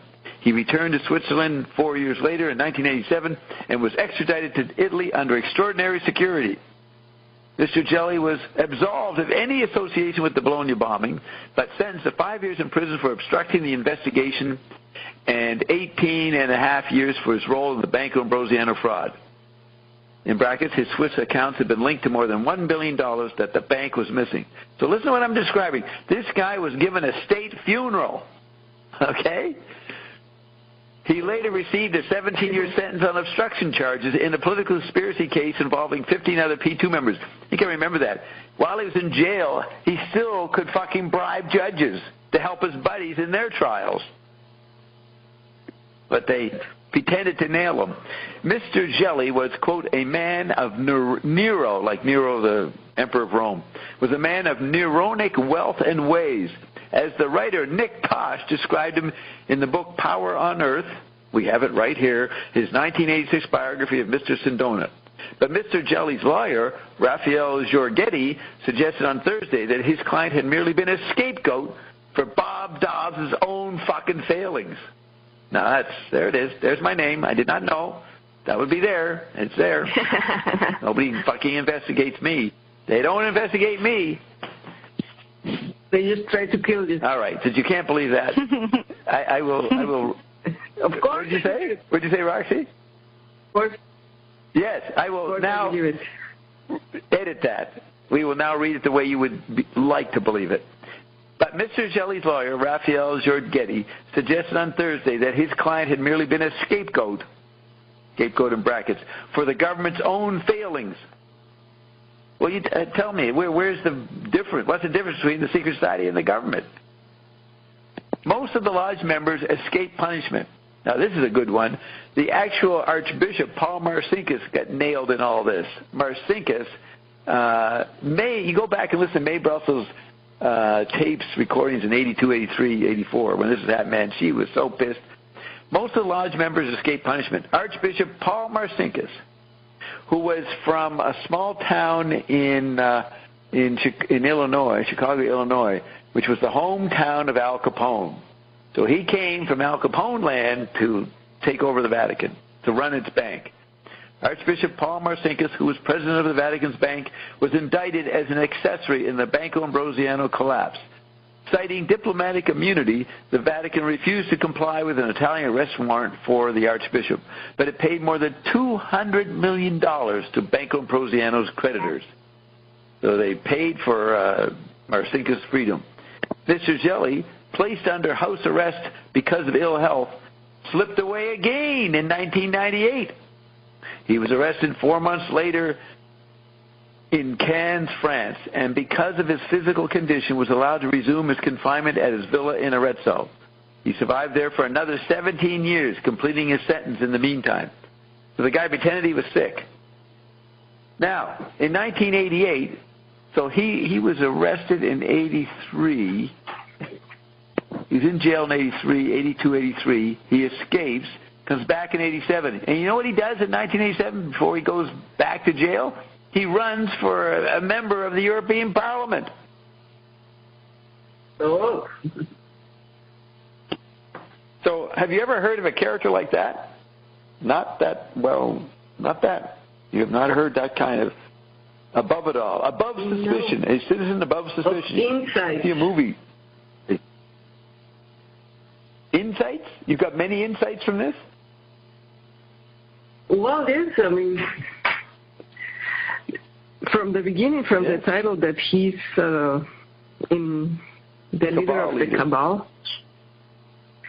So it's like he's working with the synarchy. Yes, he's working with it. Oh, yeah. His name will show up in those synarchy articles.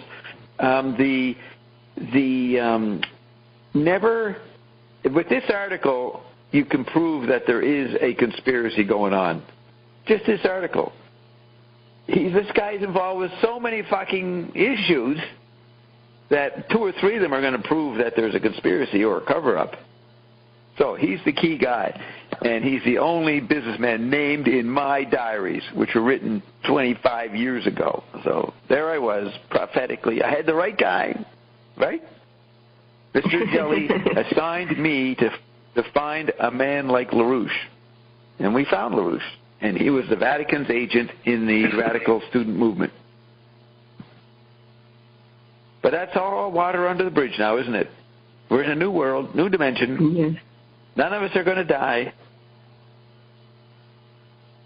And Mr. Jelly is just another little man with huge pomposities. All right? Are we okay? Yeah. Can we end this topic? Can we dispense with this disgusting topic? I was thinking again about Fulcanelli, and, for example, in the Mysteries of the Cathedral, he goes through all the symbols in these buildings, trying to decode what Bob put in all these buildings. Yeah. And it's quite interesting because he says, for example, the cross represents the life, like already in Egypt, the yank was a symbol of life. And from this cross, the stone is created. So for me, the stone will be then the magnesium, and the chromosome 14 will be the cross.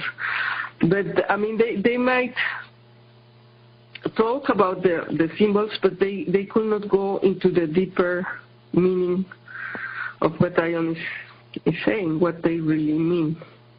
Right. Correct. Nobody in history has known this, except for ascended people. I just allowed 2 anonymouses to come in. Is that you, Bert? Did you get knocked off? Yes. Skype cut out 4 hours. Yeah. Do you want to say something? No, I wanted Roxana to finish what she was just stating.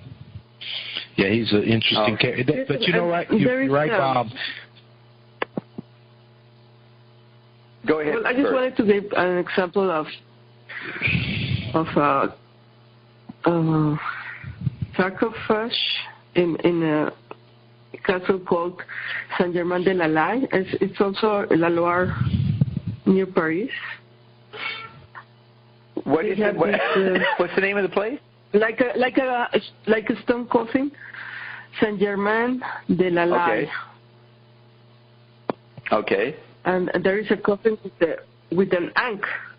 They don't have a cross, but an ankh. And in many of the buildings of that area, there's a lot of Egyptian hermetic symbols. But I guess, they all have to do with Bob, with the architect. Yes, the special Loire Valley PTA, Parents Teachers Association, was their front. They'd have meetings ostensibly to discuss their kids' homework, and they were planning coups and murders and assassination attempts on me and my buddies.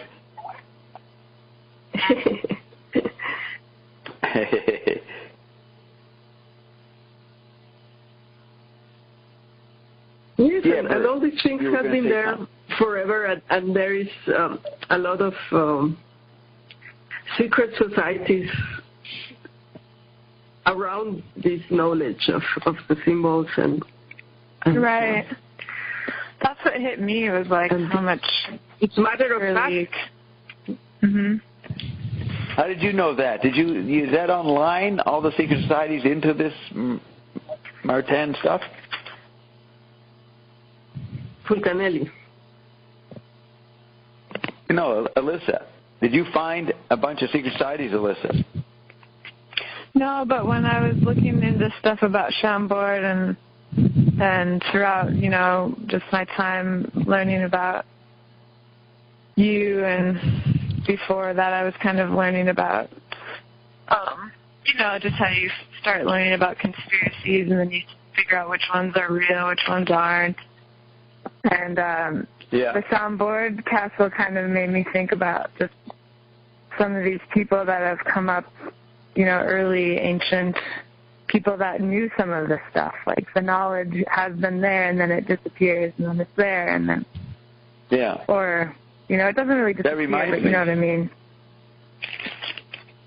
Sun said ancient days. That's a key term in Ion's language. Did you hear him say ancient days? Ancient days. He mentioned it. Yeah. Ancient of days, yeah. Yes. Yeah, that's Ionic to say that. But anyway, so you saw these conspiracies. So what's the point here, Alyssa? Okay, so there are lots of conspiracies, but what... No, that's not my point. My point is that when I was, just briefly when I've been looking into the castle, Roxy, didn't you say that people had known about it before? Well, there are all these groups trying to understand what they mean, but there's also the ascended that really know how to part the world and what they really meant. So what are you saying, Alyssa? I'm saying it's interesting to consider who has known the big notes, the big song for longer and hidden it. It's playing, I guess, maybe with time a little bit, but I feel like there's more that Ion is starting to reveal about the big picture. Yes. Yep. You'll hear today's content. We got some more. It's getting more preposterous. What happened is that in the period we call the Dark Ages, I managed to fucking dismantle the fucking church, the Republic of Peter. And then I gave it back to them. And Ian says, we don't know why you did that, Bob, but you gave it back to them. Even I was pissed out. What was the point, Bob? You dismantle it, and then you give it back to them. And then they built up power. And then in 1400, I decided to dismantle them again. And that was harder. That took longer. We're still in the middle of it right now. We're still in the middle of it now? And for me, it's also amazing to find these similarities with what the Hermetic alchemists and the secret societies were talking about the stone, about finding the elixir, the real medicine. Yeah. Right. And they also have all the symbols. That's why I was so impressed with Chambord. For example, they talk about the R and the prefix re, and they say that means half of one thing. And when you put it to something, then it's like you are augmenting that thing. So like amending, giving it more. What's that word? Augmenting. Augmenting. Augmenting. Yeah. And what are we augmenting? So you're giving it some, like the power. Well, you use this re-mac, re-bob, everywhere. Yeah. And the R's and the re are also in the cathedrals and in the castles. I see. So there are many. Really, many symbols. Maybe I'll go back to read the book and look for the symbols and then the translation that I will do with the Ionic. Right. So Roxy, Lisa, has looked at this stuff in depth and was shocked at the Ionic symbols and parallels and everything. You know that. Like, do you understand that, right? Yeah, like the tower in the middle, the double helix, and all these different things. But she's giving us some new stuff, like the repeating of the RE. of rebarb. Oh, really? Like the R-E. Yes, because you use the syllable R-E. The remark. Right. Yeah, or yeah, so there are many Where is the R-E? coincidences in the buildings. There are there are many things that look like decorations, but it's not only decoration. Right. Is it in like a border on the ceiling or on doors or what? They can be anywhere in the ceilings, in the walls, in decorations, in the furniture, in the fabrics. This stuff converted Roxy to Iondom. She has no doubt now, after going through this hologram of the Loire Valley, that Ion is pretty legitimate. That's what happened to Roxy over the past few weeks. Yeah. But you already thought Ion was legitimate. It's just reached another level, right? Yes, it validates the labyrinth of her mind. But I'm sure we'll do things that will upset that. Nothing is holding. Nothing is permanent here. It won't hold. We will go through it. But it's we will go through a phase where. What? It's a type of entertainment, right? Entertainment. That's right. To look for the eggs hidden, and look for the yes, I'm sure we'll go through a phase. I'm sure we'll go through a phase where Ian will confess that it's all JW's ramblings and Bob's a liar, Carol's a liar, and we all bullshit for years. I'm sure we'll have to go through that phase.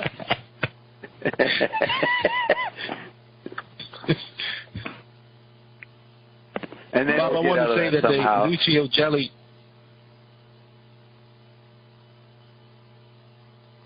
I wanted to say one more thing about the Lucio Gelli article. It's interesting that there was an admission of him being connected to the conspiracy that most folks have read about in his obituary, in that article you just read. What did he start? He was a cabal leader. That's sort of like giving an answer hidden out in plain sight, but most people will miss it anyway because they're still looking for the conspiracy instead of moving beyond it. Yeah, they don't believe that they can know the conspiracy. Yeah.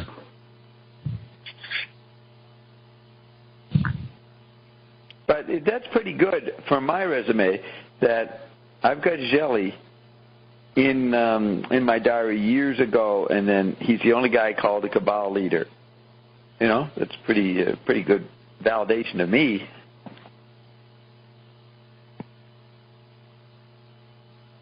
Yeah, your timeline is amazing if you just look into it. It's amazing, the loop. I was thinking now everything that's taking about place. what you said. What you said that everything is going to be just like a performance. But it's like you have been doing this performance for so many years. It's like, what a complex performance. Yeah. Yes. Yeah. Well, I even killed the guff. So you can't. I even wiped out the place that you could die to. I mean, that's an amazing achievement.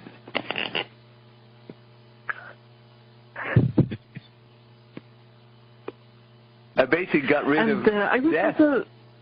I was also thinking that the alchemy is called alchemy, the great art, and now you come and are talking a lot about art, and the great art, the great work, is actually the environment, and it's not just chemistry. But there is also it's this not Campbell's soup chemistry. It's not Warhol's Campbell's soup can. It's not Duchamp's fountain. No. It is this technology that links us right now. You are obsoleting the Vatican, and it's like the Church of Petrus. Petrus means stone. Oh, yes, so right. You are Peter. replacing That's that. Right. Well, that was the pun that Jesus made. He said, "Upon this rock I will build my church," and he was talking about Peter as a rock, and his name meant rock. Yes. But then that was not the right stone. It was not that right. Stone that is going to give you the completion and the real transition and the real right. blood. Just a minute, Alyssa. What was I supposed to email you? I was trying to... Did you get the bill stuff, the Skype? I have to send that, right? Yeah, I think you just have... I don't know, does someone have to accept my request for me to call in or no? No? What does that mean?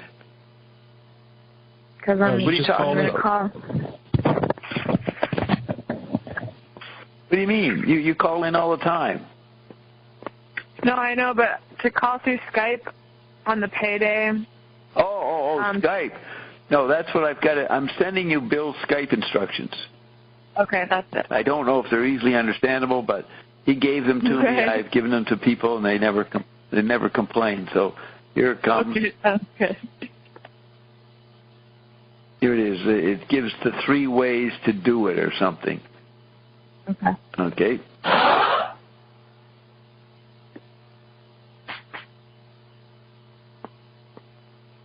Okay, so what do we do next? Do we read the freak-out names? Do we play some Zappa? What is it we could play? Audio? Did you send some more audio, Roxy? Just to close this section, in which we were talking about this new type of orchestras that were beyond just the music. They were environments.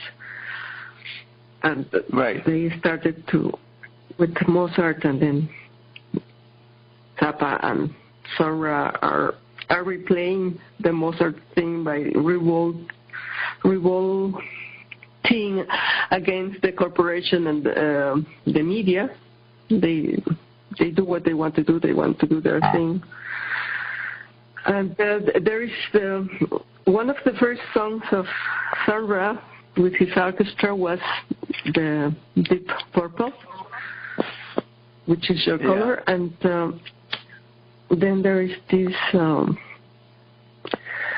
the group Deep Purple took their name from the Sun Ra song, and they did the hit about the fire that happened in Montreux, and in which Zappa lost all his equipment. So maybe just to close this, equipment. There is a video with the song of Deep Purple, which is really early Sun Ra. So it's like, you don't believe that's Sun Ra, but that's Sun Ra. And then there is another video with Zappa talking about the fire. Yeah, and if you like, you can play the hit by Deep Purple, Fire in the Sky. Right. What?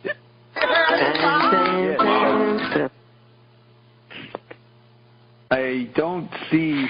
You sent it in an email, right? Oh, wait. Yeah, maybe they're in different. I have it. So what kind of synthesizer? Well, it's some type of keyboard. The 50s, right? I think it's even the 40s, because there were already some type of organs since the beginning of the 20th century. They were still very heavy and very expensive, but there were already electronic organs. And yeah, the keyboard part is a little crazy, and that's Sun Ra. But that's, I think, from the 40s. Right. So. Yeah, you see the reviews? And then from the ones who typed in, they were very impressed with it. They said, "This is the most beautiful song I ever heard." A couple of them said. Yeah, go ahead. What? Yes, this song, Deep Purple, inspired the name of the band, Deep Purple, that made this big hit, inspired in the fire that took place in this Zappa concert. And it's about that day and that tragedy. Should I play Smoke on the Water? Yeah, but maybe you can play also the video in which Zappa is talking about the fire. Oh, okay. Did you send that to me? Yeah. What? You did? Yeah.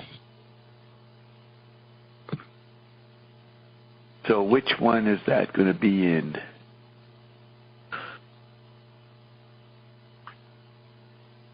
Let me see.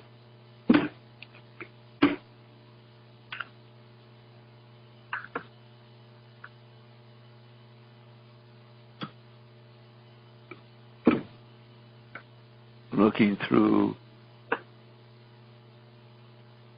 Yes, I'm looking too.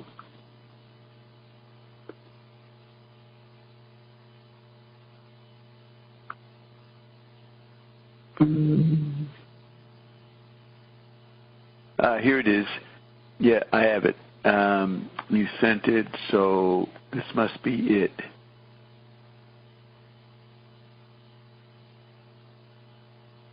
No, it won't come through to me. You know, German block. Well, then play the Smoke in the Water. Okay. Inspired by Frank Zappa. And you know, Frank was almost murdered a week later after the fire.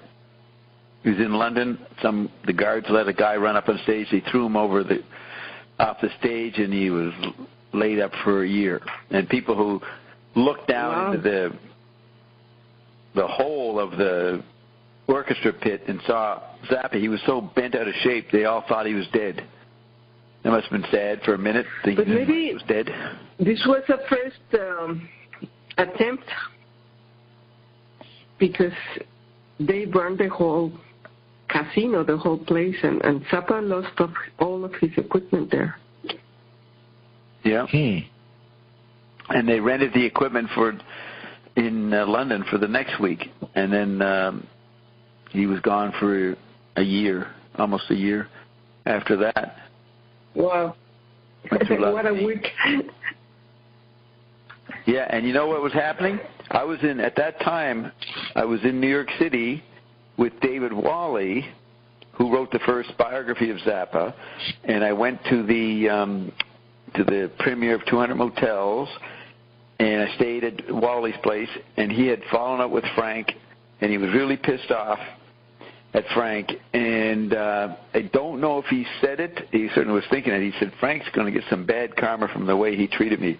And so, of course, as soon as 2 weeks later, Frank is almost dead, and after that, Wally kind of said, yep, I told you, Bob.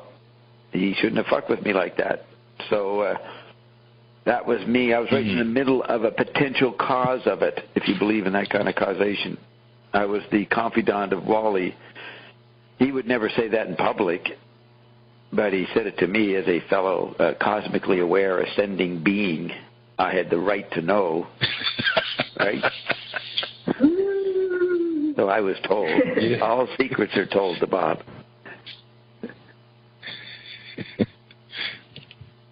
Yeah. So, let's listen to this purple. Yeah, let's do this. Okay. They were across the bay watching it happen. And why did you choose the purple color?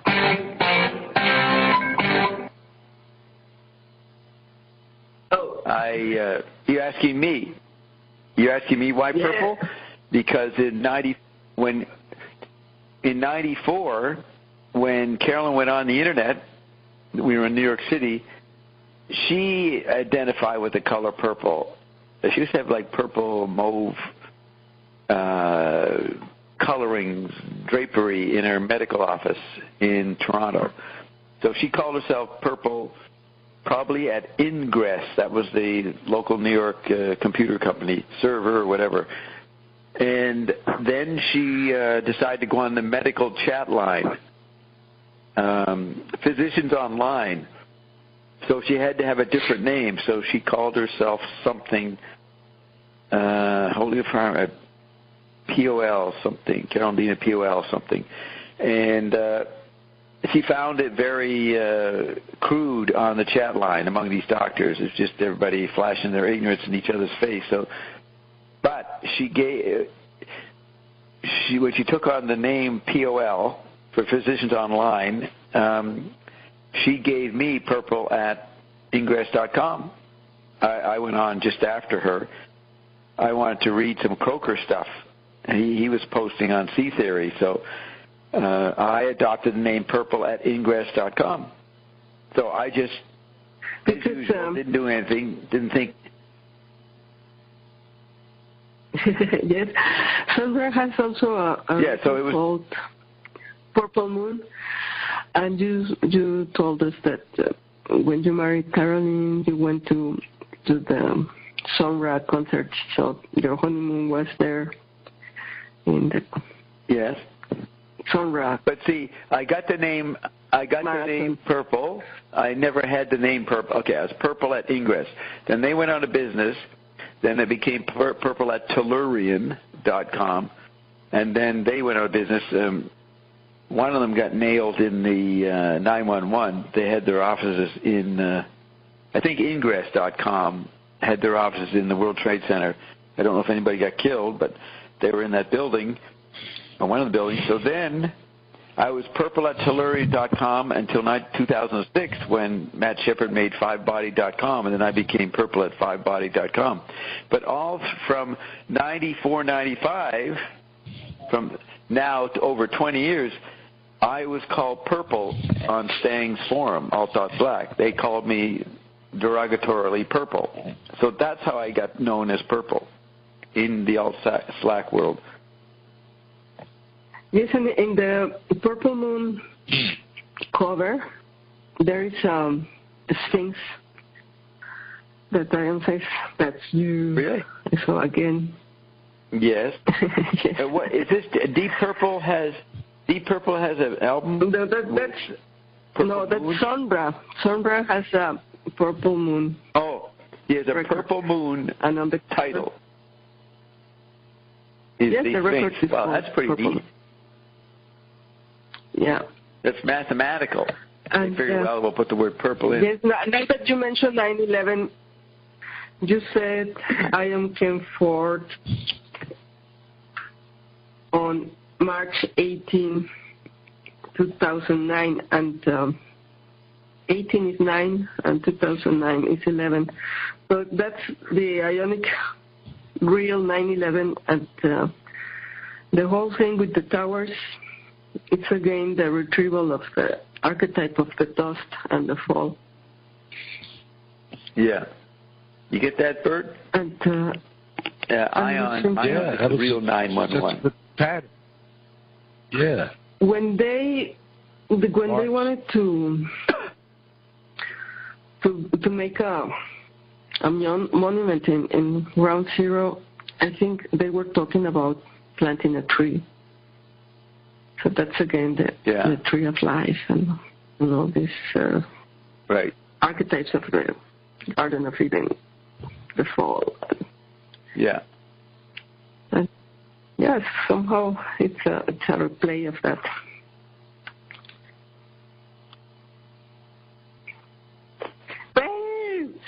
And that's the song.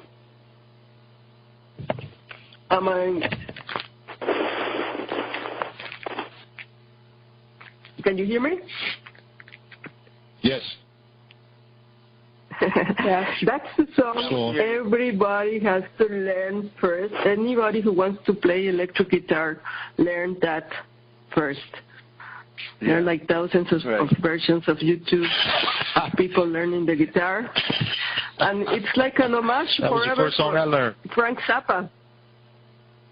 Yeah. That was the first song I learned like that. You want to learn electric guitar, you have to do the initiation of Frank Zappa. And Bob. And that's how we end this Zappa. No, we don't end. We're not finished. What was I going to look up? I was going to look up something. What the fuck? What are we doing? You sound very loud. I sound loud? You mean low? Sorry. Low. Yeah, sorry. Yeah. Low. Yeah, sorry. The mic was out. I'm saying that Deep Purple refers to me. I did not know that they all were trying to... Yes, but they have to learn my name. That's pretty cute. Okay, so we will look up the lyrics. Didn't you hear them say break a leg, Frank? Did you guys hear that? Yes. Yeah. Yeah. I didn't hear that. See, that's pretty rude. Well, but that's supposed to bring good luck. That's something people say when you go on stage. I think it's a tradition for actors and musicians. It is to tell you break a leg for good luck. It has, but they. Yeah, it's a. I mean, Frank Zappa did broke not only one leg, he broke the bone. Yeah, it's a positive thing. So here's what happened. They were scheduled to do a recording of an album or something in the Casino Montreux, and it burnt down, and then they didn't have a place to do it, to do the recording. So they say, we all came out to Montreux on the Lake Geneva shoreline to make records with a mobile. We didn't have much time. Frank Zappa and the Mothers were at the best place around, but some stupid with a flare gun burned the place to the ground. Smoke on the water, fire in the sky. They burned down the gambling house. It died with an awful sound. Funky Claude was running in and out, pulling kids out of the ground. When it all was over, we had to find another place. But Swiss time was running out. It seemed that we would lose the race. Smoke on the water, fire in the sky. We end up at the Grand Hotel. It was empty, cold, and bare. But with the rolling truck Stones thing, maybe they meant Rolling Stones truck thing just outside, making our music there. The Rolling Stones had a mobile studio. Right. The Rolling Stones had a mobile studio that. Yeah, making our music there.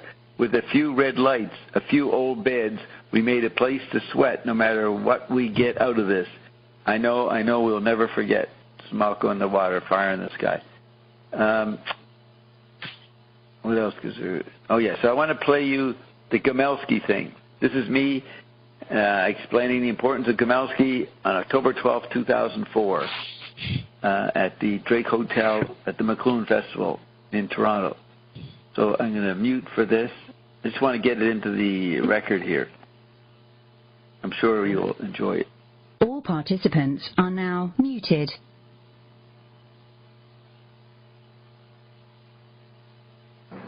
This environment we're in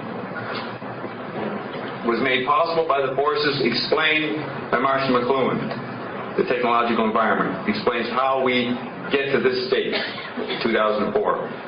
The content of this environment is responsible to a person named Giorgio Gomelsky. Anybody in the audience ever heard of Giorgio Gomelsky? Nope. This is loud enough, right? Perfect like this? Yeah. Giorgio Gomelsky was born in Soviet Georgia, 1934. He's presently living on West 24th Street in Manhattan. Every musical event, from Charlie Parker, Underground Cinema in the 50s, Hard Day's Night, the script for that, the Rolling Stones, Why Mick Jagger Goes Like This. Check the coffee table book, came out over last year, by the Rolling Stones, talking about themselves. Check page 48, where Giorgio has 3 pages explaining where this came from. Mick Jagger always goes like this. Giorgio then created Yardbirds, helped Michelangelo Antonioni do Blow Up, because the Parisians and Romans thought London was a swamp in the early 60s, and they didn't understand what was going on, so they called Giorgio to find out, because he'd been there in the 50s, as part of the new realist world, cinema world, underground film.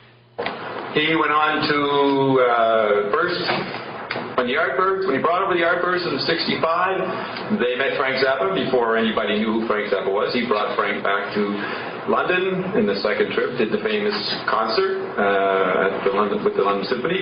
He brought in Captain Bebert. He created all that movement that's around Frick and those guys. What's the term for those guys in the late 60s, early 70s in Paris? Robert Frick and Griffin. Anybody know what that movement's called? Gong. Too far back. Anyway, so he did all the music in there. Then he went to New York, and he did not start the punk scene. I started that. That's another story. But the interesting thing is that the punk scene evolved into his club, the Green Door. So all those musicians at the kitchen and that came out of Giorgio Gomelsky. Read the book Rock Till You Drop by John Strasbaugh, a New York journalist. It's an amazing story. The John Birchers, they've always said in the 60s, 70s that rock and roll was a communist conspiracy. If they knew about Giorgio coming out of Georgia during World War II as a young kid because his father got on the bad side of Stalin, they would realize that, yes, rock and roll and pop culture was a communist conspiracy because Giorgio is the guy behind it. It's not a well-known story. Only Bill Wyman had apologized to the world and apologized to Giorgio for the fact that Brian Jones got Andrew Loog Oldham while Giorgio had gone back to Switzerland for his father's death, funeral and all that, and when he came back, Brian Jones had brought in Andrew Loog Oldham, and the Stones were out of his control, or management. So Bill Wyman was the only Stone in his book to apologize to Giorgio. It's an amazing story, and it's typical of my life. I always get to the bottom of things. When I met Giorgio, this all unfolded. I didn't know about him until a few years ago, but I was thinking tonight, the form is explained by Marshall McLuhan, and the content, in a way, is explained as a hidden environment by Giorgio Gomelsky.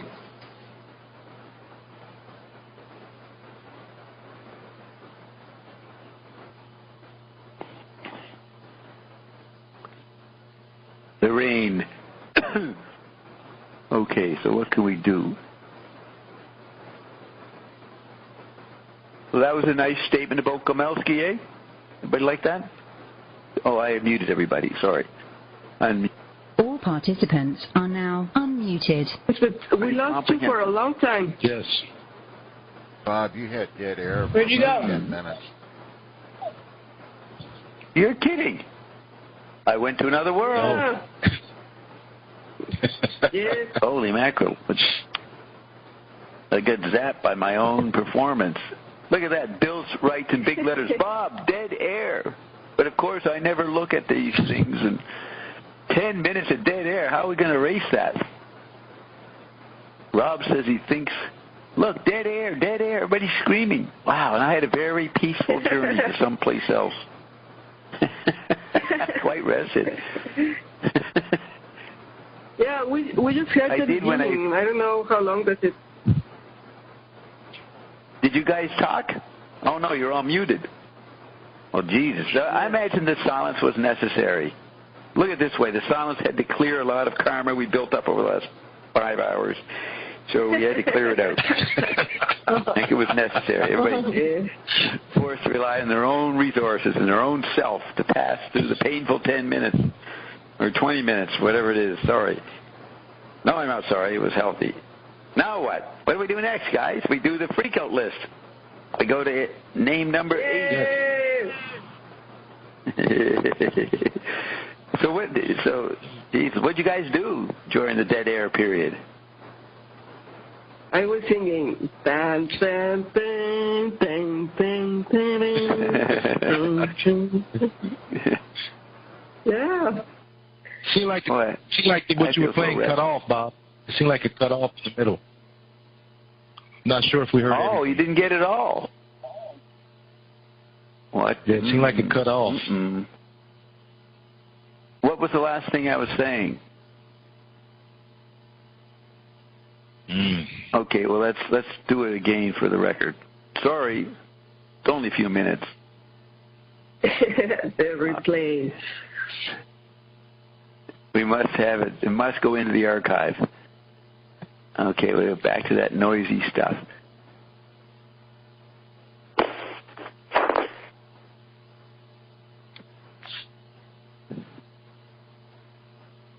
Okay, here we go. This environment we're in was made possible by the forces explained by Marshall McLuhan. The technological environment explains how we get to this state, 2004. The content of this environment is responsible to a person named Giorgio Gomelsky. Anybody in the audience ever heard of Giorgio Gomelsky? Nope. This is loud enough, right? Perfect like this? Yeah.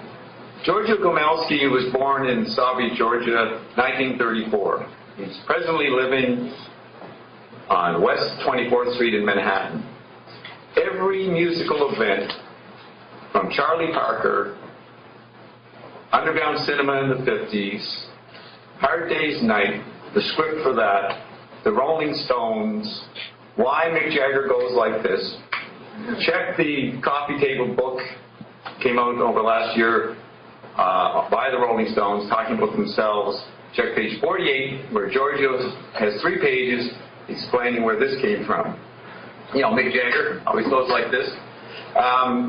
Giorgio then created Yardbirds, helped Michelangelo Antonioni to blow up, because the Parisians and Romans thought London was a swamp in the early 60s and they didn't understand what was going on, so they called Giorgio to find out, because he'd been there in the 50s, part of the new realist world, cinema world, underground film. He went on to first, when he brought over the Yardbirds in '65, they met Frank Zappa before anybody knew who Frank Zappa was. He brought Frank back to London in the second trip, did the famous concert with the London Symphony. He brought in Captain Bebert. He created all that movement that's around Frick and those guys. What's the term for those guys in the late 60s, early 70s in Paris? Robert Frick and Frick. And anybody know what that movement's called? You know, gong. Too far back?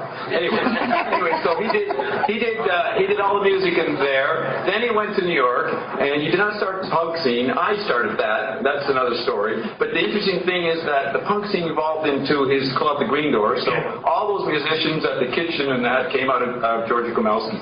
Read the book Rock Till You Drop by John Strasbaugh, a New York journalist. It's an amazing story. The John Birchers, they've always said in the 60s and 70s that rock and roll was a communist conspiracy. If they knew about Giorgio coming out of Georgia during World War II as a young kid, because his father got on the bad side of Stalin, they would realize that, yes, rock and roll and pop culture was a communist conspiracy, because Giorgio is the guy behind it. It's not a well-known story. Only Bill Wyman had apologized to the world and apologized to Bill Wyman, to Giorgio for the fact that Brian Jones got Andrew Loog Oldham while Giorgio had gone back to Switzerland for his father's death, funeral and all that. And when he came back, Brian Jones had brought in Andrew Loog Oldham, and the Stones were out of his control or management. So Bill Wyman was the only Stone in his book to apologize to Giorgio. It's an amazing story, and it's typical of my life. I always get to the bottom of things. When I met Giorgio, this all unfolded. I didn't know about him until a few years ago, but I was thinking tonight, the form is explained by Marshall McLuhan, and the content, in a way, is explained as a hidden environment by Giorgio Gomelsky.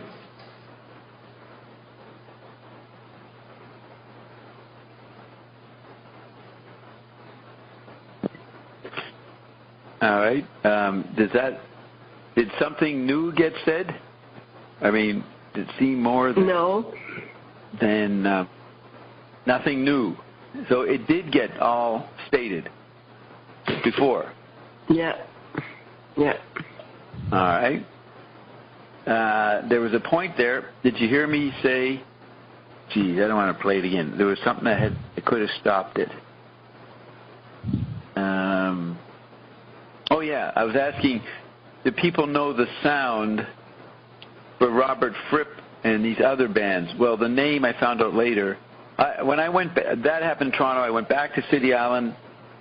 Giorgio lived on the island occasionally with his girlfriend. So I took this copy of this recording and showed it to him. He did not demur. He accepted what I said. He said it was accurate.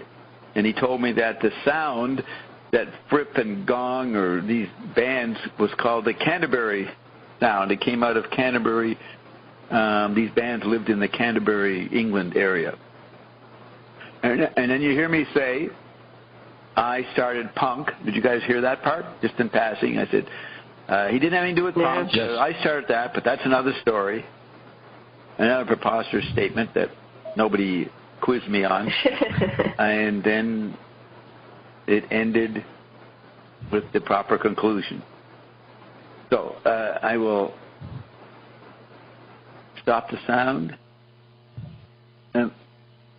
So I'm sure everybody feels refreshed from the dead air, and we're ready to go into the next part of our accounting, taking account of the Zappa list on free. What? Inspiration? Exploration. Exploration. So do you think I got to about number 80? I think so. Cecil Forsyth. This is the list of names on Zappa's first album, Freak Out. So number 80 is Cecil Forsyth. Cecil Forsyth, English composer, author of the book Orchestration, which Zappa probably read as a teenager. It was misspelled Forsyth, S-Y-T-H-E on the list. It should be just F-O-R-S-Y-T-H. 81, Charles Brown, American blues pianist and vocalist. Had a sizable R&B hit with Driftin' Blues, which has gone on to become something of a standard. 82, James Joyce, Irish author, known for his experiments with wordplay. Wow. Probably, they say, probably an influence on Zappa's own lyrics and prose. Well, Zappa said, Ben Watson asked him about Joyce. He said, well, I never read much of him. I once looked at one of his books, read a page or two, and I said, yep, this guy, he does it right. So he was impressed or accepted whatever he read. He sort of said, yep. In the list. He made it in the list. What? He made the list. He made it to the... 83, George. Yeah. Naked? Are you saying naked to the list? Or naked to the list? What? No, he made it. Made it to the list. He made it to the list. To be part of the list. And look at this. He's number 82. Joyce was born in 1882. And so therefore there was a centenary in 1982, which I participated in a lot of those things in Toronto that year, including the broadcasting on CBC of the reading of all of Ulysses. 82, so he's got the right number there. 83, George DeCarle, unidentified personage, presumably a personal friend of Zappa. Diane Baker, American actress. At the time the list was being compiled by Frank Zappa, she had a recurring role in the TV medical drama series called Dr. Kildare. Perhaps that is where the inspiration to put her on the list came from. If that is, one chooses to imagine Frank Zappa sitting around watching Dr. Kildare. Do you think you'd be watching Dr. Kildare? Melvin Belli, number 85, celebrity attorney. Best known at the time for having defended Jack Ruby, the man who shot Lee Harvey Oswald, who had assassinated American President John F. Kennedy. Well, Melvin Belli lived in Carmel, California, the same town as Mae Brussel. And Mae Brussel was very suspicious of Melvin Belli. So when we visited Mae Brussel, Carol and I went to a restaurant at one point in Carmel, and there was Melvin Belli. He was bellowing. He was a big, heavy-set guy, white hair, walking around the restaurant as if he owned it. And so we saw his sort of arrogant patina. But May used to criticize him on the local radio station. I don't know if they ever met. Melvin Belli. Number 86, Bülent Erol. That's B-U-L-E-N-T-A-R-E-L. Turkish composer. a pioneer in the field of electronic music composition. Worked with Frank Zappa hero Edgar Varese on his 1962 composition Deserts.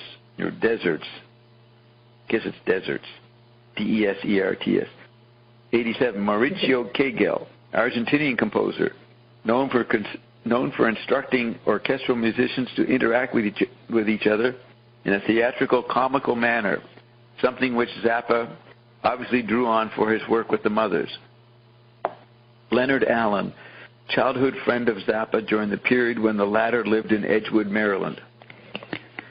Dr. Sidney Brosman, English teacher at Chaffee Junior College.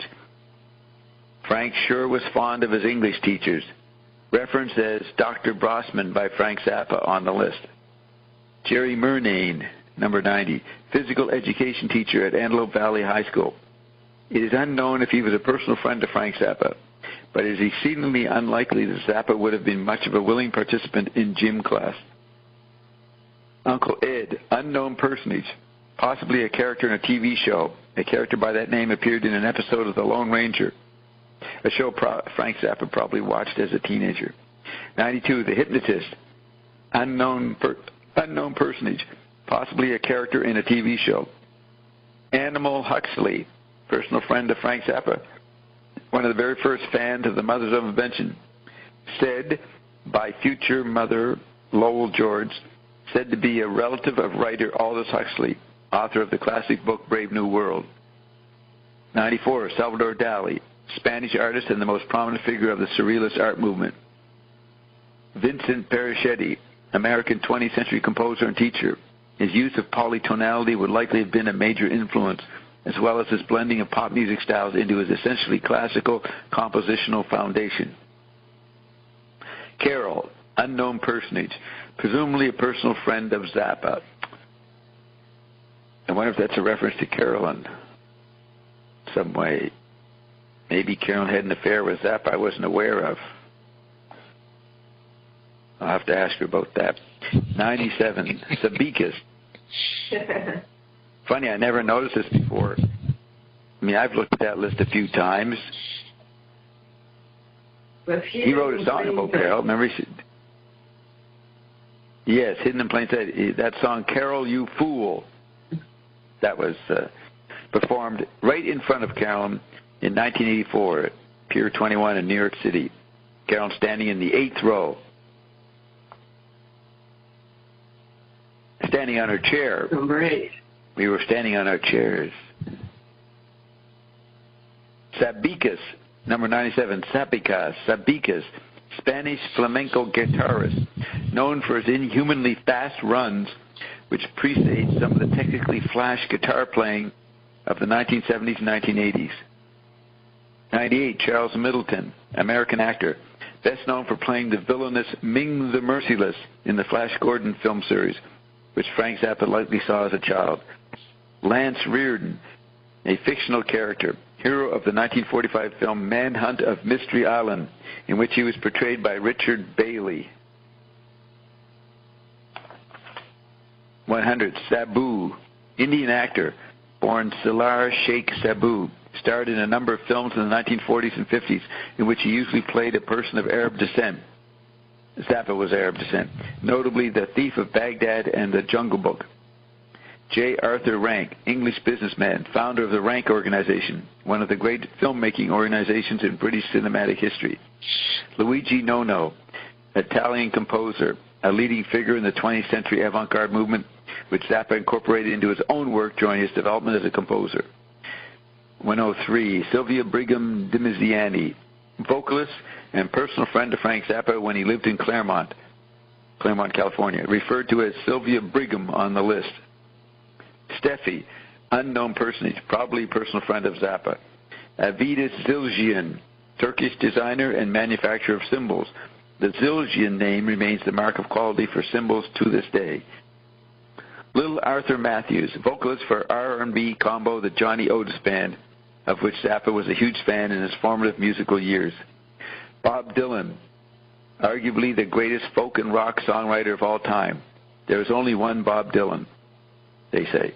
Joan Baez, arguably the greatest folk singer stylist of all time. There is only one Joan Baez. Bill Stula, American children's TV personality, host as Engineer Bill of the Cartoon Express program on the Los Angeles station KHJ. Rosemary DeCamp, actress, worked with fellow Frank Zappa, list-worthy influence Sabu in the 1942 film The Jungle Book, identified as Rosemary DeCamp by Frank Zappa on the list. Bobby Jameson, Los Angeles-based vocalist and songwriter, personal friend of Frank Zappa, who assisted in the recording of several tracks for Jameson around this time. Misspelled Jameson, which is Steve Jameson's way. They misspelled it to make it like Steve. Misspelled Jameson by Zappa on the list. Jameson has alleged that one Gail Slopeman, who would become Mrs. Gail Zappa 1 year and 5 months after this list was compiled, was his girlfriend, was Bobby Jameson's girlfriend in 1965 when the two were depicted together in the film Mondo Hollywood, though Mrs. Zappa denies that they were ever a couple. Isn't that interesting? Me and Steve, our names brought together to be on the list at 111. That's the number for ALP and Olivia Plurabelle. And Zappa spelt it Steve's way. So I'm sure that is significant for those that look for significance. B. Mitchell Reed, Los Angeles-based disc jockey. So right after me, Bobby Jameson, Los Angeles-based disc jockey, friend and early champion of Frank Zappa. So there it is. There's the disc jockey rubbing up against me, anticipating my great DJing later. Cordy, C-O-R-D-Y, Cordy, unknown personage, possibly a personal friend of Frank Zappa. Ruthie, another unknown personage, possibly a personal friend of Zappa. Joyce, unverified personage, possibly Joyce Hawley, who was Zappa's music teacher at Chaffey College. I think it is more likely to be Joyce Favreau, a friend of Zappa's from the Cucamonga period, who is said to have bailed Frank Zappa out of jail after the sex tape bust the previous year. Jesse Kay, executive at MGM Records. Frank Zappa would later credit Kay with saving the mothers' lives after he gave Zappa $10 to buy burgers for the destitute band during the recording of Freakout. Jesse Kay saved the mothers' lives. Phil Spector, 117, legendary American record producer, pioneer of the wall of sound technique utilizing dense orchestral arrangement to make grand, sweeping musical statements. An obvious influence on Zappa's musical arrangement for the backing tracks on Freakout. Evie, unknown personage, possibly a personal friend of Zappa. Lynn Johnson, unverified personage, possibly incumbent U.S. President Lyndon B. Johnson, though is just as likely to be a personal friend and or acquaintance of Zappa.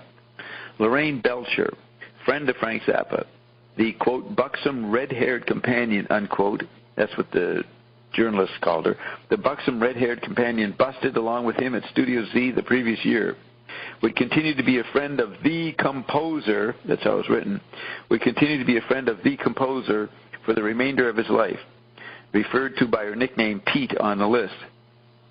Now, she said, there's an interview, a pretty good long interview with her. She got involved with the famous artist John Chamberlain, and then she's now looking after S. Clay Wilson, the famous underground cartoonist. I think he's sick. Lorraine Belcher said that she often stayed at Frank's while he was married and carried on an affair with him right there in Frank's house. Leonard Goiziza, G-O-R-C-Z-Y-C-A, friend of Frank Zappa's during the Cucamonga era. Don Vliet, 122. Look at that. The special number 122, Captain Beefheart, gets slotted in the right place. Don Vliet, musician, artist, and lifelong personal friend of Zappa, better known to most people as the one and only Captain Beefheart. Pepper, personal friend of Frank Zappa, early supporter of the Mothers. Loren, unverified personage, probably Don Van Vliet, Captain Beefheart's long-suffering girlfriend Laurie. Charles Mingus, larger-than-life jazz bassist and composer. His tribute to saxophonist Lester Young, called Goodbye Pork Pie Hat, was a favorite of Zappa's. Pierre Boulez, French composer and huge, maybe it's Pierre Boulez. What is it, Roxy? It's Pierre Boulez, right? Yeah. Yeah, Pierre Boulez, French composer and huge influence on Zappa, would later conduct some of Zappa's composition with his ensemble intercontemporain orchestra. Anton Webern, Austrian composer. Last week. He died, I think Pierre Boulez died last week. So nobody noticed because David Bowie died the next day. Right. It was noticed, Anton Webern, Austrian composer, another one of Frank Zappa's great serious music influences. Igor Stravinsky, Russian composer, rival to Edgar Varese for the title of biggest influence on Frank Zappa as composer. Varese edged out Stravinsky Natch, naturally. Varese edged out Stravinsky Natch. Willie Dixon, blues, R&B songwriter and bassist, wrote and recorded some of the greatest blues standards of all time. Guitar Slim, R&B guitarist, probably Zappa's single greatest influence stylistically as a guitar player. Edgar Varese, French composer, Frank Zappa's greatest musical inspiration and influence, and would remain so for the rest of Zappa's life. Muddy Waters, blues guitarist and songwriter, arguably the greatest electric blues man of all time. Howlin' Wolf, blues guitarist and songwriter, a rival to Muddy Waters for the title of greatest electric blues man of all time. Incidentally, Don Van Vliet, or Captain Beefheart's basic vocal approach is taken from Howlin' Wolf. Elmer Valentine, owner of the Whiskey A Go-Go, personal friend of Frank Zappa and Pamela Zarubica, who pokes fun at Zappa. Frank Zappa pokes fun at Elmer Valentine on the Uncle Meat album track, quote, Our Bizarre Relationship. Let's play that, Our Bizarre Relationship. Our Bizarre Relationship.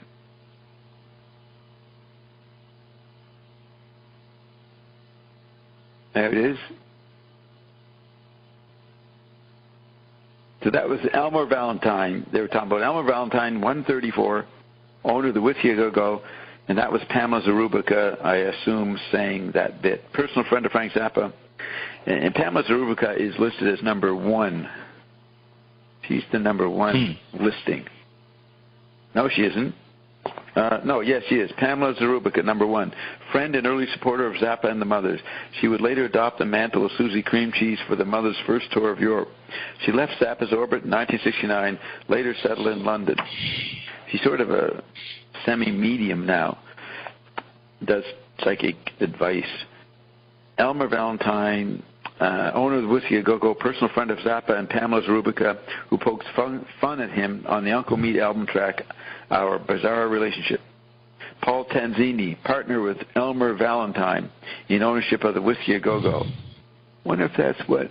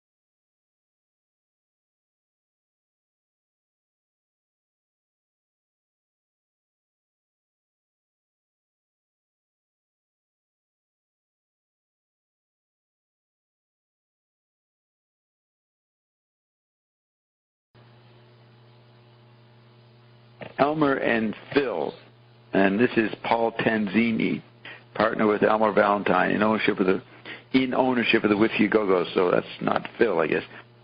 136, John Beck, lead vocalist for Los Angeles area rock group The Leaves, then enjoying a minor hit signal with their cover of Billy Roberts' classic Hey Joe, recorded months before the Jimi Hendrix Experience recorded their classic version. 137, Mario Maglieri, partner with Elmer Valentine in ownership of the Whiskey A Go-Go. Robert Lee Reiner, guitarist for The Leaves. Their bassist, Jim Pons, would become a mother of invention 5 years later, referred to as Bob Reiner on the list. I told you the story of my encounter with Jim Pons a week or two ago. 139, Eric Dolphy, American jazz saxophonist, a pioneer in the emergent avant jazz movement, though his progress was halted abruptly upon his untimely death, reportedly of complications from diabetes in 1964. Zappa would dedicate his later composition, quote, the Eric Dolphy Memorial Barbecue, unquote, to him. 140, Bram Stoker, Irish writer. His most famous work would be the novel Dracula, published in 1897. 141, Cecil Taylor, American jazz pianist, a major figure in the avant-garde free jazz movement of the 1960s. His influence can certainly be heard on the Freak Out album, particularly on the track, quote, The Return of the Son of Monster Magnet. When I met Cecil Taylor, I'm speaking personally, in August 1975 at the 5 Spot, I talked to him during the break of him with him and his musicians. His 2 musicians went into a little closet and hid in there and smoked marijuana. Eventually, Cecil Taylor asked me, what instrument do I play? And I said, the radio. One of my finest moments. And he laughed. I said, the radio. How true that would be. 142. Oh, yeah, when I said that in 1975, I was nowhere near the radio. I meant I just turned it on. 142, Bill Evans, American jazz pianist, one of the greatest pianists in jazz history, particularly notable for his work with Miles Davis on the classic album Kind of Blue. 143, Johnny Otis, American R&B drummer. Frank Zappa first became familiar with him through his work as a Los Angeles disc jockey, though Zappa also loved the tracks that Johnny for the Peacock label, such as Shake It and Rock Me Baby. 144, Preston Love, jazz saxophonist. Sorry, I wanted to say, worked with such. You play iron or yourself? Yes, that's true. Yeah, in the digital phase I play iron. Back then in 75 I played analog media. And here's Zappa. Zappa on his album Absolutely Free, he had a big headline, Kill Ugly Radio. He knew I was going to create a better art with my instrument. He was anticipating my rise. Kill Ugly Bob. Kill Ugly Radio. 144, very important number, Preston Love, jazz saxophonist and composer. Worked with such renowned artists as Billie Holiday and Ray Charles, among many others. And that's it. So that's 144, and we got about 35 left. We'll do it another day. But that was quite a shot. We did 64 names. 64. Wow.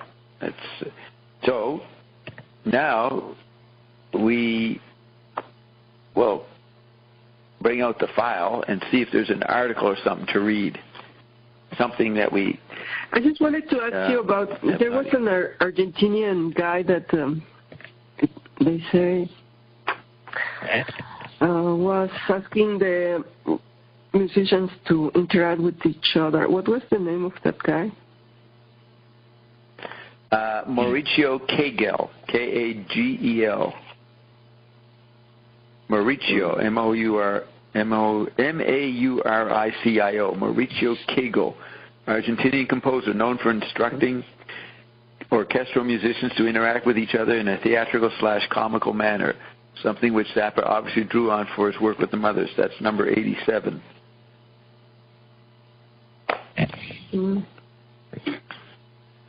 Now, I'm going to look through my articles, and let's see.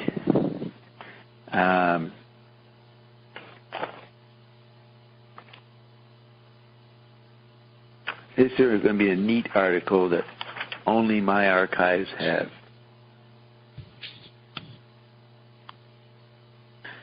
Let's try this. I don't know. It's always fun to read these early things. Frank Zappa, 27 years old, is presently with the Mothers of Invention. Born in the black-eyed Susan town of Baltimore, Maryland, Zappa traveled extensively throughout his youth, as his father was working for the government. Musically, Zappa began his climb at the age of 15 when he first started playing drums. Then a few years later, he gave up the skins for strings. This decision was made after listening to a countless assortment of rock and roll records. He has a vast collection in his home in Los Angeles. I don't know why. What do you mean he gave it up for strings? Gave up the skins for strings? Guitar strings? When he started working with groups, saxophones took the solos that guitarists take today. Zappa would ask a guitar player to play a lead like this instead of the usual Chuck Berry stuff. Zappa would say, play it like this, that's in quotes, instead of the usual, quote, Chuck Berry stuff. I'd never seen that sentence before. In his early teens, Zappa was studying Edgar Varese and really got turned on to his works. Zappa was fascinated by the fact that all Varese's notes were actually written down. The Mothers of Invention actually performed Varese's music in live performances. For one of his birthdays, Zappa remembered that his folks let him call Varese's place in New York, but Edgar was not home at the time, so he talked with his wife. When he was in New York recently, Zappa, still obsessed by this great man, missed the opportunity of meeting him, for by this time Varese had passed away. To the more technical side, Zappa has used a Stratocaster, a Les Paul, and a Gibson J200. For an amp, Zappa uses an acoustic with built-in fuzz tone and Pultec equalizer. To date, Frank has 4 albums out and 3 more in the making. One of the first albums to hit the scene was Absolutely Free, in which a group poked fun at plastic people, drunks, high schools, and does the all-time classic Call Any Vegetable. On first listening to the Zappa sounds, people find that his works are not only funny, but also accurate. His realizations and blunt confrontations with society and its mixture of people and organizations hit the Diggers. Diggers were an early hippie group. His realizations and blunt confrontations with society and its mixture of people and organizations hit the Diggers. Not sure about that. The second album, which should have been the third, is We're Only for the Money. So they don't know. They're not mentioning Freak Out. They don't know about Freak Out. They're talking about Absolutely Free. One of the first albums that hit the scene was Absolutely Free. So this is a little mixed up, but this is probably for a teen magazine. The second album, which should have been the third, actually was the third or fourth, is We're Only for the Money, and is handled in a more political vein. Within this second album, the group comments on the hippies and the fascist suppression of minorities. Some of the most staggering rhythm changes operate within this second album. Here, Zappa realized that most people could not grasp anything they could not tap their toes to. So Frank put a drummer in the group who plays some out-of-sight passages. The third album, and to date the most recent, is Lumpy Gravy, which was actually to have been out before We're Only for the Money. This album deals more with the electric sound, orchestrations and people talking inside a grand piano. Here, Frank worked more with visual aids and music through stereo. For instance, a stereo system will normally give a right, left, and center breakup. However, Zappa would hit discord notes and 3 pitches on the extreme channels and slowly resolve the note to unison in the middle speaker. Never saw that sentence before. Also, most of the works are designed at different listening levels. Zappa feels that the thing that sells best is truth, and so he tries to achieve this in his recording sessions. So they're saying the environment is truth. I mean, they're talking about how he makes the album, not the content. He's not saying truth. He's trying to be the environment, I guess, in a truthful way. Frank invests a lot of time and money in perfecting his sound. One of the big problems is getting the sound he is recording to be the same as the finished product, especially when you know it will be played on a $100 cracker box set with a couple of 4-inch speakers. The mothers played around Pomona, California, where they were discovered. Zappa is the performer on stage, for the mother's performance is more instrumental than anything else. When Zappa and his merry men start changing keys and timing, the audience reacts. Zappa is one of the truly creative artist, composer, performers of this day. So that's a bit young. I wonder, there's a Rolling Stone interview in summer of '68. I'll just read the first couple of points here. Whatever it is you do you feel you are getting across? Are the people accepting it, understanding it? Zappa says, we were pretty excited about the reception we got in Salt Lake City last week. For the first time, the middle-class audience seemed to have got the idea of what we were doing. They heard it for what it was, and they seemed to make a decision of whether or not they liked it, not just, oh boy, they're freaky. They got into as far as thinking about whether they liked it or not. They seemed to be able to differentiate between the different musical qualities. I think it's a matter of exposure more than anything else. When we started, we were the only ones doing it. People could say it was weird. Then gradually some of the other groups started picking up some of the things that we do. The innovations were absorbed by the more popular groups. So when the kids would hear the records on the radio by the good, clean, wholesome groups, it stretched their ears out a bit. The interviewer says, what were or are some of these things? Zappa says, some of the electronic effects in combination with musical lines, all the noise elements, time signature changes, rhythm changes. You sure can't dance to it, so now they're listening. In the old days, it wasn't like that. At that time, the audiences were hostile to what we did. They gave us a bad time. Now, historically, musicians have felt real hurt if the audience expressed displeasure with their performance. They apologized and tried to make the people love them. We didn't do that. We told the audience to get fucked. Then the person says, without any significant airplay, you've sold a surprising number of records. Zappa says, there's no way of telling how many records we've sold. The accounting we receive from MGM is so bullshit, it's not to be believed. Sales are estimated from 300,000 to 800,000. A suit has been filed, and we are auditing their books. Is this to say you are no longer with MGM? Zappa says, I think I would rather not record than go back with MGM. What's the story behind Lumpy Gravy? It was written and produced for Capitol, but came out on MGM. Zappa says it was a really weird deal. At the time they asked me to do it, I had never been asked by MGM or anybody else to do any serious music, any possible variation from the ordinary rock and roll format. Capitol came along and asked me to write something for an orchestra. My contract with MGM was as a producer and not as an artist, so it was cool. But then MGM threatened to sue Capitol, and Capitol threatened them. Then they both figured they needed each other. MGM had a record deal with the Capitol Record Company. It all settled down to a regular American business deal. Buy it from Capitol and put it out on MGM. By now, I was really pissed with MGM anyway. Buy it from Capitol and put it out on MGM. By now, I was really pissed with MGM anyway.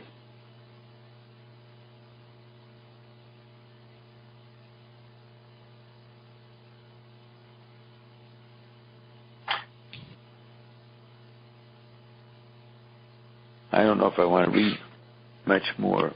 I'm always amazed really weird that he had such an energy to go into all these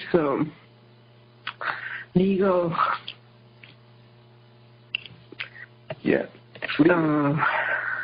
legal battle. Trials.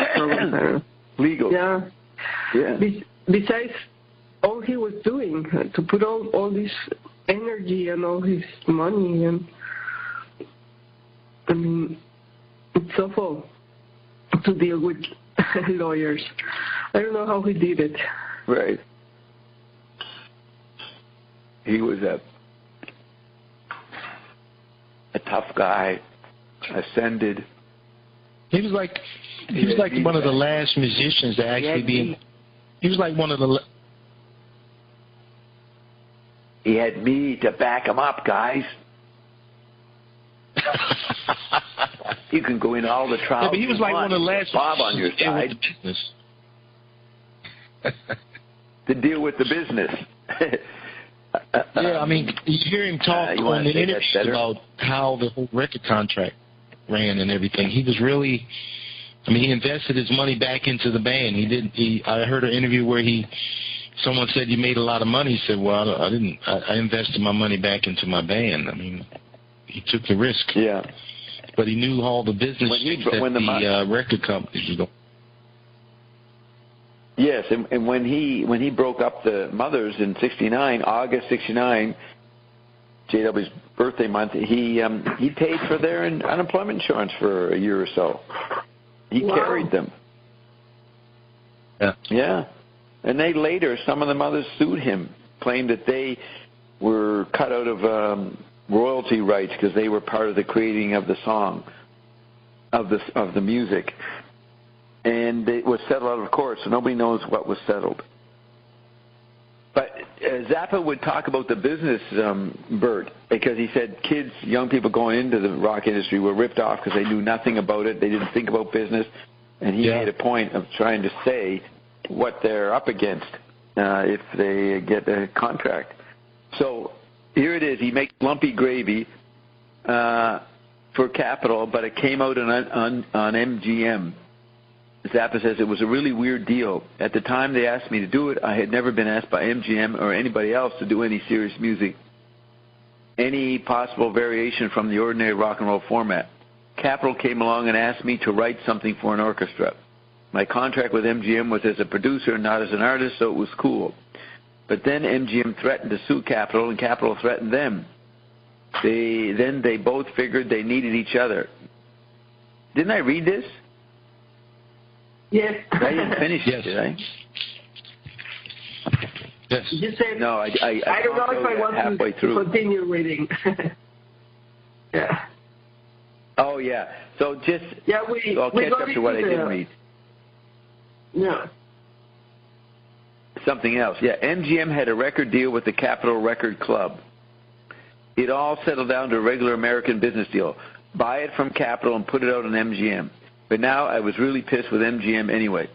So then he says, example, they sent me a test pressing of We're Only In It for the Money. They had a whole bunch of stuff censored out of it.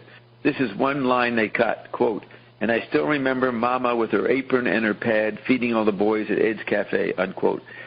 Now, this not only didn't make any sense to cut, it fucked up the piece. It fucked up the piece of music by removing 4 bars before the bridge. And they changed the equalization. They removed the highs, boosted the bottom and the middle to obscure the words. So they sent me this test pressing, and I'm supposed to sign a paper saying they can release it? I called them up and said, you can't put this record out. And they've already pressed 40,000 of them. Then 6 or 8 weeks later, I got a call from Lumpy Gravy. No, I got a call about Lumpy Gravy. They just pressed 12,000 of them, and they'd already been shipped, and I hadn't even sent a release to sign. How do you look back on the albums you've made? It's all one album. All the material in the albums is organically related. And if I had all the master tapes and I could take a razor blade and cut them apart and put it together again in a different order, it still would make one piece of music you can listen to. Then I could take that razor blade and cut it apart and reassemble it a different way, and it still would make sense. I could do this 20 ways. The material is definitely related. All right, so then it goes into some other stuff. All right.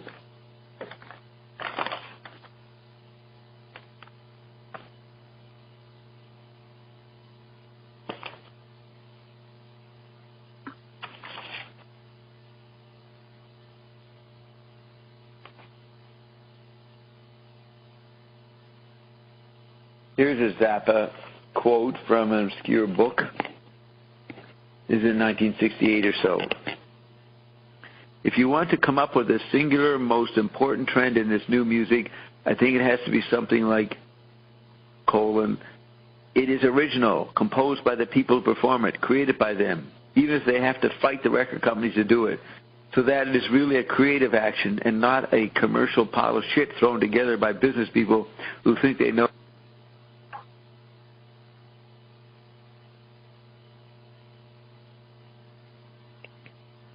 I'll put out. Oh. Yes.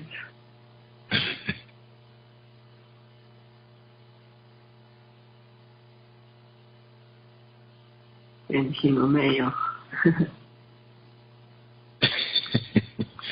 Hey, Roxana, that pattern you were saying about the Deep Purple and that the burning, was that your pattern, or that's something you read about that was probably assassination attempt on Frank? Is that your own pattern, or is something you read? Known. No, it's, really? It's known. I didn't know that.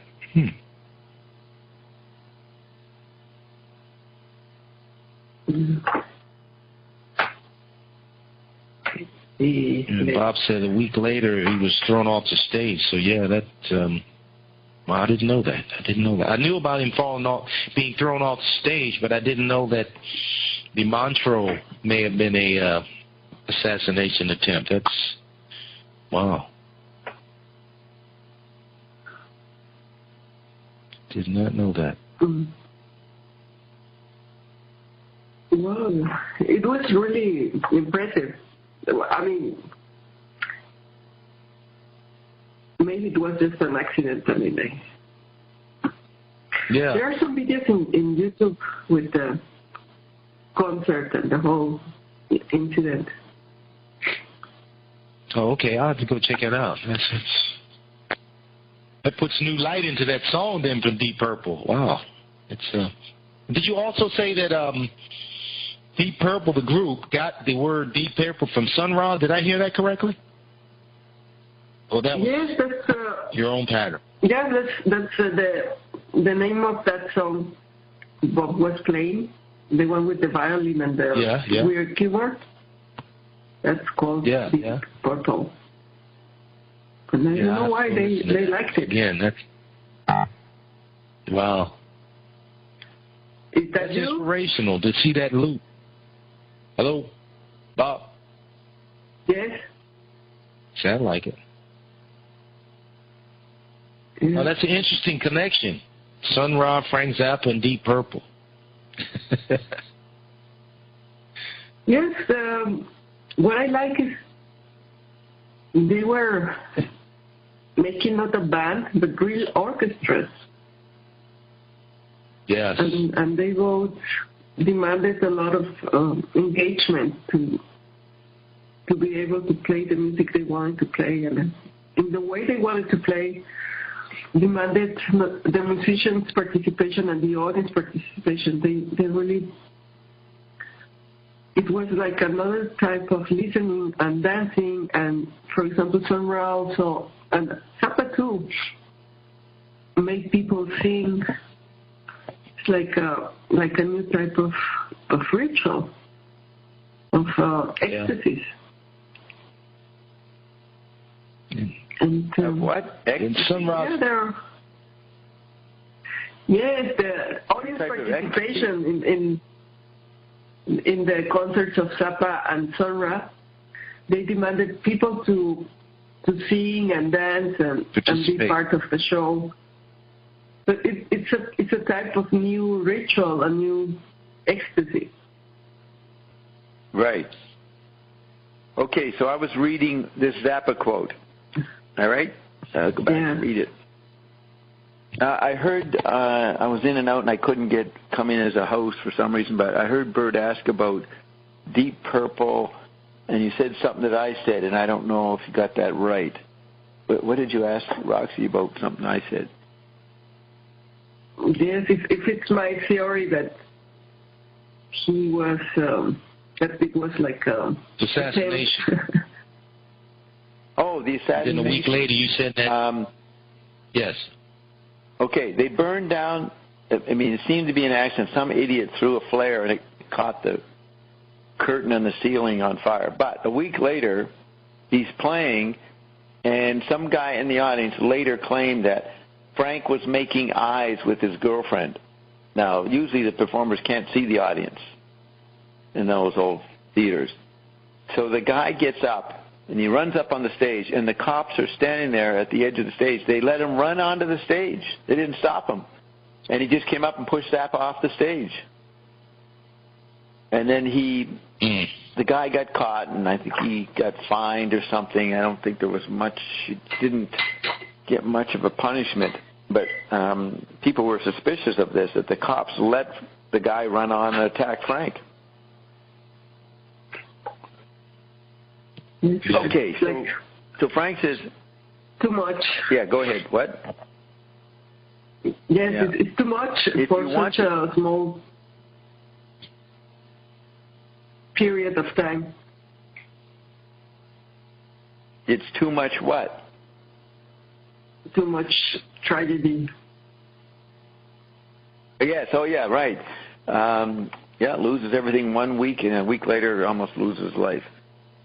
But as Dave Wally said, he was talking to Bob, complaining to Bob, did my nonphysical attempt to balance the situation? Did I cause Frank to be pushed off? I'm willing to have it as a topic of discussion.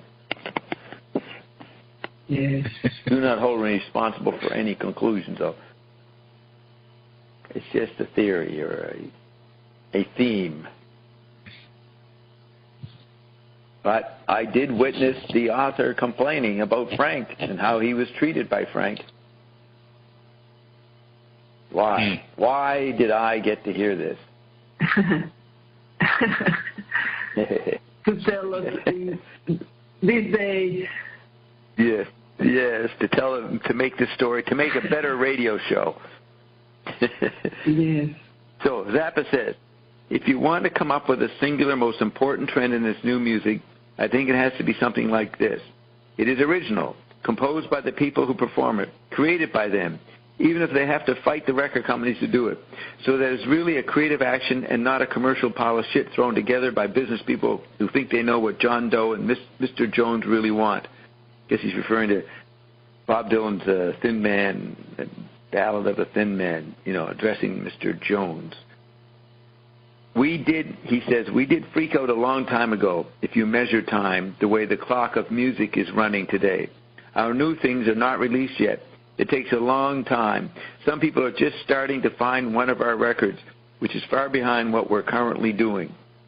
I think that as far as music in America today is concerned, rock is probably the most vital, most alive sort of music, but it doesn't know what the hell it's doing most of the time. I'm not on intimate terms with most other groups, but the ones I do talk to don't seem to really know what music is. They don't have an aesthetic understanding about what or why they compose. They simply don't get into it on that level. They're concerned with this attitude of doing their thing, that's in quotes, doing their thing. Whatever the fuck that is supposed to mean. Probably what they finally do is much better than what they are, if you know what I mean.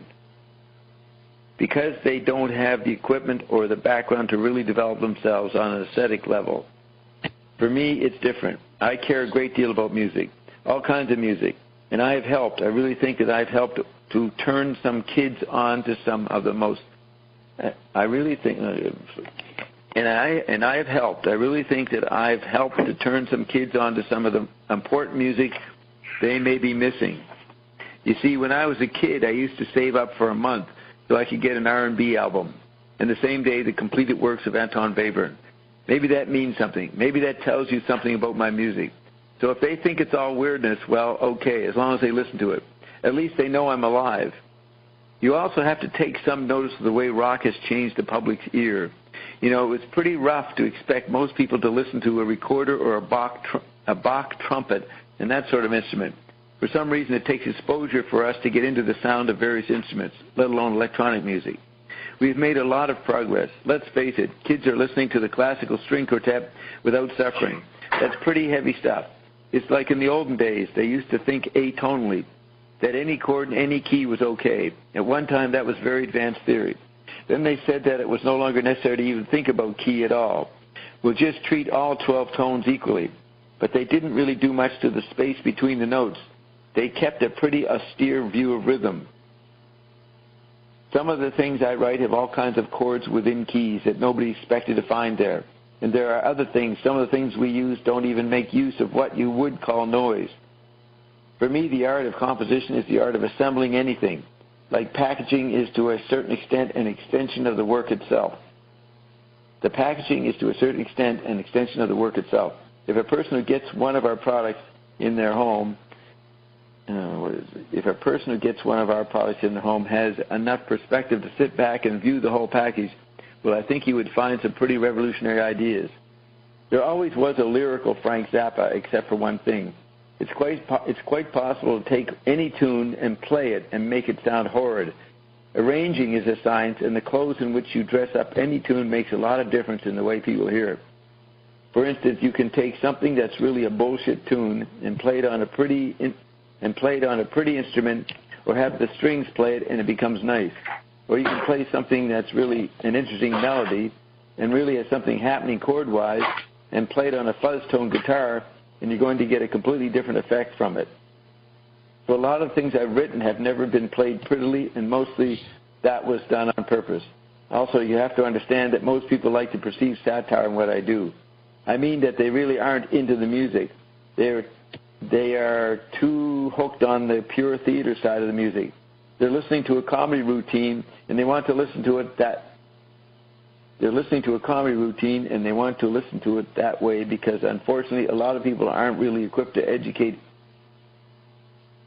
They're listening to a comedy routine, and they want to listen to it that way because, unfortunately, a lot of people aren't really equipped to evaluate any other kind of artistic structure. You know as well as I do that for an audience, there's nothing easier than comedy. So it doesn't want to be a comedy. Because wow. Yeah, he's saying that his music is perceived like the soundtrack of a cartoon, just like noises, effects, and people is not perceiving the complexity. It's close to the mic. I didn't hear. Yes, that. Say it again. I'm saying it again. Is that yes? Okay? Wait, what was the idea? What was the idea, Bert? Did you get it? The music was. No, I didn't get it all. Like the soundtrack of a cartoon. People wasn't listening at the as music, but just as effects. Like in a cartoon, you have these noises, that go with the funny characters, funny things happening. And so you're saying that when people watch a cartoon, when a kid watches a cartoon, they're not paying much attention to the music. They're being influenced by it, but they're not hearing it too much. But Zappa made music that sounded like the unnoticeable ad music. He made music to be not noticed, for some, or at least in Lumpy Gravy. Yeah. Because I think some people will not consider that music. They thought it was just funny effects and because you're saying they were doing so many things. Okay. Yeah, they would consider that just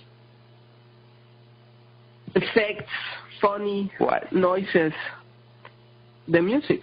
You're saying they would consider that Frank was just making funny effects? Yeah.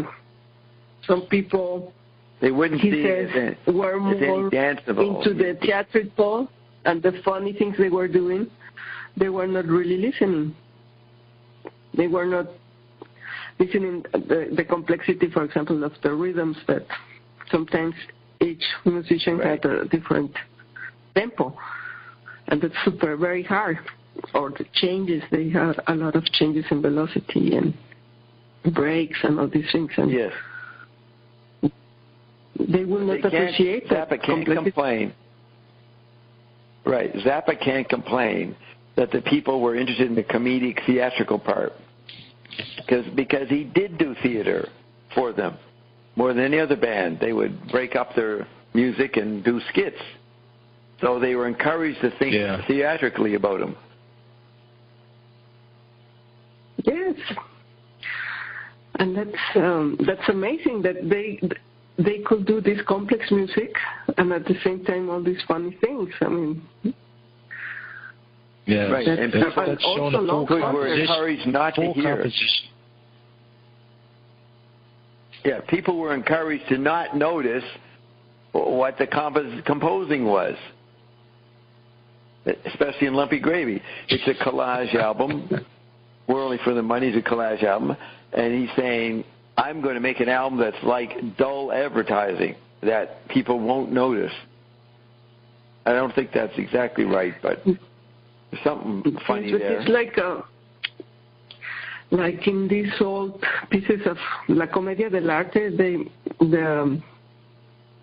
they will wear masks, the actors, and they will dance and play instruments as they are performing and acting and dancing, and there were real virtuosos of those things. They would do real complex exercises or dances, and and play at the same time.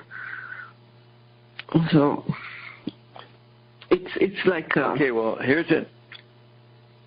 That type of tradition of circus and commedia dell'arte. Yeah, he does have slightly a circus design in the second album. Like it's a circus image. So here's in a one-pager column. It says, The Lure of Rock and Guru, 1968. The Lure of Rock and Guru. I think they're talking about Maharishi Mahesh, Maharishi Yogi guy for the Beatles. In a restless, rootless mood, the young responded alike to the vibrations of the new rock and the vibrations of the inner self. The rock music of 1968 made the rock and roll of a decade ago seem antediluvian by comparison. What with the dazzling electronics of the new rock, with its proliferation of zany names and costumes.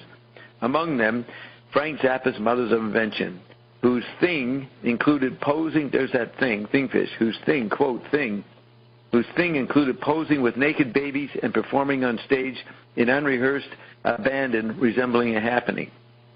Seemingly in contrast to the big beat, but actually on a similar wavelength, was the meditation of youngsters attracted to the many variations of Eastern mysticism advocated by a familiar figure of 1968, the Guru.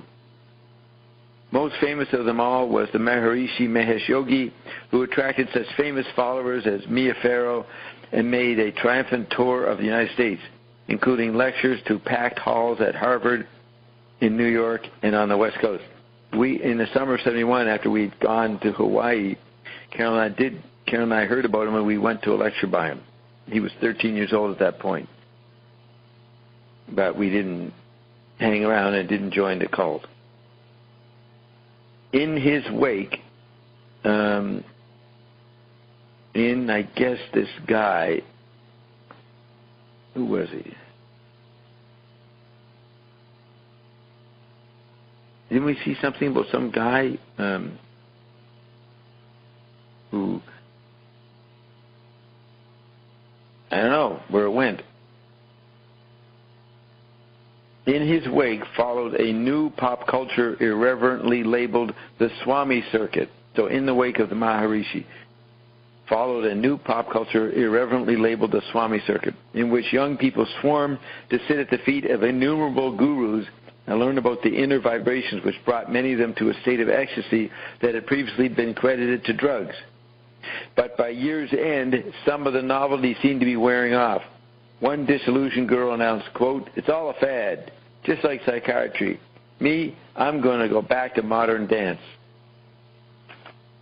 So I thought there would be a Zappa in there, but no Zappa. Movie. What? Movie.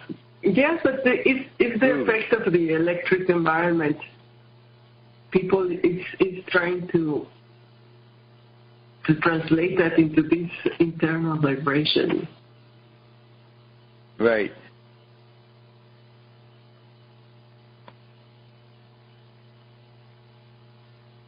Okay. This is an article, I think in the LA Times or something. It says, what's got a date? No date. Zappa paints a picture of two worlds divided.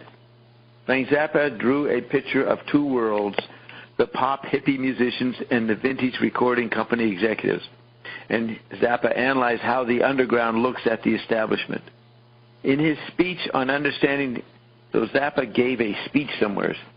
In his speech on understanding the underground artist, the president of Bizarre Inc. said that underground acts are not as practical as executives would like them to be.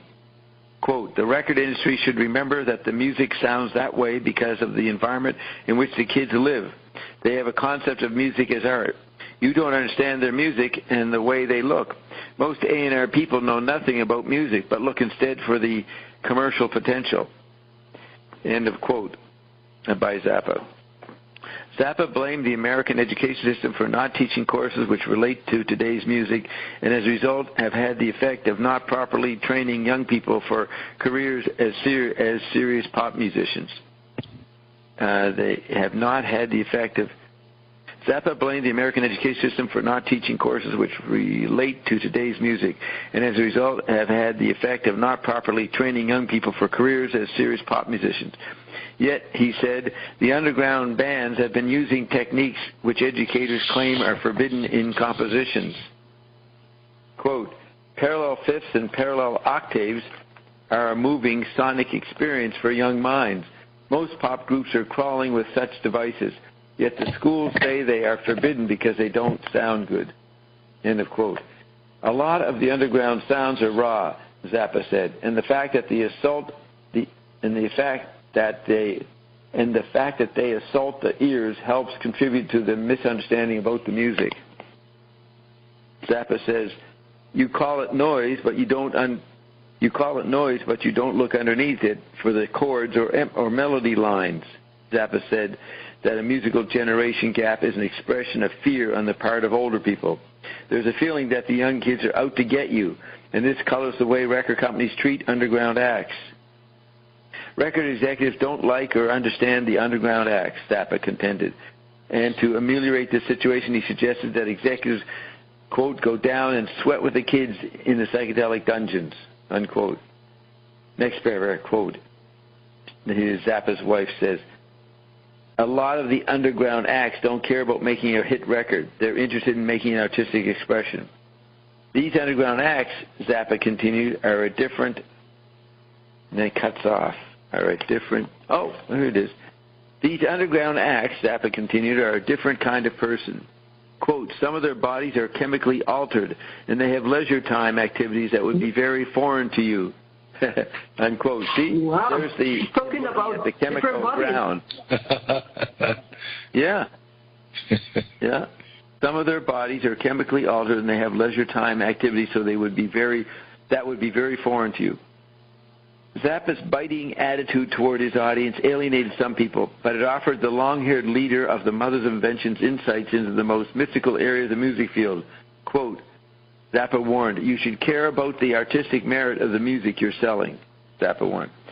Zappa categorized the underground's terminology for record executives as old, quote, old, and then there's a line, ... so as old shit. He countered that by saying record executives call underground kids creeps. So he categorized the underground's terminology for record executives as old something. He countered that by saying record executives call underground kids creeps. Zappa spiced his talk with a number of four-letter words. This use of unprintable words caused a stir at the seminars. Mike Maitland, president of Warner Brothers 7 Arts Records, which distributes Zappa's Bizarre Records, told Billboard at the conclusion of one seminar that he saw no need to shock. He saw no need to shock. A guy named Maitland added he would have to listen closer to the future Bizarre products to see just what kind of material W7 was distributing for the independent. So that's another new show on the other station.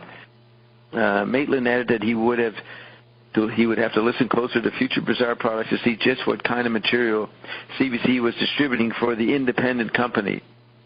Personal manager George Grief, in reflecting on Zappa's comments about the poor quality of American education, said is there any more?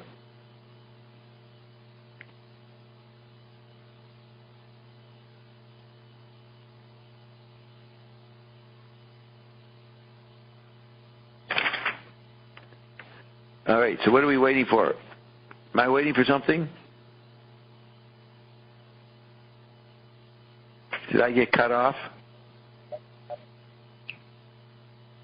Where are you guys? We're here. Okay, so Roxy got cut up. Roxy got knocked off. Yes. Okay, so. Yes, this time was me. Well, what did I do? Code again? Zappa presents a picture. Zappa blamed the American education system for not teaching courses which relate to today's music. And as a result have had the effect of not properly training young people for careers as serious pop musicians. Yet he said the underground bands have been using techniques which educators claim are forbidden in composition. Quote, parallel fifths and parallel octaves are a moving sonic experience for young minds. I read this. Most pop groups are crawling with such devices.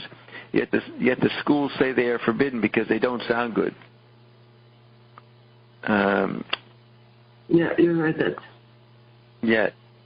Yeah, so down here after, the executives are paranoid about the kids. Quote, a lot of the underground acts don't care about bodies? Yes, that's coming up. Record executives don't like or understand the underground acts, Zappa contended. And to ameliorate this situation, he suggested that executives, quote, go down and sweat with the kids in the psychedelic dungeons. A lot of the underground acts don't care about making a hit record. They're interested in making an artistic expression. Then he said, these underground acts, Zappa continued, are a different kind of person. Quote, some of their bodies are chemically altered and they have leisure time activities that would be very foreign to you, unquote. Zappa's biting attitude toward his audience alienated some people, but it offered the long-haired leader of the Mothers of Invention his insights into the most mystical areas of the music field. Quote, you should care about the artistic merit of the music you're selling, unquote, Zappa warned. Zappa categorized the underground's terminology for record executive as, quote, old shit. Actually, it's not the word shit, they just don't show me it. He countered that by saying record executives call underground kids creeps. Zappa spiced his talk with a number of four-letter words. I read that, right? But maybe I didn't finish it. This use of unprintable words caused a stir. This use of unprintable words caused a stir at the seminars. Mike Maitland, president of Warner Brothers 7 Arts Records, which distributes Zappa's bizarre records, told Billboard at the conclusion of one seminar that he saw, quote, no need to shock. He saw no need to shock. Maitland added he would have to listen closer to future bizarre products to see just what kind of material CBC was distributing for the independent. Maitland added that he would have to listen closer to future bizarre products to see just what kind of material CBC was distributing for the independent company. Personal manager George Grief, in reflecting on Zappa's comments about the poor quality of American education, said that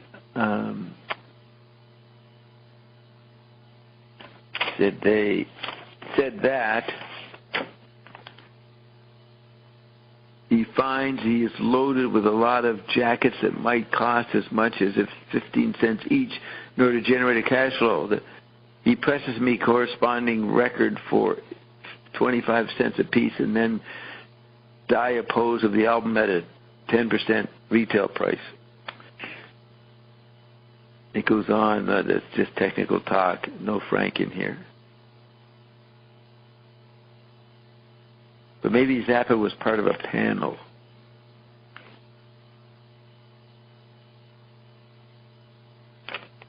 In responding to a question on the major differences between the U.S. and foreign markets, Strauss said the American market's swinging kind of merchandising practices have not been adopted in other countries.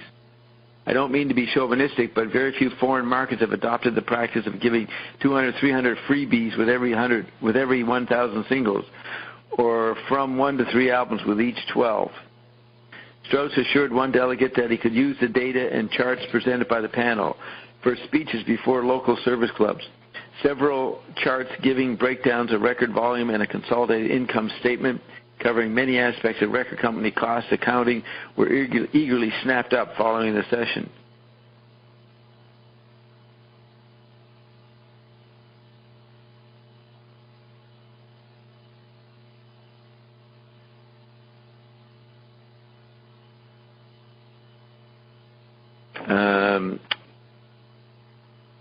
It's just a bunch of technical talk. Okay. Well, here's another part. Universities should establish, Zappa says, universities, this is more from the Zappa speech, universities should establish chairs in music where record production could be taught. This prompted the organization's executive director, Jules Malamud, to add that the cost of establishing a teaching position was $250,000 a year. Continuing with the topic of education, WLIB-FM personality Billy Taylor said that by the time a child reaches the first grade, he has an established musical opinion, usually bad, and that with proper sponsorship programs can be developed in schools exposing pop and jazz music. Then Zappa says, the company hippie was a source of comic relief for Zappa. He classified the company hippie as a pacifier for groups with little or no power. Quote, but he will turn on them, and he might even be their connection. Drug connection, I guess. That's Frank talking about the company hippie. Music Corps President Art Talmadge said, quote, instead of telling us where to get off, tell us something constructive, unquote. To that, Zappa answered a half-hour TV show. To that, Zappa answered that a half-hour TV show would be a good vehicle for promoting underground acts. So he's trying to get a TV show. W7 Records general manager Joe Smith wanted to know in what areas LP production costs could be reduced. Zappa said he felt a change of attitude among groups to stop topping each other and hours spent in the studio would result in lower recording costs.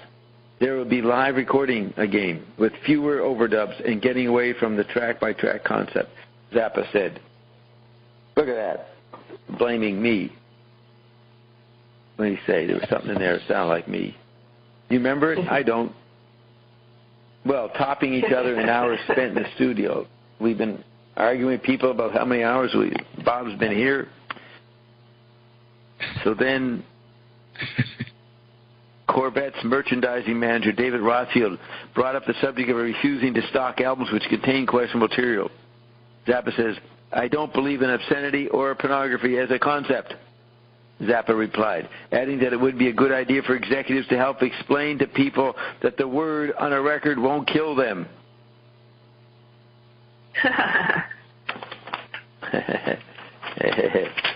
Okay, so we got that. Put that there. But maybe they will. All right, we got that. Now, there's a very nice issue of Circus Magazine, June 69. The headline, Happy Mother's Day, America. Special Zappa issue, fantastic photos, exclusive insults, revolting rhetoric. Revolting what? So it said rhetoric. So there's the grammarian rhetorical up against the dialectical Dylan. Zappa the rhetorician versus Dylan the dialectician. Zappa says, there's a picture of Zappa, and he goes, hello, boys and girls, my name is Frank. Turn the page, very serious pictures of Frank and some other musicians. Then it has a picture, it says at the top, meet the family, the mothers today. And it pictures many of the mothers of invention with their bad teeth. Just shots of their mouths. That's Frank Zappa, Jimmy Carl Black, Don Preston, Bunk Gardner, Euclid James Sherwood, Ian Underwood, Roy Estrada, and Arthur Tripp. So Zappa says, the mothers are fun to be with. If I had to go out on the road with any other band, I'd probably commit suicide. The original members have been together in 5 years. Some of them are conservatory trained, and some of them used to be salad chefs, truck drivers, and gas station attendants. Artie played with the Cincinnati Symphony for 2 years and then went on a world tour with them. Ian's got a bachelor's from Yale and a master's from Berkeley. Our road manager quit being a fourth grade teacher to go on the road with us. That would be what? I don't know. My mind's going something. I'm cracking up. I have a thought, and I can't remember the thought that I was going to say. Okay. Artie, that would be Arthur Tripp, played with the Cincinnati Symphony for 2 years and then went on a world tour with them. Ian's got a bachelor's from Yale and a master's from Berkeley. Our road manager quit being a fourth grade teacher to go on the road with us. We're very patriotic in the best sense of the word. I think most of the guys in the band really care. They care enough to take the chances involved. What's that noise? They care enough to take the chances involved with doing what we do. They care enough to take the chances involved with doing what we do and saying what we say on the stage. Did I read that right? No. They care enough to take the chances involved with doing what we do and saying what we say on the stage. More pictures. Then it has a big one-pager. It says, Frank Zappa absolutely free associates 20 tiny topics. Now look at that, tiny. The tiny note. The tiny world of Bob. Frank Zappa absolutely free associates 20 tiny notes. So they said the word guitar to him. He says humping, girl, humping, woman, humping, car, humping. He free associates humping with guitar, girl, woman, and car. Then they ask him about America, and he goes, no comment. He knows he could be assassinated any moment. He said something negative. L.A., what does he think of when they say L.A. to him? Police. When they say New York, he goes, police. Teenager, Coca-Cola. Beatles, entertainers. Today, dull. Tomorrow, same thing, only better. Gestalt, something big. Gestalt, he says something big. Influences. Edgar Varese, Igor Stravinsky, John Cage, Muddy Waters, Howlin' Wolf, The Nutmegs, Cordwainer Smith, Theodore Sturgeon. And Bob Dobbs. And Bob Dobbs. They didn't ask him what to associate with that. Yeah. This might be. Humping. Let's see if this is. What? Bubby? Humping. Did you go Bubby? He will associate Bubby with humping. Okay, I must go over and get some stuff. Just hold. Bear with me for a second. I gotta drink something. Yes. Eat something. Yes. We'll be patriotic. Kitchen sound. Yeah. Little. Yeah, it's time to drink some soup. That's enough. Humping. I stumble back to the chair. Humping. Soup, humping. Zappa hour. Humping. Heyday, humping. Humping. Okay, so they have here a page. That's patriotism. What? Patriotism. What'd you say? Humping. Real patriotism. Yes. Now they have the mothers are patriotic. Yes, you're right. Now there's a page. They have a picture of a transcript or something Zappa was doing. But before that, there's a couple more quotes that are easy to read. Zappa says, I don't collect people like Cynthia Plastercaster or the GTOs. We find each other. It was the same way with the band. We came together and evolved over a period of years. I try to find avenues by which people there might be able to express themselves. One of the things that keeps the society sick and frustrated is when you have creative people with no outlet for their creativity. It will eventually turn into something terribly destructive if they can't find a way to discharge it. You don't really know what kind of energy these people possess and what they can do. They make things happen that you can't even dream of. In order for the ones who have been able he wanted to be an artist. Yes. In order for the ones who have been able to... Yes, he was frustrated. And look at the destruction they created. In order for the ones who have been able to save themselves from that fate, in order for them to continue and do good work, they have to be shown that somebody appreciates the fact that they escaped. We appeal to these people. We let them know that anybody can create their own spaces within the world. Then they quote Theodore Sturgeon from... What? What are you reacting to? Theodore Sturgeon? Yes, he's telling you create your own spaces. Right. You are the programmer. Well, that got out of hand, though. Everybody became a producer maniac.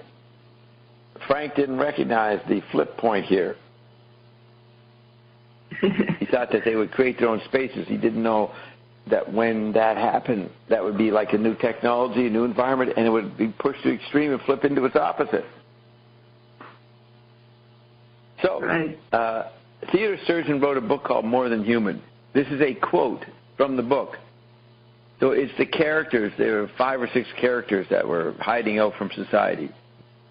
They're saying, describing themselves, multiplicity is our first characteristic, unity our second. Now, didn't we hear that earlier? Oneness. Sun Ra was saying oneness was not a big deal. You remember that? Yeah. Yes. Against oneness. Yes. Well, here you have Frank highlighting a quote that has the same message. Multiplicity is our first characteristic, unity our second. As your parts know they are part of you, so must you know that we are parts of humanity. We're not a group of freaks. Now, this is what the characters are saying in the book. We're not a group of freaks. We're homo gestalt. We weren't invented. We evolved. End of quote. Oh. And the novelist says, there was warmth. Yeah.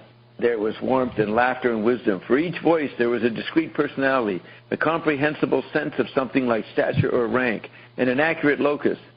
Yet in terms of amplitude, there was no difference in the voices. They were all here, or at least all equally near. Equally near. Okay, what's next? Another quote from Zappa. This is the author, Jonathan Kundra, has the last word. He says, okay, kids, this is the end of the line. If you're looking for a story, too bad. There isn't any.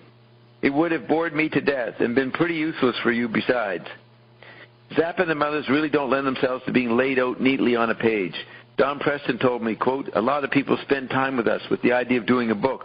They always end up having a great time but never write a word, unquote. And Jonathan says, I spent 2 days with the Mothers and had a great time. I could have written about that, but it wouldn't have been about them, me. The Mothers create music. They make open spaces for the unexpected to happen in. They touch your mind in a way that changes it. Any writer who attempts to reduce all this into an article is dishonest or simple-minded, or both. Instead of laying down a few pages of packaged jive, I've tried to let them speak for themselves. And if you read between the lines and think a bit about the photographs, you'll come out with more knowledge about Frank Zappa and the Mother's invention than any article could give you. So that was his statement. We go back to this transcript. And says, Humpy. This is Zappa on Humpy. Yes. He says, so the transcript says, I always felt like an outsider as a teenager, but it didn't bother me because I saw most of what was going on in the inside, and though I felt that it was intriguing, sometimes entertaining, I didn't particularly want to participate. So I think that's Zappa talking about himself. Felt like an outsider as a teenager, didn't bother him because I saw most of what was going on in the inside, and although what's that mean? I saw most of what was going on in the inside, and although I felt that it was intriguing and sometimes entertaining, I didn't particularly want to participate. I didn't particularly want to participate in it. I could see where the mistakes were being made, and personally, I didn't want to make the same ones. It just didn't look like it would be any fun. Then he says, the chance for a violent revolution in America is always there. It's always there. There's always that many stupid people. I think it would be a ridiculous waste of time, a typical loser's revolution. Makes me vomit to hear the word. People don't know what a revolution is. Everything they ever read, everything ever thought about a revolution is completely irrelevant to this day and age, especially in the U.S. There are more subtle ways to altering things. It's not a question of picking everything up and dumping it and starting over again. I simply don't believe that. There are a lot of good things about, especially the way society is set up today. The main problem is the mental health of the people who are running the society. They just have the wrong idea. The other problem is education, the education of the people who elect those representatives. An uneducated mass cannot function in a democracy. You just can't make a rational decision about a governmental representative if you're voting for a Smiler's clothes. It's a question of being provided with inferior software. Their computing mechanism is just not supplied with the proper software, to allow them to make the right kind of decisions.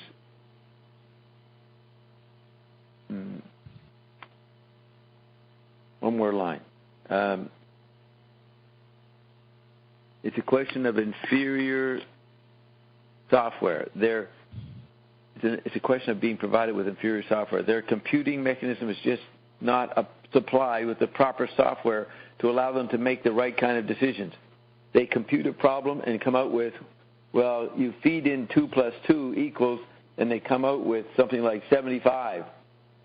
I feel a particular promise, believe it or not, in short-haired kids from suburban middle-class families, the ones who never wanted to be hippies. So this is where he puts his hope in. The ones who never wanted to be hippies, those are the ones who are going to change it. Right now, they're around 15 years old. The long-haired guys are too stoned to make rational decisions. They come up with answers to social and political problems that are just completely beyond their comprehension.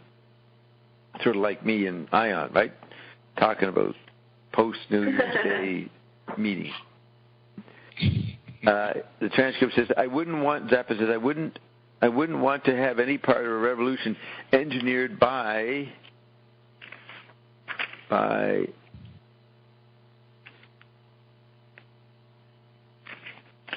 they'll leave me hanging.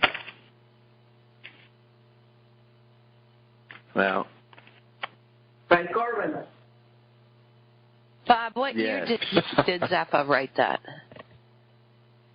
It is 1969. So the kid... Leary is... Listen to this. Leary's running for governor of California, and Zappa says he will not vote for Leary. So he's showing himself very different from the 1934, 35 birth people, what they were like in the early 50s.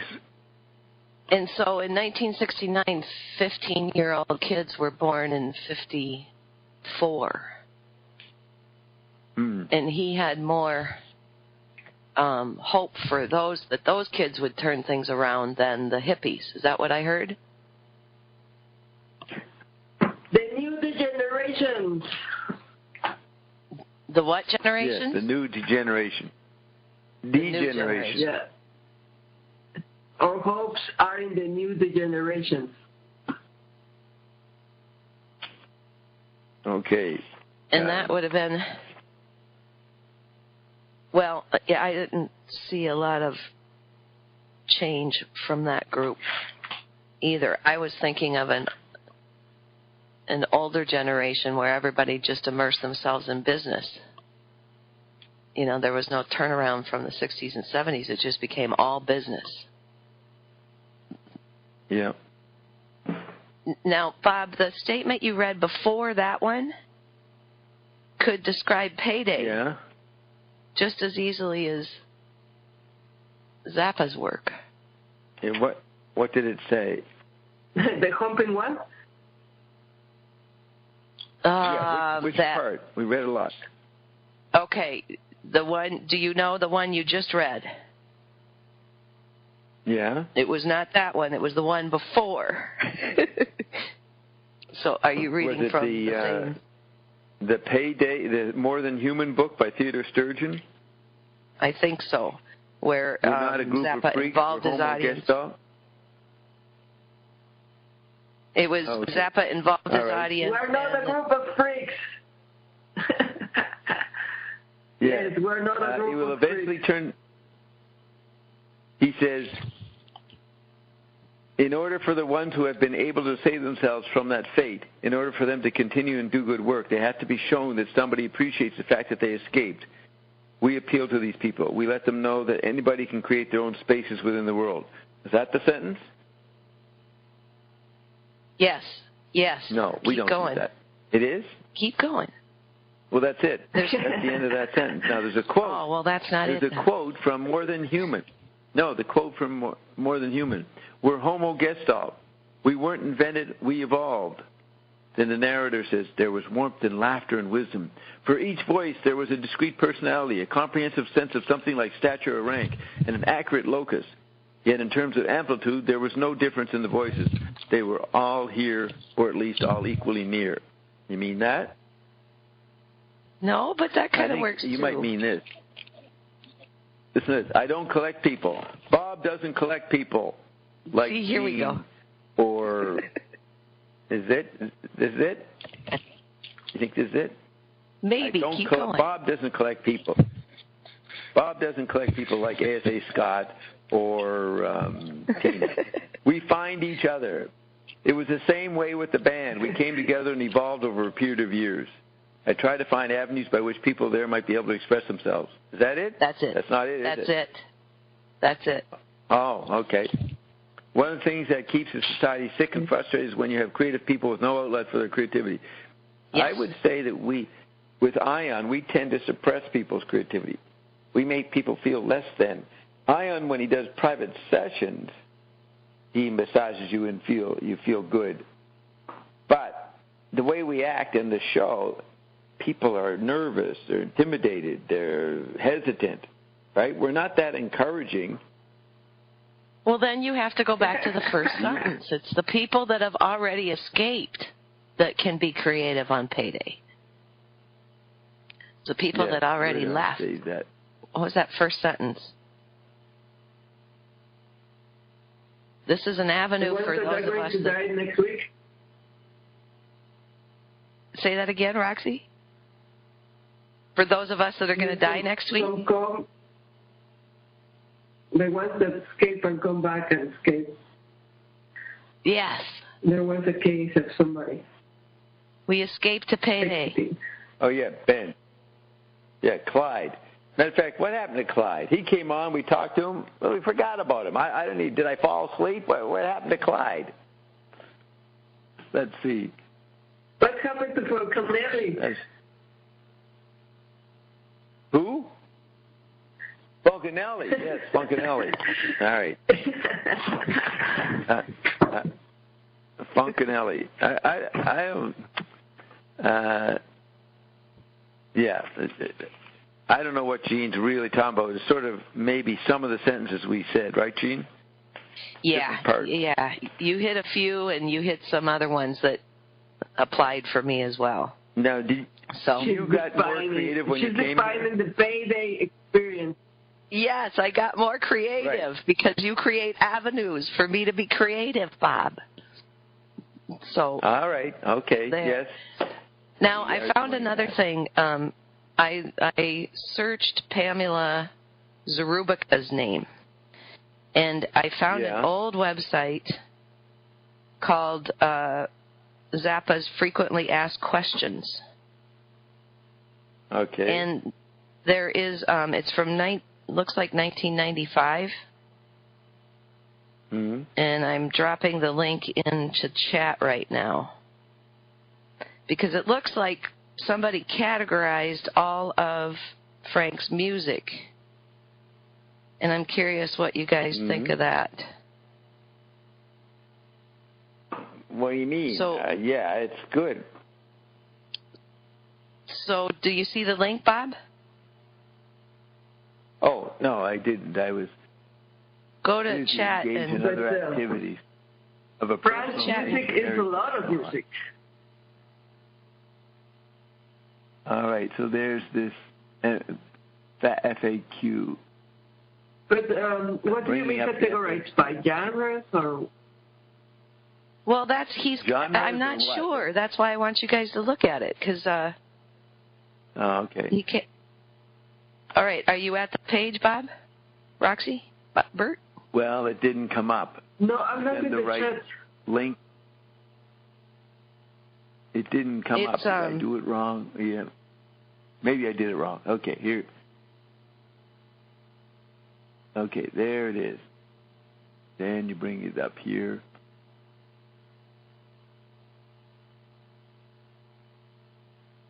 The main FAQ, Robert Hederick. I've seen that name before.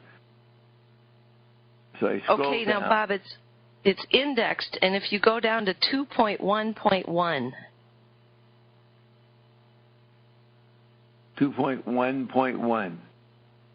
I'm sorry, 2.2. 2.2.1.1. It says for the hardcore FZ fanatics. Yes, I see that. Okay. What do you want me to do? There's a few tips that he says, and then if you look below, he's categorized all the music. 2.2.1.2 is 1973 through 75, and he's got a list of songs or albums? Songs. By date. Those were album titles. And then he has 60s satire. Music. Yeah. I see that. Jazz, live, love songs, sex, orchestral. Okay, that's pretty good. So, it's kind of a categorization of the different styles of Roxy's music. I'm sorry, of Frank's music. He's got the Roxy lineup, Roxy. Well, it's a nice bunch of categories. That's good. What are we supposed to... The guy organized the 84 tour, the 88 tour, lists the albums, sing clavier. That's cool. But nothing... Let me read you something. That could be useful for me, huh?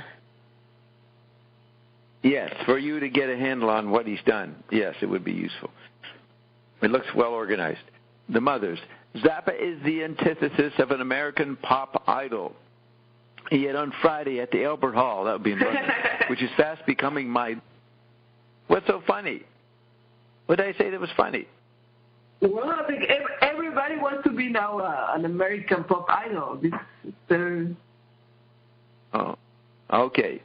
Zappa is the antithesis of the American pop idol. Yes.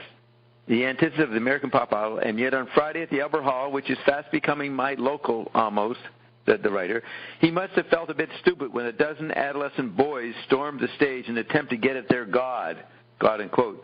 It's a strange world. However, the scathing denigrations of the great democracy we know and love and expect from the Mothers were few and far between, and the emphasis of the concert was on music, modern bullshit chamber music. This proved a bit too much for a certain section of the audience who had come to see the zany Mothers Invention rock and roll humor band do put-downs of everything in sight. One member of the audience delivered a 2-minute tirade of verbal abuse, which was dealt with typical cool by Zappa. Zappa said, "Be quiet, you fool," he said. And when the guy started rapping again, Zappa merely said, "Go fuck yourself." And then the writer says, "At the Albert Hall, mind you." You know, it's the Queen's place. Apart from this type of brief aside and his introductions, the only other humor for humor's sake comedy stuff was a parody of a modern ballet performed to the accompaniment of Ian Underwood's excellent classical piano, which developed into a spoof on perverted sex, I think. All good, clean, dirty stuff. The music was excellent and included numbers from their latest album, Uncle Meat, and others of similar ilk. The arrangements are extremely complex and feature Zappa's bizarre, in brackets, see how I just threw that in for a tricky pun. Clever, huh? So where was the pun? The arrangements are extremely complex and feature Zappa's bizarre conducting, which was obviously necessary but was overemphasized when organist Don Preston followed his direction so rigidly that he found himself being drawn down to a groveling position at Zappa's feet. The amplified reed and horn section was responsible for most of the musical interest, although Frank proved quite conclusively that he's a brilliant guitarist, especially with a wah-wah pedal, and not a bad drummer either. So this guy failed to get into the second paragraph associated with the psychic guy. And then I just read you the 3 paragraphs. The 3 paragraphs of reviewing the meaning of Zappa.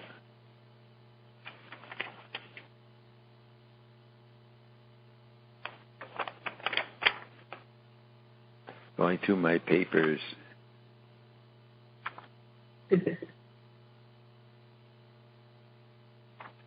Announcements of the Zappa Revolution. The patriotic. Yes, there's a long interview which would probably be interesting to read someday between Miles and Frank Zappa. Right.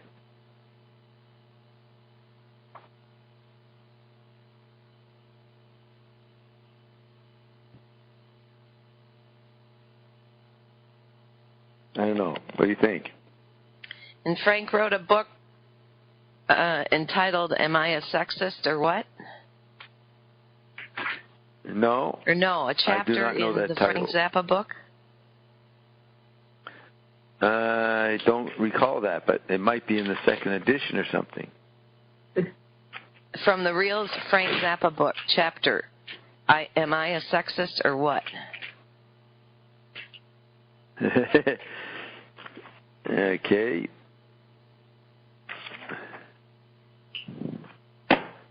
The songs I write about women are not gratuitous attacks on them, but statement of fact. The song Jewish Princess caused the Anti-Defamation League of the B'nai B'rith to complain bitterly and demand an apology.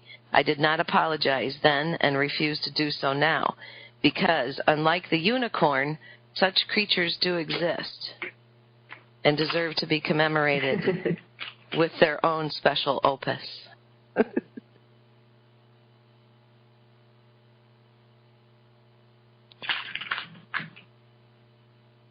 Yeah.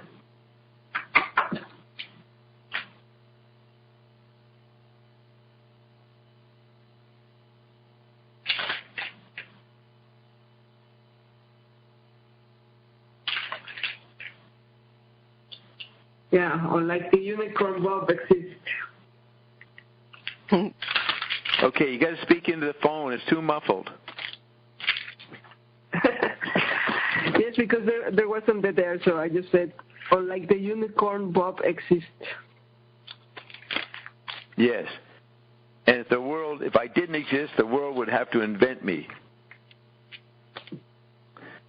So it says, here's an interview, Robert Brenner. When the editor of Datebook, the female magazine maybe, when the editor of Datebook asked me to interview Frank Zappa, I considered it to be quite an honor. Frank Zappa and his 10-man band, The Mother's Invention, along with Bach and the Beatles, have been a major influence of many big rock groups in the country over the last 5 years. I drove out to the Westbury Music Fair in Westbury, New York. That's right above where we used to live. About 1 hour before showtime to talk to Frank Zappa. This had been arranged by his manager. One of the managers of the theater, bless her little heart, was under the impression that I was really trying to beat the theater for a free admission, even though I was carrying the tools of my trade. My 25-pound metal camera case, a second camera around my neck, a portable tape recorder, a bag of batteries and film, and a portfolio of my past work to more or less legitimize my being there. After spending 10 minutes on the pros and cons of my being there and having Frank Zappa's manager and the editor of another major magazine join me in my fight against the Westbury Music Fair establishment, as a result of that, I was allowed to stay, but not until some nasty remarks were thrown around about what I really had in my paper bag.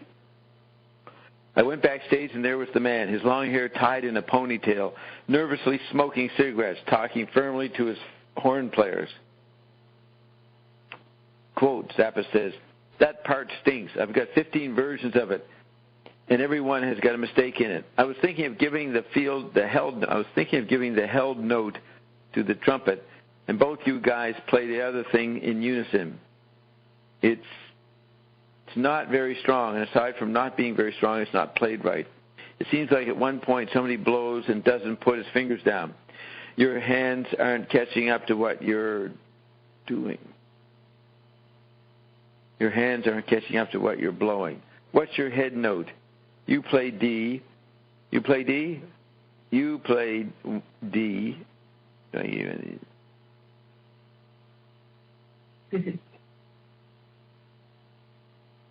Okay.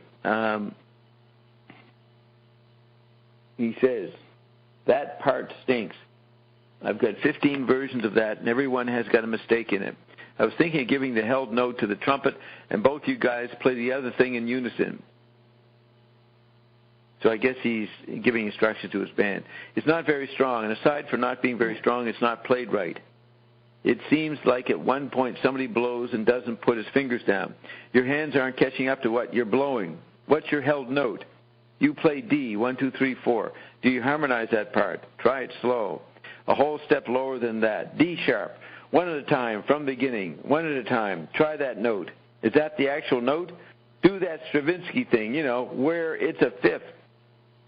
At that point, 2 angry-looking men came into the backstage dressing room. They said, nobody's allowed back here. You'll have to leave the theater. You've got to get a ticket from up front. Nobody's allowed back here outside the groups. It's a house rule. Someone says, I got my parents and my family, someone says. The guard says, it doesn't make any difference, sir. It doesn't make any difference. At the end of the show, they want to come back. That's another story. If you tell us then you want to come back and say hello, fine. But not during the show or anything else. You have to have tickets to get in the theater.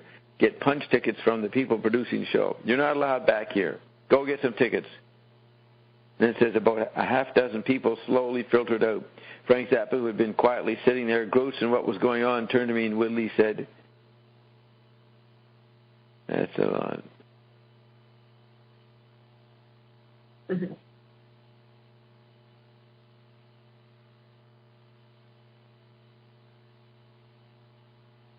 What happened? What? I'm still here. 1, 2, 3, 4. Do you harmonize that part? Try it slow. A whole step lower than that. D sharp, one at a time, from the beginning, one at a time. Try that note. Is that the actual note? Do that Stravinsky thing, where it's a fifth. At that point, too, and then these bodyguards come in, security. Somebody says, I got my parents and my family. Doesn't make any difference, sir. Doesn't make any difference. At the end of the show, they want to come back. That's another story. If you tell us then you want to come back and say hello, fine. But not during the show or anything else. You have to have tickets to get in the theater. Get punch tickets from the people producing the show. You're not allowed back here. Go get some tickets. So then it says, about a half dozen people slowly filtered out. Frank Zappa, who had been quietly sitting there, engrossed in what was going on, turned to me and softly said, so Frank Zappa, who had been quietly sitting there, engrossed in what was going on, turned to me and softly said, quote, how do you like the house rules? Unquote. He turned back to his horn players and continued his instructions. Quote, that's a lot better. Let me hear it from the beginning. Let's do it again. Another section that will clean up that section is when you get those rips going in the same direction. You're not synchronized enough to make it sound like a valid effect. It sounds garbagey. So that's life with Zappa. That's his. Well, he must have been the toughest. My conducting. Roxy, did you have any? Yeah. Okay. Did you have any? Yeah, let me read this. Really what? Tough musical instructors. What? Instructors. He must have been the toughest. Did you have tough musical instructors? Yes, but I think it used to be like that before it was normal.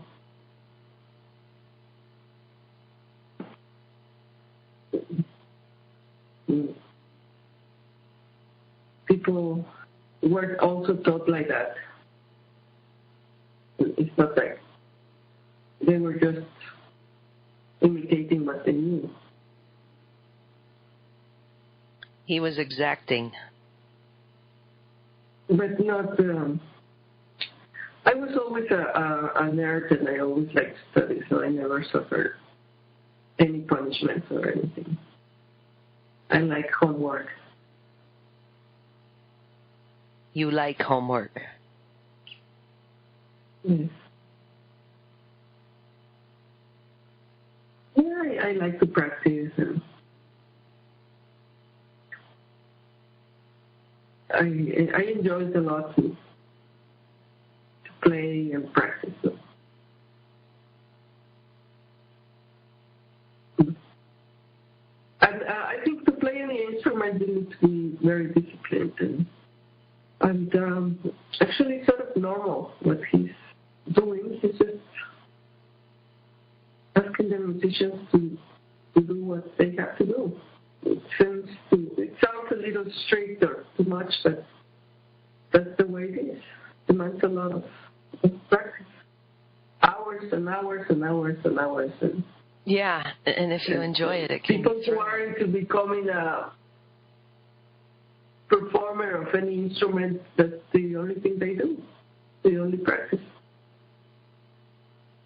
I had an alcoholic chorus teacher in high school, and he was, by conventional terms, he was very good, and he was exacting in that way. He wanted the chorus to be perfect.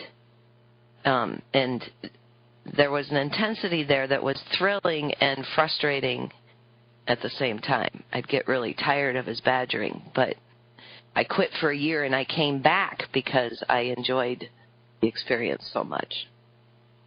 And I can imagine Zappa just was exponentially more of a perfectionist because of his ear. He could hear things. Okay, I got some... Okay, enough of this. We got some work to do. In this article, I found an interesting part of it. All right? So the journalist was watching the mothers rehearse. Yes. Afterward, Frank Zappa spoke about the audience, which hadn't been very receptive. He says, "It's very difficult to play any good stuff for people who just wouldn't hear it. I don't want to bore them to death." Then the journalist says, "I asked him what his feelings were when some of the audience began yelling for the vanilla fudge." Zappa says, "I go on. I continue. Am I supposed to stop because somebody asked for the vanilla fudge?" Then he grinned. "Even if we could, we wouldn't." The editor of an underground newspaper who was present backstage asked Frank Zappa if he had met anyone from a leftist group called the Communards while the mothers were on a tour of Germany. Zappa answered, telling of his experiences in Berlin. Quote, "All we saw were a bunch of punks, some of the local punks, leftist punks. I don't know whether they were SDS, but they were leftist punks with the red scarf around their neck. They approached me prior to the concert during a rehearsal and asked me to assist them in a political action. I said, well, what do you have in mind? They said, well, there's going to be 8,000 kids here tonight, and most of them have never demonstrated before. And we want you to tell them to come with us while we go around the corner and set fire to the Allied Command Center." And I said, I don't think that's good mental health. And so they got sore and tried to wreck our show. When we got on stage, about 30 of them started blowing air horns and throwing things up on the bandstand, marching around in the audience and waving red banners. It's like the Black Lives Matter invading a library. You know, they were really stupid, says Frank. Now, he has footage of this. I've seen it in different videos or something. He filmed these guys. Then Zappa says, so the journalist considers that Frank expressed an outburst against the violent left. So it says, this outburst by Frank against the violent left led to a question that seems to be making the rounds through rock music circles these days. Quote, what do you think of Bill Graham, owner of Fillmore and Fillmore East? Frank, I like Bill Graham. He has my respect. I like him as a person, unquote. The editor seemed to pale. He paled when Zappa said that. Zappa continued, quote, he's always treated me fairly. I think that he's got a perfect right to conduct his business, and I think that people from the street, if they want to make some sort of assault on the establishment, better take it further uptown. They're not doing themselves that much good by punching themselves into the Fillmore. If they want to make a conquest, go to Lincoln Center, unquote. So the journalist says, the die was cast. It was going to be an evening of political free-for-all. Zappa was asked what his feelings would be about cooperatives of musicians and performers. Quote, well, first of all, I don't believe in communism. And second of all, I think that a person is entitled to a profit from the services. What? What's wrong, Gene? Are you okay? I just guffawed. Okay. Well, first of all, I don't believe in communism. And second of all, I think that a person is entitled to a profit from the services of the performance, whether it's creative or non-creative. If a person is a plumber and he fixes my toilet, I'm glad to pay him, unquote. Then the journalist says, things cooled down and the discussions led towards the music played by the Mothers of Invention and the amount of acceptance they were getting. Question, are you getting a better audience response now? Zappa says, hardly. It hasn't changed much. I'd say it's improved 5% in 5 years. What have we done for the people here tonight? what have they heard? They don't know what they heard. Just because they sat there and listened, it doesn't mean they heard it. I'm not saying they don't have a chance to get into our music. Everybody's got a chance. Finally, the inevitable conversation came up. Revolution.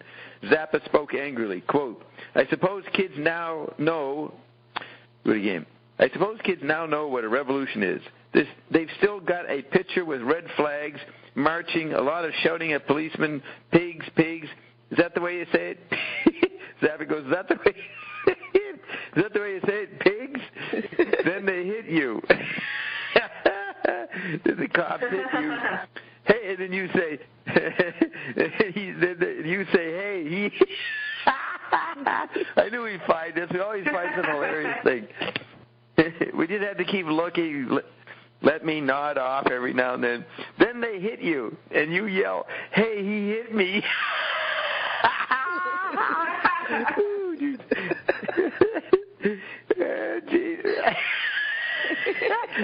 Okay.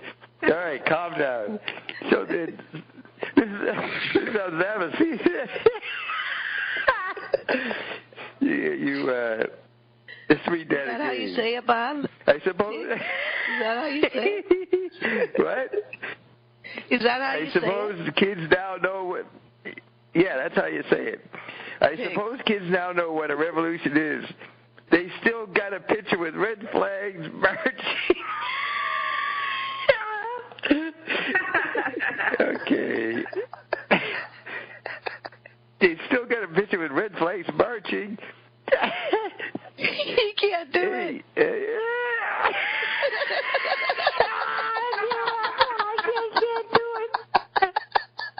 I can't make it. I give up. You can't finish the sentence. I got so many. Okay, try again. I got so many tears in my eyes. I can't read the print. But I got too many tears in my eyes. I can't see the print. Let me nod off for 10 minutes. Dead air for 10 minutes. Play your song.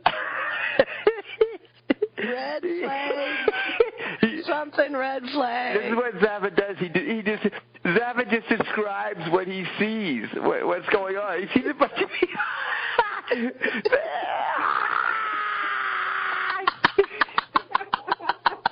I don't know if I'm crying or laughing. I don't know. Read the part about the pigs again. That was so good. Yeah, where's the pigs? Bert? Is that how you say it? It's fine, Bert. Did I exclude him? Let's see. Is he? Uh-oh. People are blocked. A whole bunch of people blocked. We haven't enjoyed their laughing. You're back, Bert. Have you been laughing, Bert? Bert. Did Bert die? Hear me. No, Bert. Couldn't talk. Were you laughing, Bert? Frank I was is crying. not a fan of the police.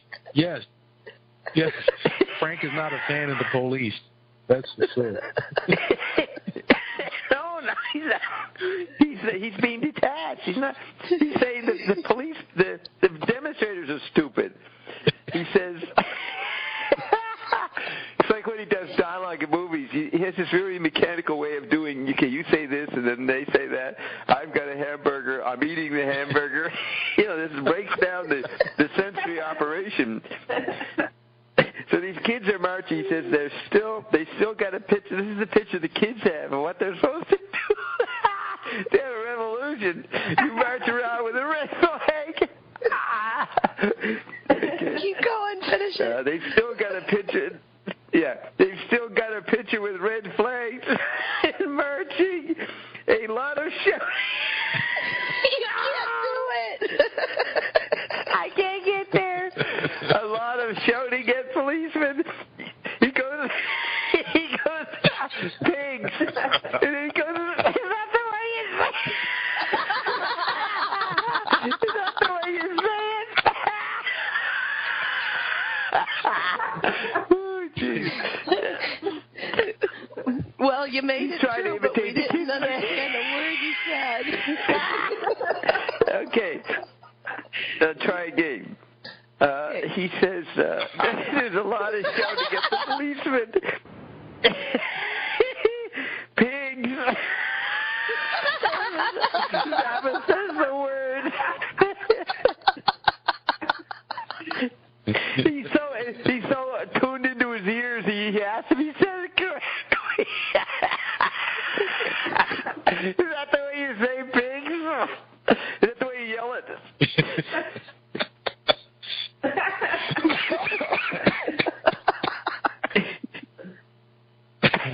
Okay, is that the way you say it? Pigs.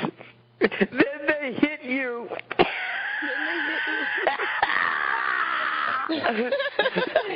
You protest the police, and then the ritual is that you get beat up by the police, and you say, "Hey, he hit me."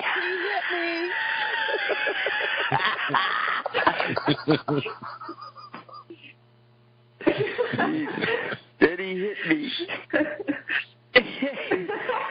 Zappa says, "I think we got past the rough patch here. I think I'm ready to get to the clear part."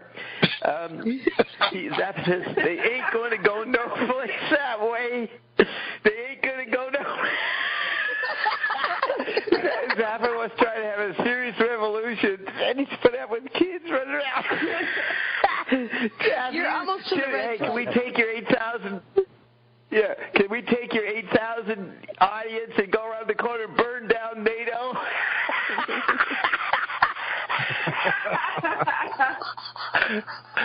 That doesn't sound like very good mental health.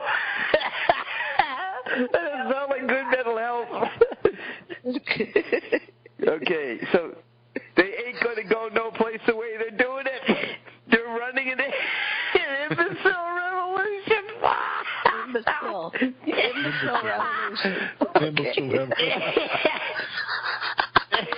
They're running an imbecile revolution for imbecile teenagers. It's a make-believe revolution at about 15%. Poor Frank has to comment on absurdities. Here he is, a genius performing this great music, and he has to have opinions on this nonsense. It's a make-believe revolution. And about 15 to 20% now, just in this building, is being steered by Madison Avenue. And the rest of the people who are marketing the revolutionary products, it'll increase just like the usage of the word psychedelic in merchandising, policies, signs in the newspapers. Then someone says, is the country really coming apart? No. Wait a minute. I guess Frank's saying that. Is the country really coming apart? Look at it in every way. Then Zappa brushed the hair out of his eyes and spoke. So it looks like somebody asked him, is the country really coming apart? I don't know why they say, look at it in every way. Zappa says, sure, it's coming apart. It's been coming apart for a long time. But that don't mean it can't be put back together again. I think it's worth it to stick it back together. And someone says, I don't think so. Zappa's trying to be rational. I think it'd be okay to put it back together again. Somebody says, I don't think so. Then it says, Zappa leaned forward. You don't? Well, then get yourself a passport and find yourself a palm tree to sit under, because I'm going to stay here and see if I can fix it. If I don't want to blow it up, I want to fix it. There was an eerie silence because everybody felt that Zappa wasn't talking. He meant it. There wasn't. What is this? I think that's it. I think that's the end of the article. Wow. Yes, that was it. There was an eerie silence because everybody felt that Zappa wasn't talking. He meant it.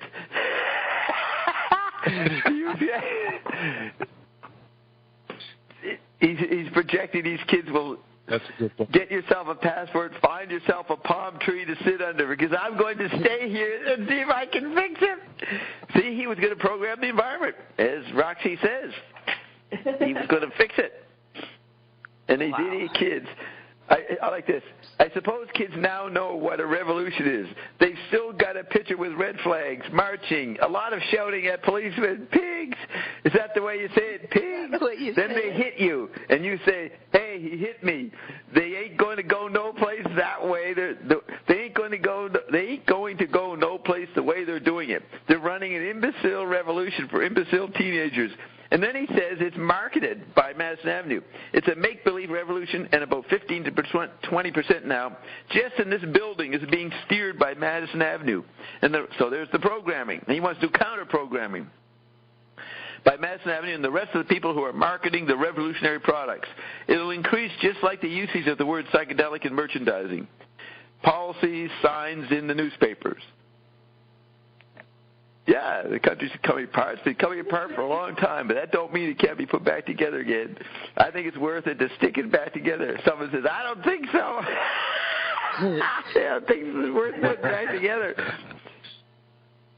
It's like Zappa, you know, he had to infiltrate. What? It's still the same. What? People go to these demonstrations. Yeah, people go to these demonstrations, but they actually are not willing to change anything for real. It's just won't like change themselves. Another type of entertainment. It's another type of being cool. Like, all these, it's a mindset. A fad, an attitude for it. Now everybody. Here's what's interesting. Everybody's into communism and veganism, and it's just because of the trend. Veganism. It's not really. Right. Yeah. It's and people, here you are, Bob. They're here trying you to create a group. Here you are sitting under a here's pine the same thing. Or a palm tree. Yeah, here I am running a revolution. I've resolved the conflict. I am both the kid and Zappa. I'm doing both. But listen. Sitting under a palm tree. I resolved the dialectic. I am the synthesis. But look at this. Zappa's this genius guy. We're still talking about him. Making huge music that the kids can't even hear, and he knows they can't hear. But he's forced to play it to little kids. It's the only avenue where he can express himself. No one else will let him play anywhere else. So he's forced to play this amazing new scientific breakthrough to a bunch of retarded 10-year-olds.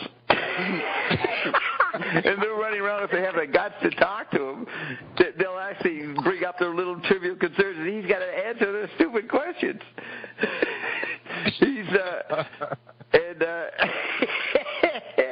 I've seen him, they say he leaned into the person. I've seen him do that. He leans into you. He goes, the guy goes, I don't think so. He goes, you don't? Well, then get yourself a passport. So here's that. So it's like Ion. Ion comes forth. Everything is collapsed beyond any human imagination, and he's here talking to idiots. You know, all he's got is a bunch of people calling in. I don't want to name names, but you know what I mean. Ion says, "Oh." It sounds like you don't. He's nice. Yes, Zappa's arrogant responses is intimating Ion. He's miming Ion. Okay, Bob, what was the name of that article again? That was pretty good. What was the name of that article? That you just made it through. It's from I don't know what magazine it's from, but it's called Rap with Zap. Rap with Zap. So do you think it's online somewhere, or is this in your collection? No, these are obscure teen magazines that, aren't even... Yeah, it says Rap with Zap, an unusual interview with a very unusual man, Frank Zappa of Mother's Invention. He actually is being practical. He's actually trying to do a revolution. He's going to run for president that year, in that period, and he's got to deal with idiot youth culture. Now, let's look at this. It's the only place he can play. It's like, we're running this amazing thing. The only place we could possibly get on the radio was James Martinez's, whatever his name was, his fucking cash flow show. Mm-hmm. Well, we had to listen to James's nonsense while we waited for him to shut up so that Ion could talk and dispense the wisdom of the centuries. And we were polite. We let James go on. Eventually, he had run out of things to say, so all he could do was laugh. So we had to wait till he stopped laughing so that Ion could come on, continue dispensing the awesome knowledge. And here we are today. We're still here and still talking to ourselves. I mean, you heard that reading. I dealt with Tiberius and Emperor Komodo in 212 A.D. We've been running this revolution for millennia. Okay, now we come to August 69, and Zappa has disbanded the Mothers. He broke up the Mothers. This is like a week after Woodstock. So it says, Mother's Day has finally come, by Jerry Hopkins. And this Jerry Hopkins guy seems to be the main guy interviewing Zappa for the Rolling Stone and different magazines. It's always Jerry Hopkins, who's a pretty interesting guy himself. He did some radical writing and books and stuff. He's sort of like a renegade teacher. So it says, he writes, Frank Zappa, quote, tired of playing for people who clap for all the wrong reasons, unquote, has dissolved his massive invention. Okay, so he's saying that he played for people who clap for all the wrong reasons. Have people ever clapped for the correct reasons? They usually just clap because they're supposed to, right? They sort of fill in the intervals. So, Jerry says, the first indication that the revolutionary, now they call the revolutionary 9-member band, they wouldn't say it when it was happening. The first indication that the revolutionary 9-member band was approaching the end of its musical career came with an announcement that the Mothers had canceled all bookings from now until the end of the year, so Zappa could concentrate on other projects long in progress. A talk with Zappa revealed the break was more complete than that. Quote, Zappa says, it all started in Charlotte, North Carolina. Is that where Sheila is and that? Are they in Charlotte? Is Greg in Charlotte? Are they near Charlotte? Deb and... One of them is around there. Yes. Deb, yeah. So it starts... Deb and Jenny with fucking ionic. We never noticed this before. It starts with the ionic zone. It all started... So that's why all the Ionets went back there. We had to pick up where Frank left off 40 years ago. We all had to go back to Charlotte, North Carolina. It all started in Charlotte, North Carolina, Frank said. We'd been booked by George Wein on a jazz concert date as bait to get the teenage audience. We went into a 30,000 capacity auditorium with a 30-watt public address system. It was 95 degrees and 200% humidity, with a thunderstorm threatening. It was really horrendous. After that, I had a meeting with the group and told them what I thought. Oh, just a minute now. And told them. After that, I had a meeting with the group and told them what I thought about the drudgery of grinding it out on the road. And then I came back to L.A. and worked on Hot Rats, an upcoming solo album, which becomes a huge classical, unbelievable album that spreads Zappa's reputation. So he comes back and works on this great album, but nobody knows it's going to be good. Then we did one more tour, 8 days in Canada. Look at that! You go from Charlotte, North Carolina to fucking Canada. Symbolic up your fucking ass there, right? Wow. They go from Charlotte. Right. And then symbolic they up your fucking ass. Dobbs. Yeah. Talk about up the fucking yin-yang. Look at that. We did one more tour, 8 days in Canada. After that, I said, fuck it. He was looking for me, and I wasn't there yet. Where was I? Where was I in August 69? I was in Halifax, Nova Scotia. He goes, I like to play, but I just got tired. Imagine some Zappa fan hearing this obscure bunch of people who have roots in Charlotte, North Carolina, going on laughing hysterically for odd reasons about what this means, and keeps referring to himself as the key Zappa organism. So Zappa says, if they've made it this far, like Bob, they are changed. Yeah, we're just crossed our 100th hour about 5 hours ago. I like to play, but I just got tired of... Yes, 100 hours. This place is... Yeah, we should celebrate. Yeah, what do we play?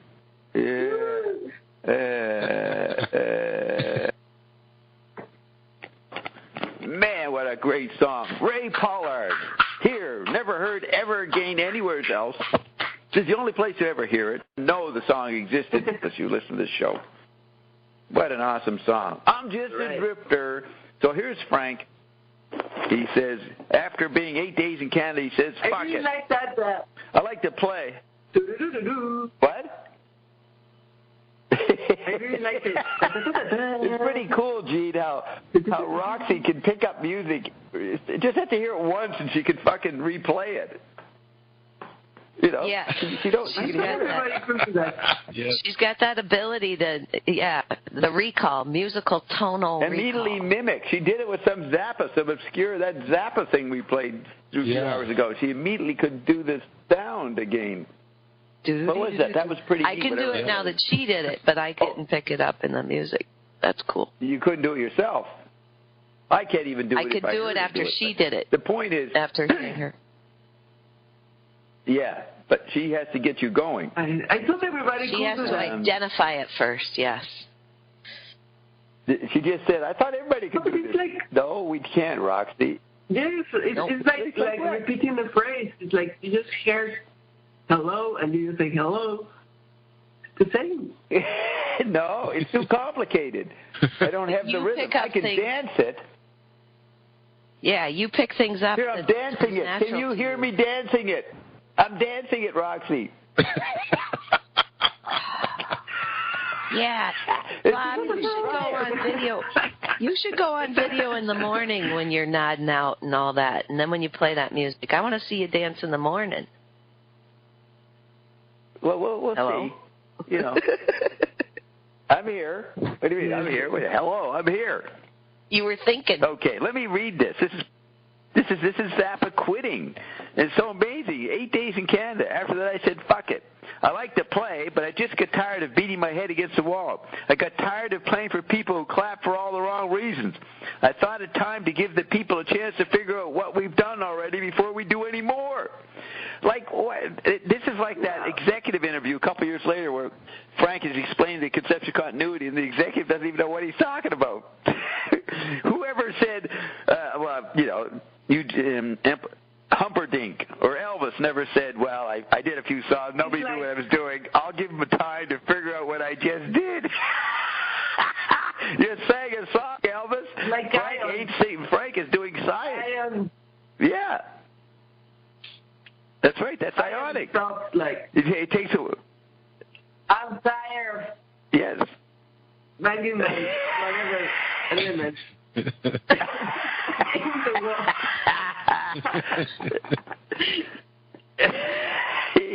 I give him a chance to figure it out. You'll wake up at 3 in the morning. It'll hit you. What I did. Okay, he says, the last live Mothers performance was in Montreal. The last otherwise performance was a television show in Ottawa the following night, August 18th and 19th. You see, what's Woodstock? That's like the day after. The whole world's going nuts over Woodstock, and Frank's quitting. He's leaving. He's dropping out. Let's get the exact dates here. There might even been the very same time. Woodstock. What were the dates?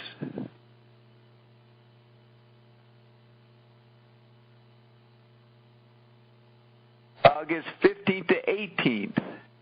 So that would be like Thursday, 56, 70, that would be Thursday, Friday, Saturday, Sunday. So the last day of Woodstock, Zappa is starting to quit.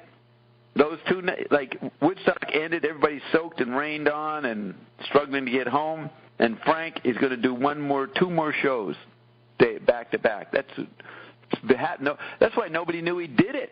It was drowned out by the Woodstock news. So then the article says, which is not to say the Mothers are completely dead.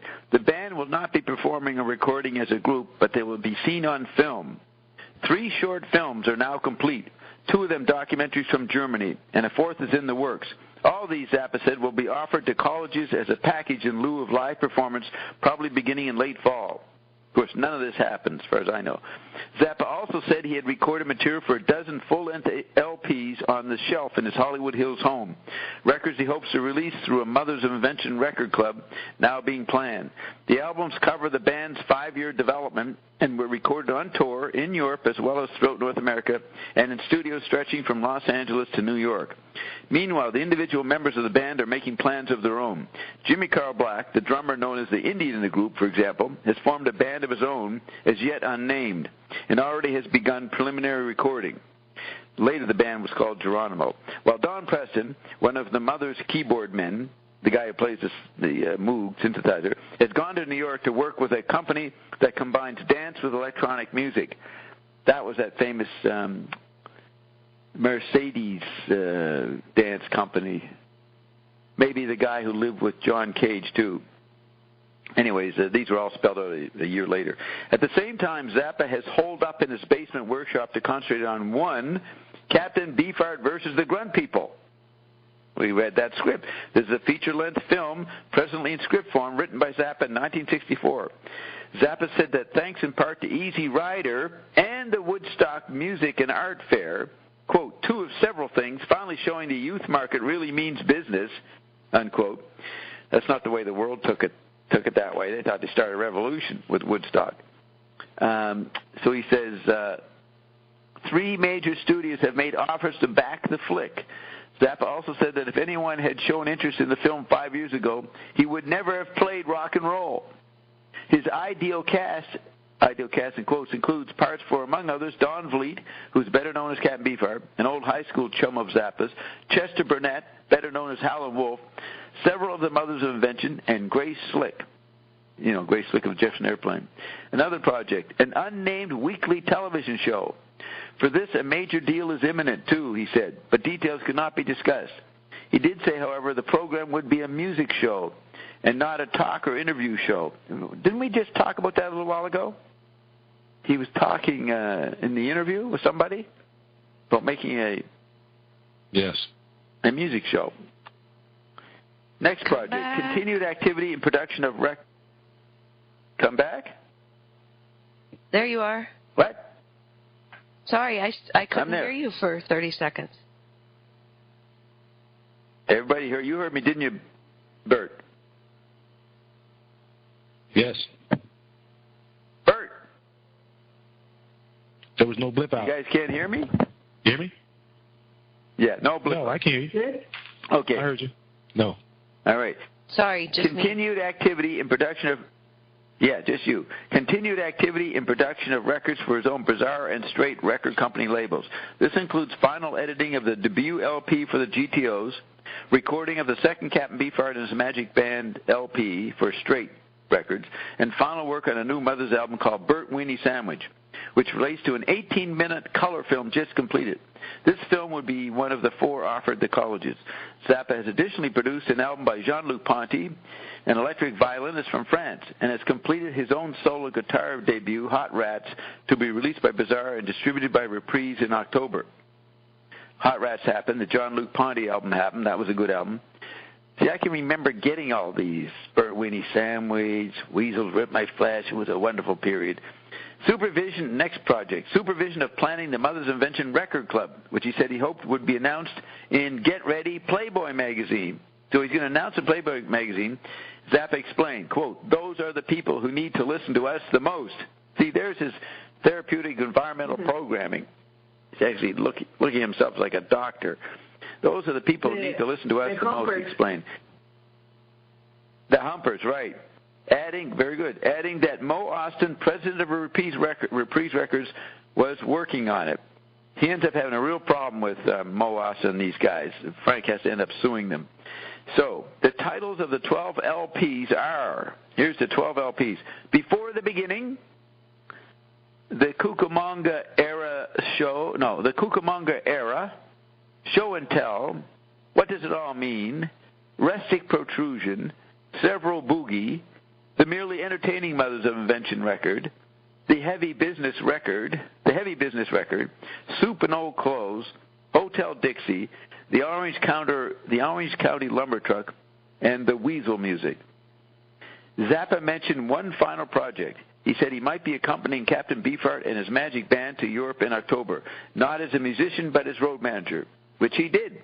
And there's footage of Frank performing in the mud. It was like a muddy Woodstock in the fields of Belgium or someplace. And I think it was run by Giorgio Gomelsky. There's the fucking link. We come full circle. Here's Zappa managing Beefheart.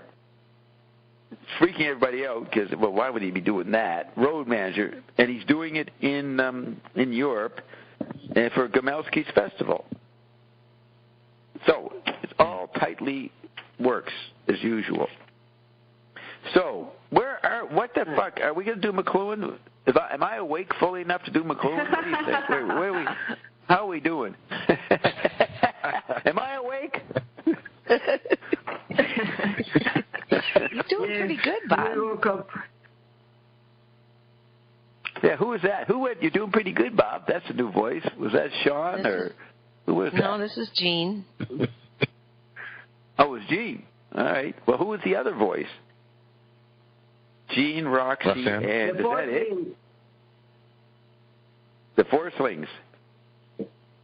Well, what have we been doing? Have we giggling? We've been celebrating. What's it all mean? Zappa We're celebrating. That's right. We had another great laugh. I love laughing and crying. It's a wonderful experience. At the same time, he hit me. Yeah. I wave my flag. I call the policeman a pig, and then he hits me.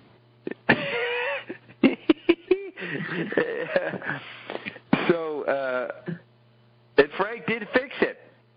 Without Frank, we wouldn't have Iondom. Frank kept it going. I wasn't there. He's supposed to meet him in August in Canada at Ottawa, and I didn't show up. I was buzzing off, involved with Secret Council 10 shenanigans.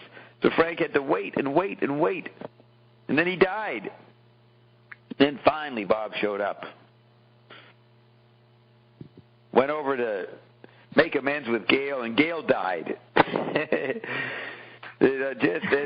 Bob has to do everything. On to the kids now. Yes, I'm going to use that. You guys get your damn passport and go sit under a palm tree. I'm staying here, and I'm going to fix it.